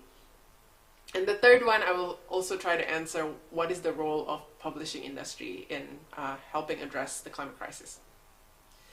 So, if you were in Indonesia, even in Jakarta specifically last week, you would know how bad the rainy season has been. In the past few months, mobility has been so constrained. There's plenty of floods happening everywhere, and it is happening not at the rate and not at the frequency and intensity that has ever been recorded before. In 2020, a similar case was also true. It was actually the most intensive rainy season in the past 150 years. So we zoom out and we look at the trend moving backwards, 20 years, 30 years. We see that the number of climate-related disasters have increased in frequency and also in intensity significantly. Moving forward, this number will only get worse because if we don't address the very cause of the climate crisis. On the flip side of rainy season is drought season. At the same time, in 2019 and 2015, 2 of the largest forest fires episodes took place in Riau and Sumatra. A friend of mine actually said that it was so bad he could not even see his own family in his own house. So if a family member stands more than 3 meters away, he simply couldn't really see them because of the haze. Many of agriculture districts have experienced harvest failures. I receive a lot of DMs talking about this. The data just shows the evidence that more action needs to take place. Even though there has been some actions, it is not happening at the scale and speed that is required. So that's part of the reason why many activists keep pushing, especially because this week is also the week of climate COP or COP negotiations in Egypt. Now, one of the fundamental reasons of why change is happening really slowly is the very underlying paradigm of economic development. Our fetish towards GDP growth, which is oriented towards consumption, more consumption of goods, more production of goods, and more investment just for consumption's sake, right, is the source of the problem. Because the very drivers of emissions are our economic activities. If we could not stop for a second and ask ourselves, what is enough? Where is the planetary boundaries that simply overshooting them will create ecological disaster? If we don't seriously think about that, and we simply care about and further fueling economic development through consumption and consumption only, then for sure we will not get to where we want to be. Now, a professor from Oxford, Kate Raworth, come up with the term donut economics. She said, instead of looking at growth as this infinite, linear line, think about or redraw development as a donut, right? Within the inner circle is what she calls as the social foundations. This is a condition where we want to make sure that everyone has access to the key resources that they need: food, energy, so have you. At the same time, we should also be aware of the outer ring, which is the planetary boundaries. The scientists already define what the carbon budget is that all countries have to meet. So how do we make sure that we don't surpass that? We already know the ozone depletion issue, ozone depletion and ocean acidification issue, and many others. This is what she calls as the planetary boundaries. So we need to think more boldly in terms of going beyond GDP growth in measuring what success, what development looks like. Not to mention that the way GDP is growing doesn't really say anything about how it's redistributed. Much of the emissions actually come from the top 1% richest people and richest countries in the world. So climate change is a social justice issue. Now I move on to the final question, which is, what is the role of the publishing industry? And I want to break this down into two. One is in terms of, internally in terms of operations and value chain, but secondly also the publishing industry as a platform to create narrative and awareness. Right. So clearly, internally, there are many different sustainability standards that the publishing industry can start meeting. We need to use better certified, paper production, pulp and paper production, like the FSC and others. We need to make sure that along the line of production, we also are protecting the labor with, decent jobs, decent wage, and all of that. And at the same time, also transitioning towards renewable energy. Like maybe we can reimagine a publishing industry that 100% powered by renewable energy, be it solar or others. Now, at the same time, more and more publishers also have thought about how to combine their kind of physical-based industry with a more digitized based platform. And this can significantly reduce emissions or material footprint that we use. Well, it depends on the big picture and the life cycle assessment, but I will not go into that. But I think really a smart combination of both is critical. Finally, you have the power to curate the kind of content that your audience are reading, right? As the publishing industry, you can choose what stories goes up and what stories gets to be known by more people and what stories don't. Recently I've seen that more and more literature on the climate crisis issue, on donut economics, on degrowth topics have started to flourish, and it's great. And I think there's so much more that can be done. Climate fiction could be a genre, even though I've been having this discussion about whether it will, actually desensitize people from taking action or not. But certainly there's space to explore in terms of how the literary industry can create more broader awareness on this topic. So my ask for all of you here, albeit not being there in person, is that as we go out of this room, try to ask ourselves, what can we do differently? What power do I have, within the limited power that I have, that I can do things differently for or to address the climate crisis? My name is Anita Utami. I'm an author of a book recently published called Menjadi. I'm also an environmental economist, and it's my pleasure to be here. I thank the organizers for having me. Great. So the stage has been set, clearly, and we're going to talk about sustainability and climate action. And before I'm going to ask some questions to my very esteemed panel, I want to ask a question to you, because I must first commend you that I see very few people on their phone. And this is the last session, so good energy here. But I would like you to raise your hand if your publishing house, your publishing organization has a strategy, a policy around sustainability and or climate change. So is there anybody? I see a hand going up there. Yes, yes, more hands going up. Very good. Some in the back. All right, so it's a bit sporadic. I was also going to ask then a follow-up question. Has it already been implemented? But I see hands going up. Okay, little hesitation there. So room for improvement. Okay, so great. let me start with the first question. No one can get to net zero all by themselves. We need cooperations across countries, across sectors. So I want to ask you, in your experience, how does a whole sector effectively address climate action? What needs to happen? And let me start with Kathy first. Okay, well, it might seem an obvious point to make. We're here in Jakarta at the IPA Congress, and what a beautiful welcome we've had from our Indonesian colleagues. But we're here with a network of publishers and publishing associations.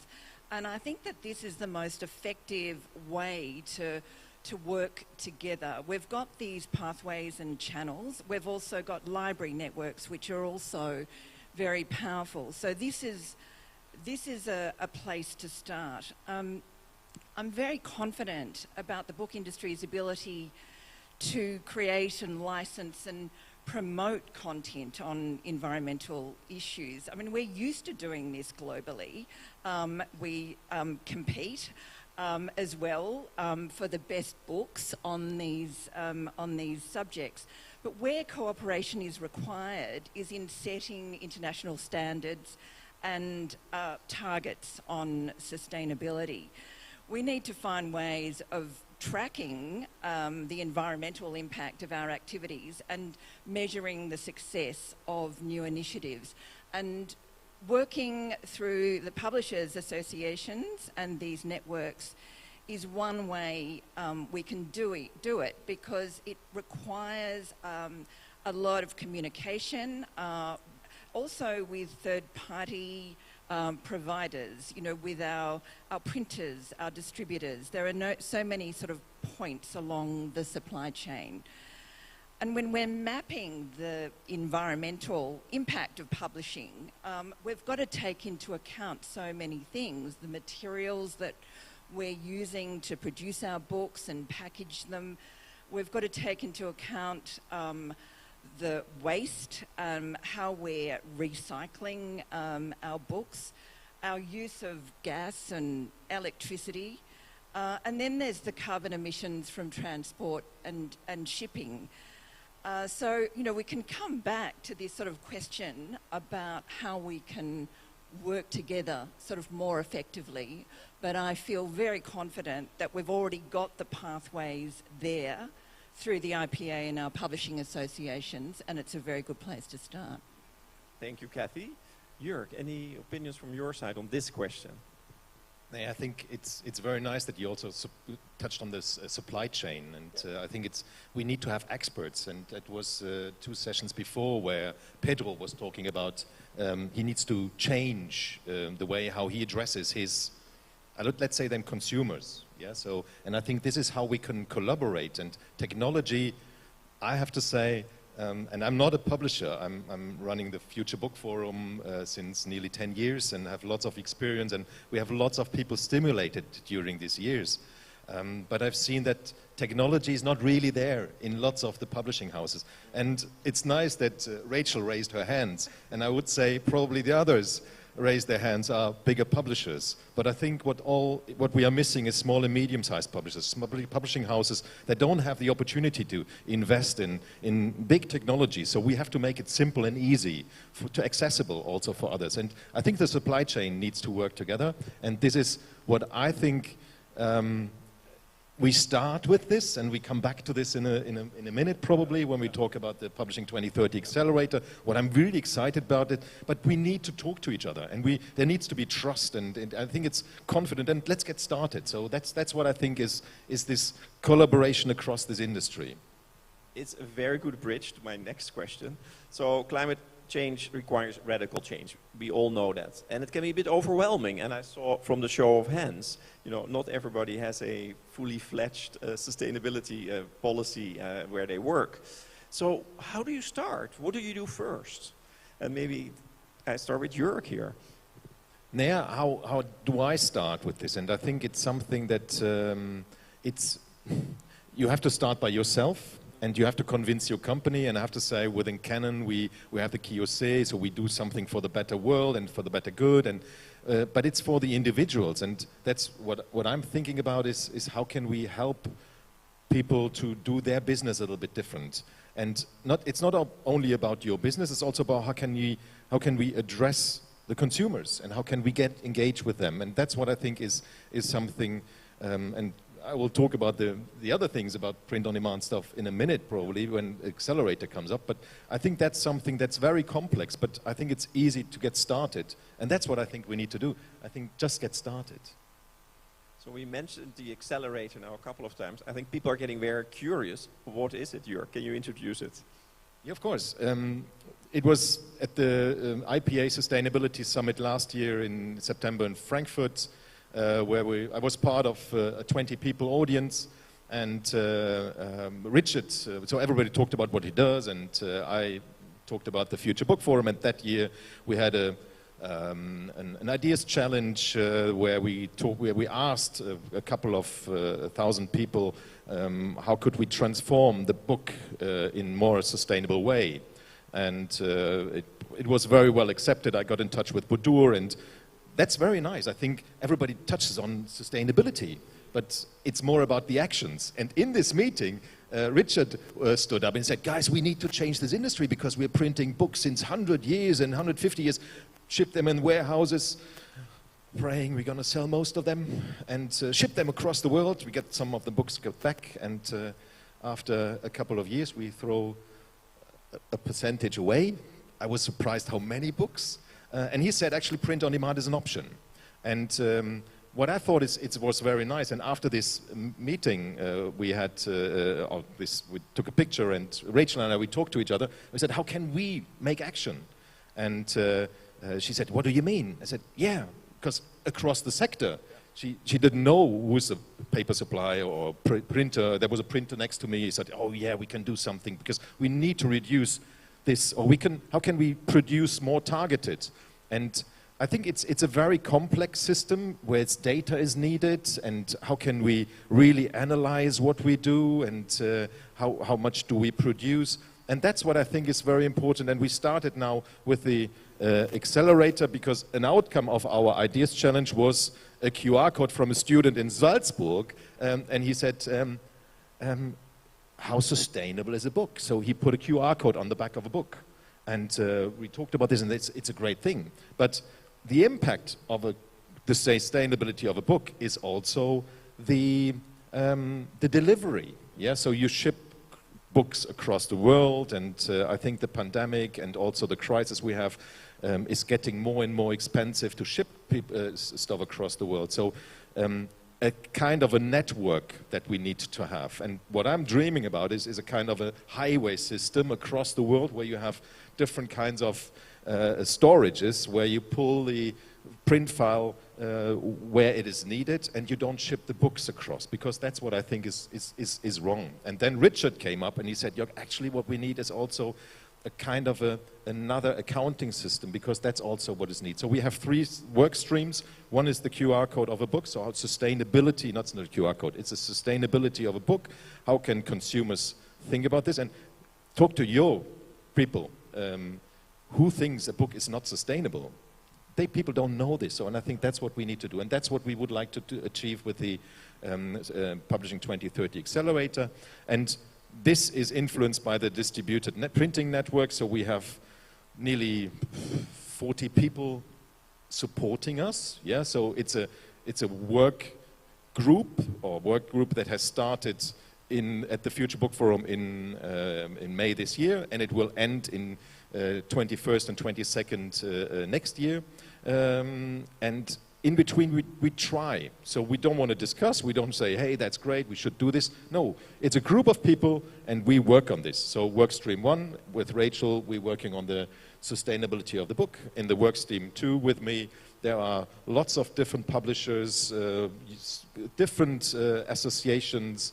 There's even a paper manufacturer, there's software companies, and they all say, hey, let's give it a try. So that's the Publishing 2030 Accelerator, and the link is on the IPA website, and you're more than welcome to ask Rachel or me about this, because we need to have more people. And you asked what can we do, and I think it's to start, and that's what we did with the Publishing 2030 Accelerator. We started with this, and I think we all share with you the outcomes. You can take this then to your place, and because it's actually really about small and medium-sized publishers, how can we help them to grow this business and also participate to be more sustainable?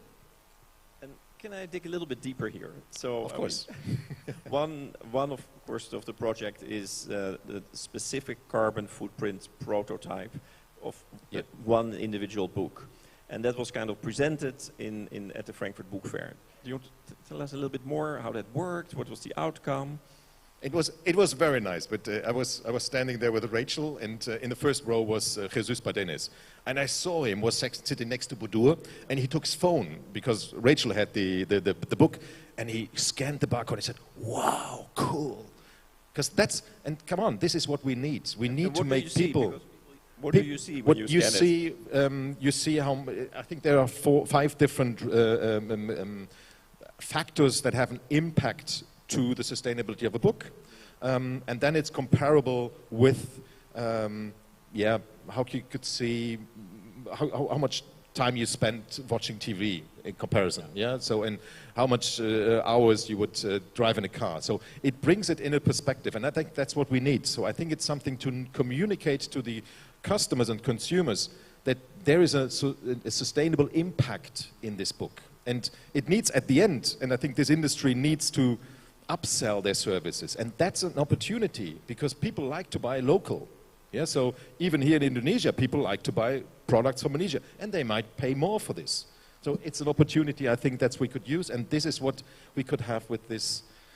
I don't know if it's at the end a QR code or it's something like a nutrition score, but that's what we need. I also thought it was super interesting because you get, for instance, the carbon footprint. It could be 1.2 kilos, and then you look at the next book, and it's 1.7. And I can imagine, you do it another time, and it's like 3.5, and you think, wow, what went wrong here, right? All of a sudden, you have the awareness that this book has a particularly high carbon footprint, and you might want to kind of investigate, like something went wrong there. I mean, did we really print it in China and then ship it to the US, and then decided, oh, actually, it should be in a warehouse in Europe or something like that? So I thought it was really intriguing and very well received.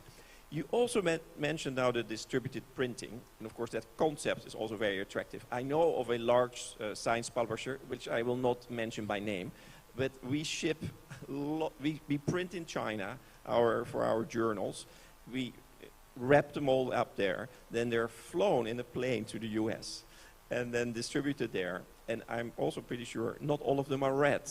So, I mean, super frustrating, of course. So if you could have a better model there and really print locally, it seems to be so attractive. But I was listening to you and I think, well, Jörg works for Canon. I mean, are you going to kind of push us to the Canon solution, or is it something that we can all use because maybe I like HP better or another provider? No, what we need, and I think it's something, it was very nice. I went to the, I learned this industry for a couple of years now, and I went to see a small academic publisher in Frankfurt, and I was talking about this, and at the end she said, yeah, but my books need to be printed in offset. And I thought, wow, why is that? And I think that's what it is. So it's more an awareness. What we would like to do for printing on demand. That's what Richard said. So there is an opportunity to do this. And I think when we were in Frankfurt, we were also on a panel. And you said this, come on, it's even worse. You ship books to Australia from England. So, and at the end they're not sold. So you ship them back to England, sitting for a couple of years in the warehouse anymore. And then what do you do with this? So it go in landfill. Yeah, well, actually, we've been printing books on demand in Australia for more than 10 years. So it's actually been going on for some time. But I think the environmental agenda has really shifted this along. So while we talked to publishers around the world who wanted to sell their books in Australia, we would say to them, okay, send the digital file, we'll print it for you locally. There was not much incentive to do so. That changed with the pandemic and all the disruptions in the supply chain during the pandemic.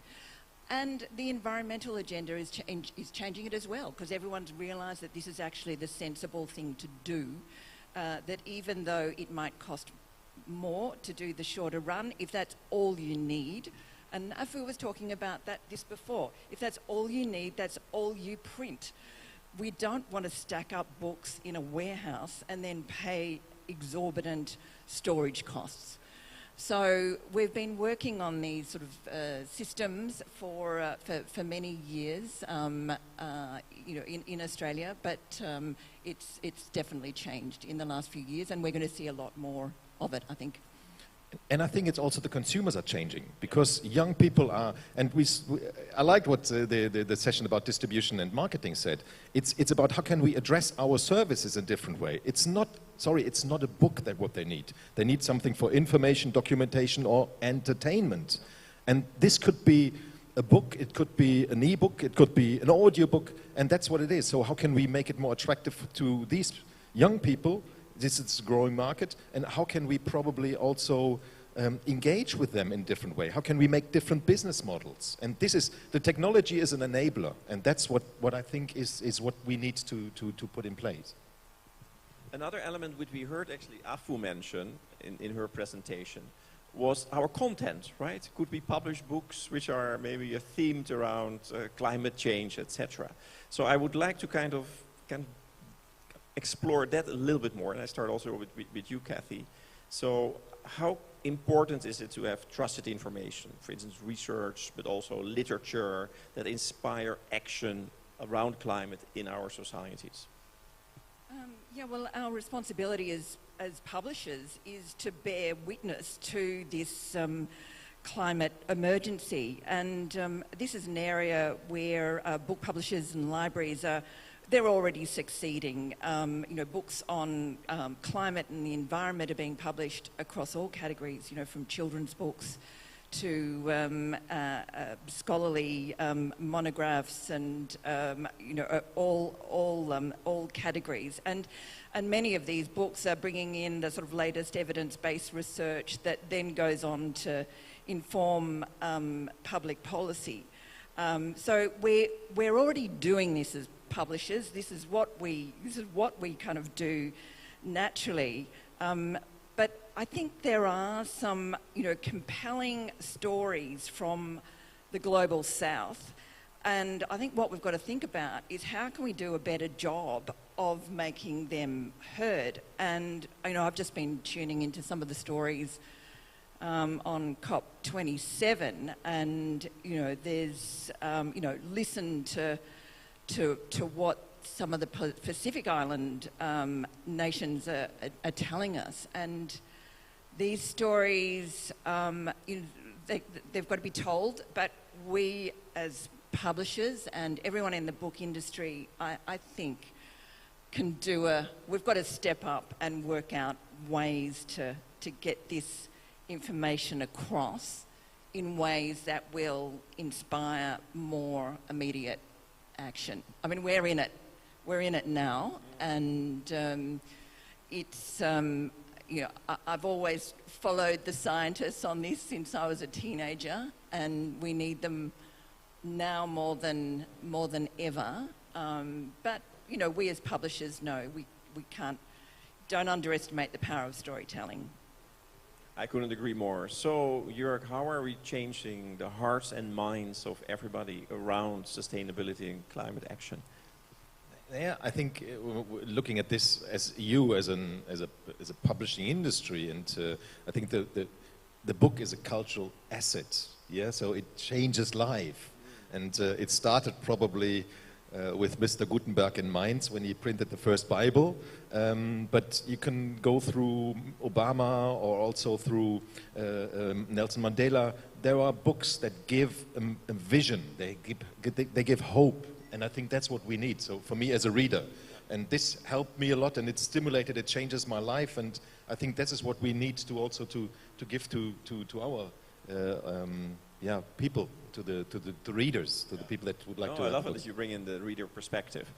I would like actually to open this discussion for some questions from the floor. And so sustainability, climate action. You heard our 4 speakers here, or panelists. There are some big brains with lots of experience here. You can pick these brains. This is your opportunity. Yeah, I see people pointing in a kind of direction.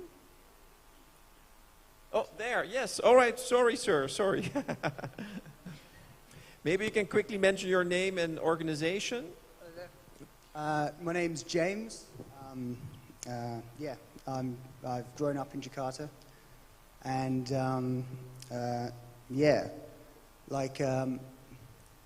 climate change is no joke in this city. And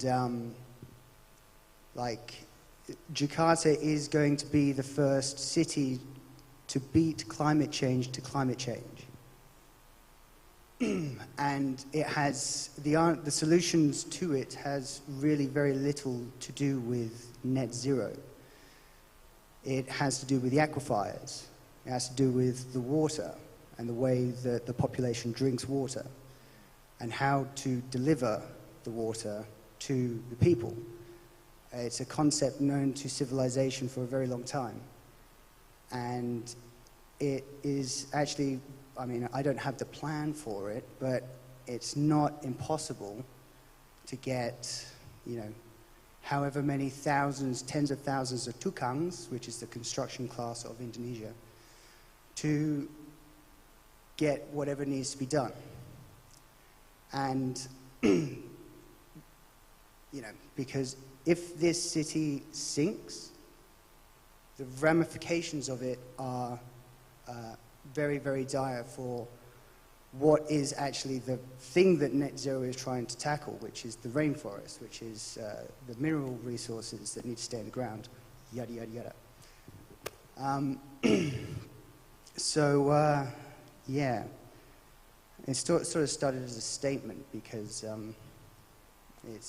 yeah, I think that that's the important thing to sort of address here.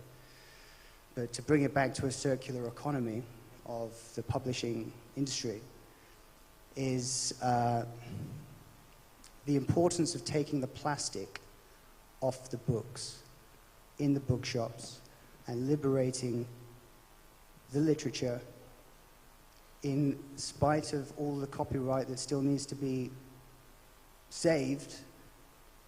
Now I'm on the screen and I can't think. Yeah.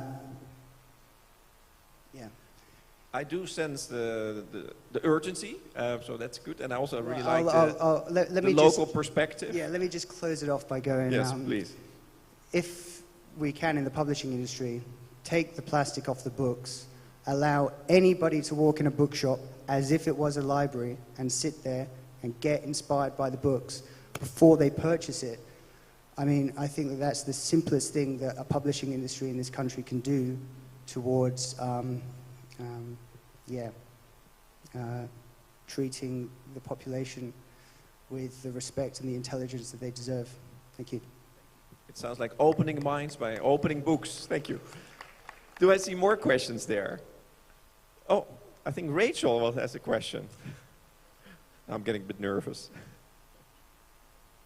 Hi. So I'm Rachel, I'm from Elsevier, and we've done a lot of carbon footprinting, and I think plastic packaging around books is a little bit of a red herring. I was at Frankfurt Book Fair talking to museum publishers who do a lot of shrink wrapping, and basically the carbon footprint is very negligible. The biggest impact that we can have is actually reducing the carbon emissions, and the carbon emissions come from paper. So I'm wondering from you guys, how's your thoughts about paper versus digital? A good question. Kathy is running to the microphone. Well, we're going to do both, aren't we? You know, I know paper and printing are significant in terms of carbon emissions, but that doesn't mean we stop printing or buying printed books. I think they're both going to be part of the equation. What we need is more educated conversations with our printers about the paper stock we're using and how much we're printing and looking at the economy around this. So I think it's getting the balance too. And there are carbon emissions in, when we're using digital technology as well. So it's not that e-books or audio books or all of these other formats, don't have issues. They do.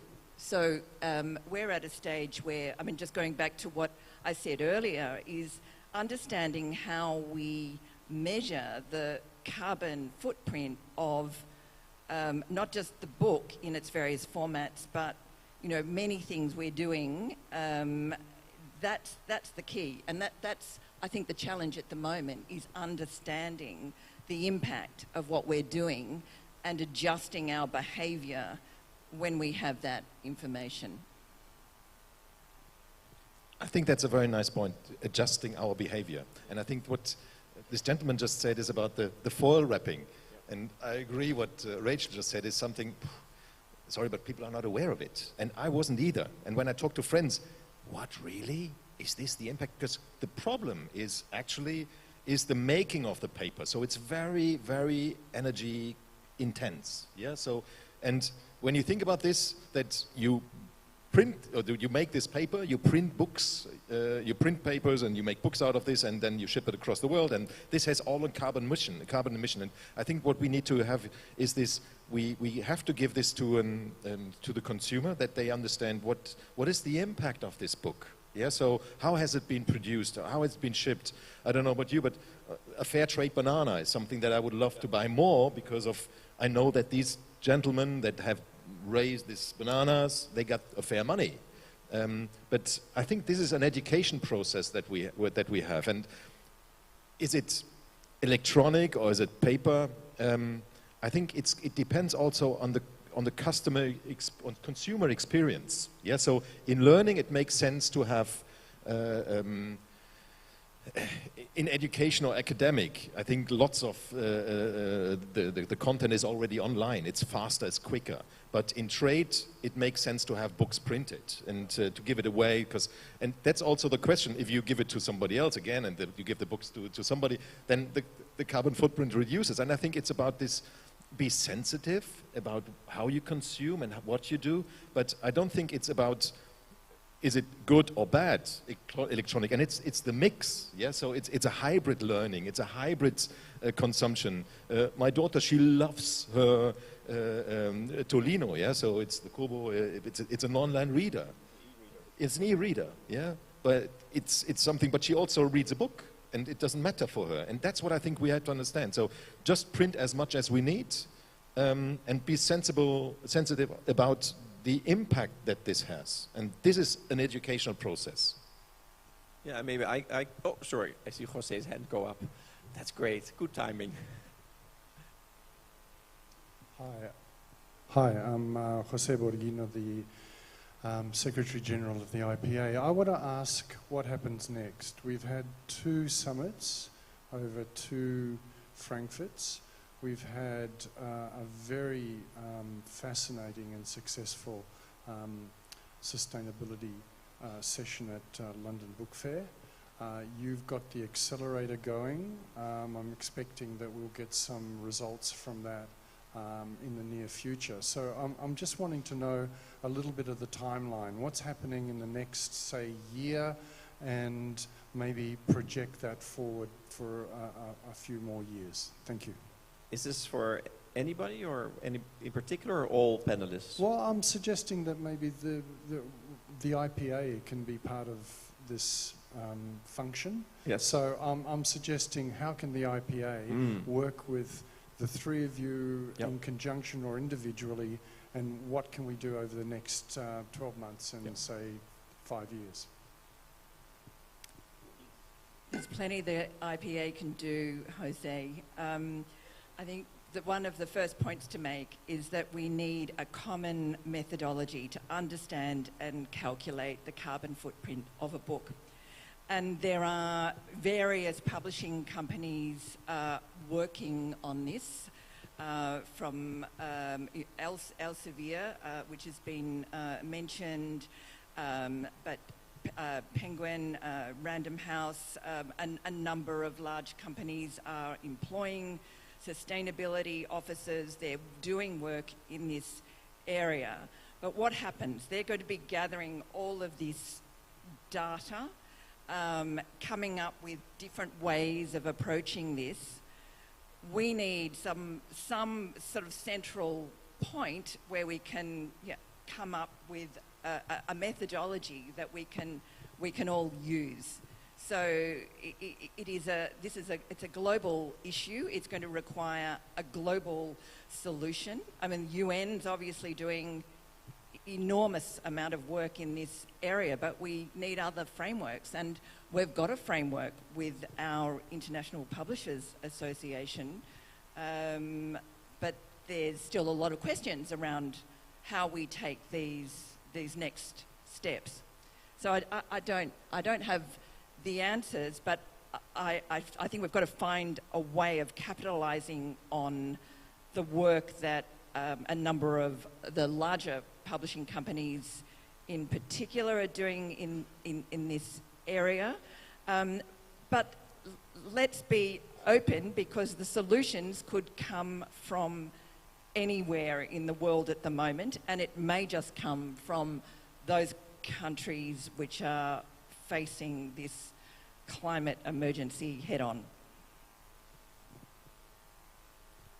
I was quite surprised, because I said we were 20 people at the Sustainability Summit in Frankfurt last year, and the room was so full in Frankfurt when I thought we were 80 people. And I think it's getting more and more. And I think what we need to have, and it was, you also said, it's the big publishers, they have data, they use this data, and how can we utilize this? And that's what I think the IPA needs to do. How can we give also small and medium-sized publishers the benefit of using data? I went to a smaller publisher. I'm trying to work also. That's why I'm so happy working and sitting here. I'm presenting the printing industry. It's of course I'm from Canon and I'm happy being Canon, but it's for us, and it's how can we position printing differently? And it's about digitalization. If you want to make progress in this, and how can we use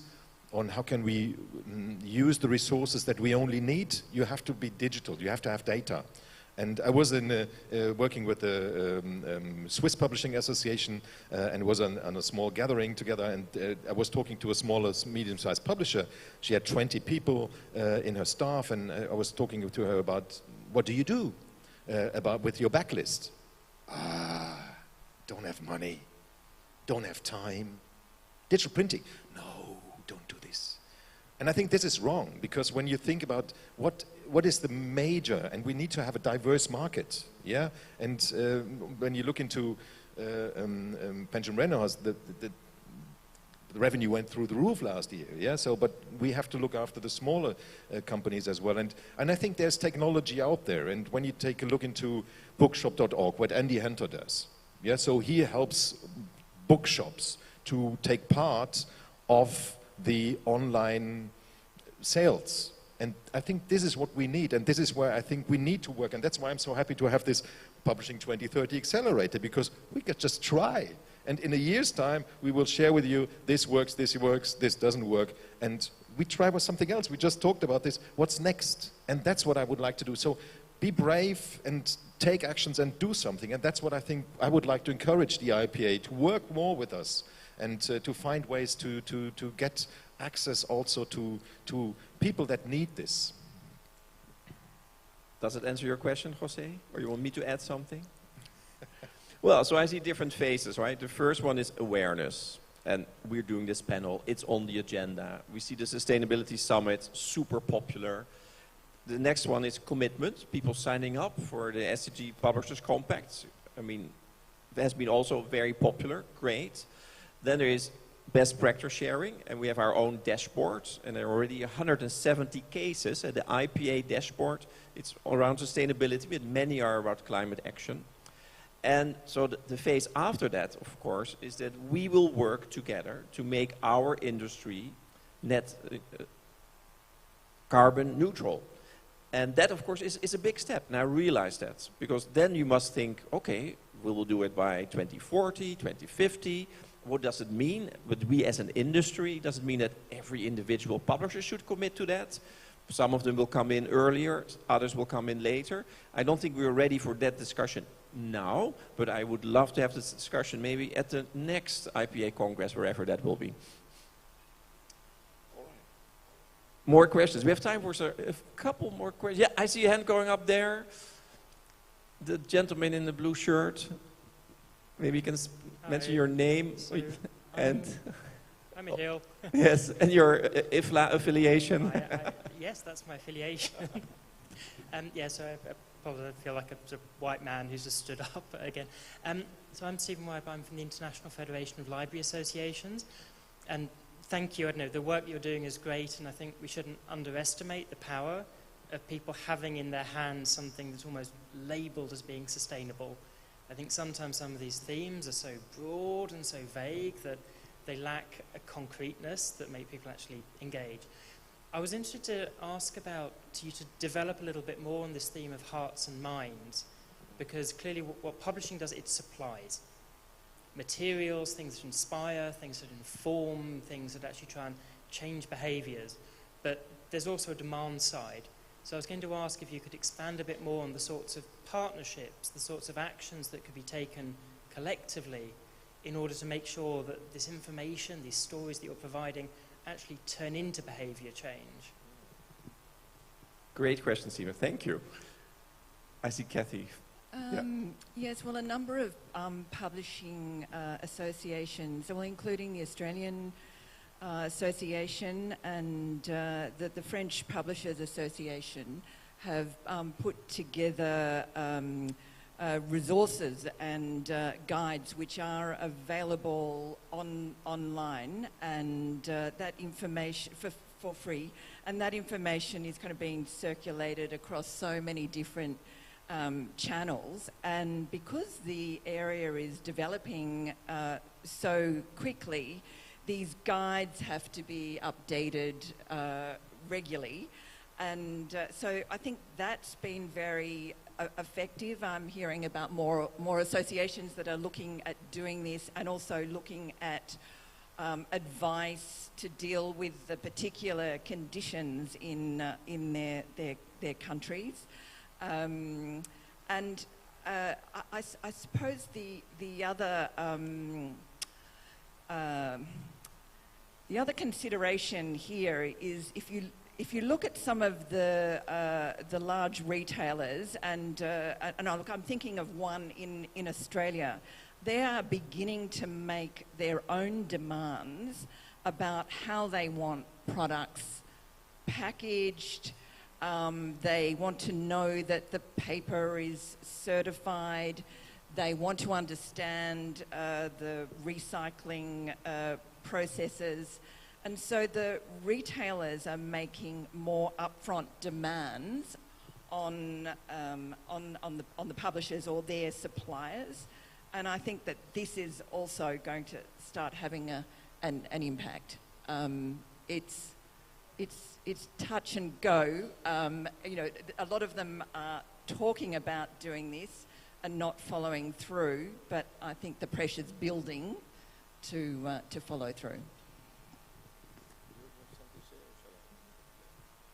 Yeah, I think it comes back to what you just said about the raise awareness, and this is what. And I also, it was nice. A colleague sent me from Spain, said, "Oh, look at this! What the French Publishing Association did," and I think that's great, and we need to share this. And back to what Jose just asked for, what could the IPA do? Let's share it. Get this together, share it, because this is. We need to be fast. Yeah. So because it's nice that no, it's not nice, but you raised this. It's the problem of Jakarta, but we need to be fast. And actually for Jakarta it's too late. Sorry, but it's something that is there. But for the other countries, and this is what we need to do, and I think we need to raise this awareness. How can we do this? And this is what the IPA could do. How can we do this together to go back? Because at the end, it's the person who buys this, and I understood also the author is somebody who's a customer or who's important for you, and tell them, oh, there's a social impact. Probably they don't know this. So it's this. Tell them, what is the impact of this and how can we do this? better. No, I'm happy that you mentioned the author. And of course, the question is from Stephen. And a shout out to Stephen and IFLA, because they were a wonderful partner in the SDG Book Club, together with the UN and IBI and the Bologna Book Fair. But one thing that came up when we were kind of working on the book club, which is now complete as far as the UN level with all 6 UN languages, was that authors came to us and publishers came to us and said, we want to write more books around these themes of sustainability. We want to publish more books in the future around sustainability. Can you help us? And I thought that was also a very interesting, ask for, and maybe that is an opportunity we should also put more investment in, because that's also how you can change the world. If we can really start, you mentioned the authors, help the authors write books that change the world, and publishers publish books that change the world, that will also, I think, accelerate this whole process of changing the hearts and minds of people. I think we're almost out of time, and I don't see any burning last questions in the audience, except Richard is looking at me. Do you have a question? Oh, okay, good. Excellent. No, then I will ask my panelists actually to give like the 1-minute wrap-up of the one action you really want us in this room to take to tackle climate action. And so I start with Kathy. There was a phrase in the 1970s, think globally, act locally. And so the 1970s, it was really, so after the publication of Silent Spring and really the beginnings of this environmental movement. So at COP27, the buzzword has been implementation.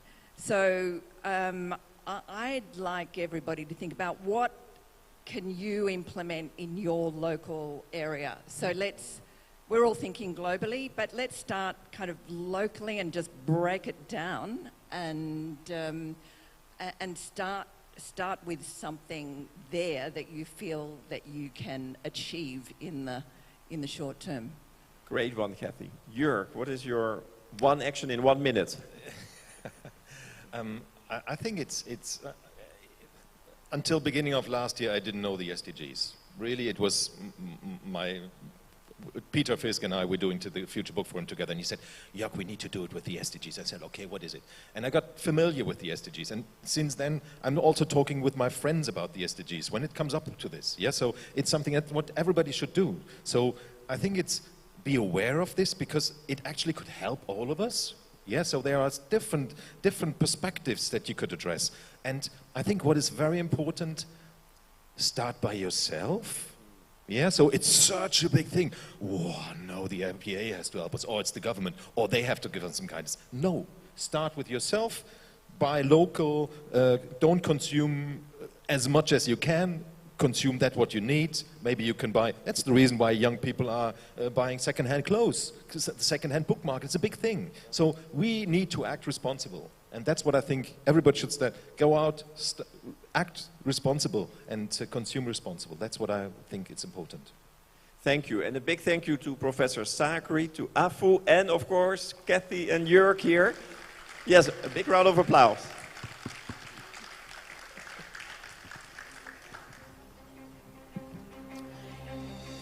Thank you very much to our moderator and to our esteemed speakers for another lively discussion to close day 1 of our Congress today. Thank you, gentlemen. Thank you, ladies and gentlemen. And now that means we are at the end of our Congress today. Hopefully the discussion today will create a big impact for the publishing industry.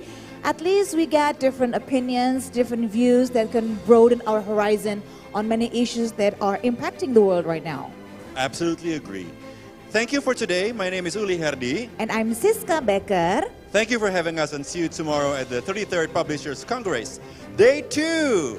See you tomorrow, everybody.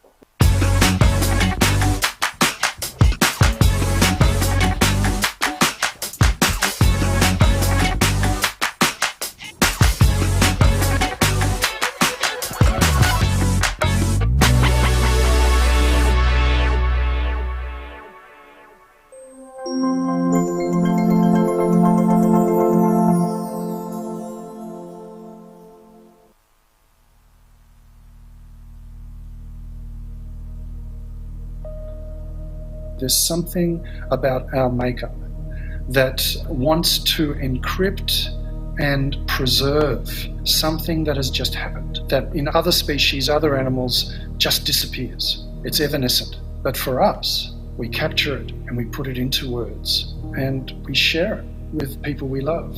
I think we've survived millions of years of evolution because we can tell each other stories. My earliest memories of storytelling come from the Second World War, and those stories were fresh. It was particularly resonant as the war was important for Jews as it was for many other people. But what it really impacted on me was the importance of international cooperation, anything to prevent the ghastliness of war. We were once in Istanbul, and at a certain moment the publishers said, we now have to stop the meeting for a moment because every day we go to the court and start picketing with local authors and publishers in front of the court because they had put a publisher in jail. All of a sudden we were standing on the street and you realize that those people are doing this every week, every day to show the world that it was not right that lawyers and judges had put a publisher in jail. So it's the fight against censorship, it's the solidarity among publishers, so that every publisher can publish without any risk to that individual or that organization. And there are publishers which are absolute heroes. They publish books which are controversial, which they know are going to be censored. And they pay a price for that. Sometimes it's imprisonment, and sometimes they pay the ultimate price with their lives. The freedom to publish is a vital part of what enables publishers to operate, and we have to be constantly vigilant as the threats to it are constantly changing. Whether it is state censorship or self-censorship, we work to make sure publishers can publish what they feel deserves to be published. Freedom to publish and copyright are mutually reinforcing concepts and mutually reinforcing fundamental rights that belong to a coherent system of fundamental rights. So they're both enshrined in the treaties on human rights, and they belong together. And that's because an author with no opportunity to publish and be rewarded for their work will not be free to express themselves. They might have to rely on patronage or government funding, and that's not freedom.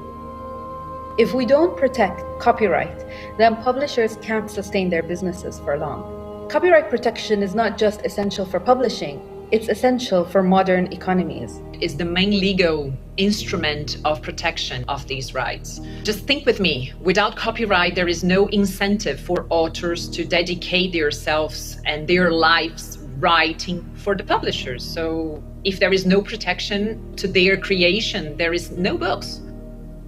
The most memorable is probably the fun moment, and you could count things like the Congress that we hold at Cape Town, in Bangkok, London, Delhi, and we share so much during that brief period of time. If you ask me what was the pivotal moment, it was the Marrakesh Treaty to give access to those with visual impairment to as much books as possible. And the only way we could do that was through technology. I think that diversity in general has changed a lot. It goes together with freedom. Freedom to publish, freedom to speech, freedom to be whom you want and how you want. So all those different lenses around ethnicity and sexual identity and regionality are kind of well represented, and that's in the leadership. I'm also very proud to put, I think, diversity and inclusion on the agenda of what we publish, and the publishers are aware of that. They really feel that they should recruit diverse staff so that they can really market also to a diverse readership and a diverse authorship. Africa has been a great example of how diversity and inclusion has been important and is going to be important for us at IPA. So something that stands out for me is our Africa Publishing Innovation Fund, which was created in partnership with Dubai Cares. We have supported many projects in Africa that focus on publishing innovation and in building libraries. Last year, many publishers decided to make scientific publications available for free on a temporary basis as our contribution to tackle this. And we have to remind that this was possible because we had to do this when it's needed for a crisis like we had last year. I also think it was a moment where it was important to have a friendly voice over the other end of the line saying, okay, we will get through this together. After the Balkan War in 2003, when I was traveling from the airport of Belgrade to Belgrade itself, I was just astonished because the destruction of the bombs were much bigger than ever the newspapers and the press have told us. There was a common message they wrote in the papers: please, people of the world, don't throw us bombs, send us books. I think that IPA at the end is about values. We represent the memory of the past, and we need to follow up this work of promoting the dignity of ideas. When you work in these areas, in the institutional associations, you're not working for yourself, you're working for the others, you are giving, you are just trying to draw a path, in this case a path for the book. With others behind you or others with you, all these paths, they get less difficult to overcome. It is not the president who's doing this. It is not the vice president who is doing it. It's not when I was the chairman of boards, committees and so on, which is the work, but it is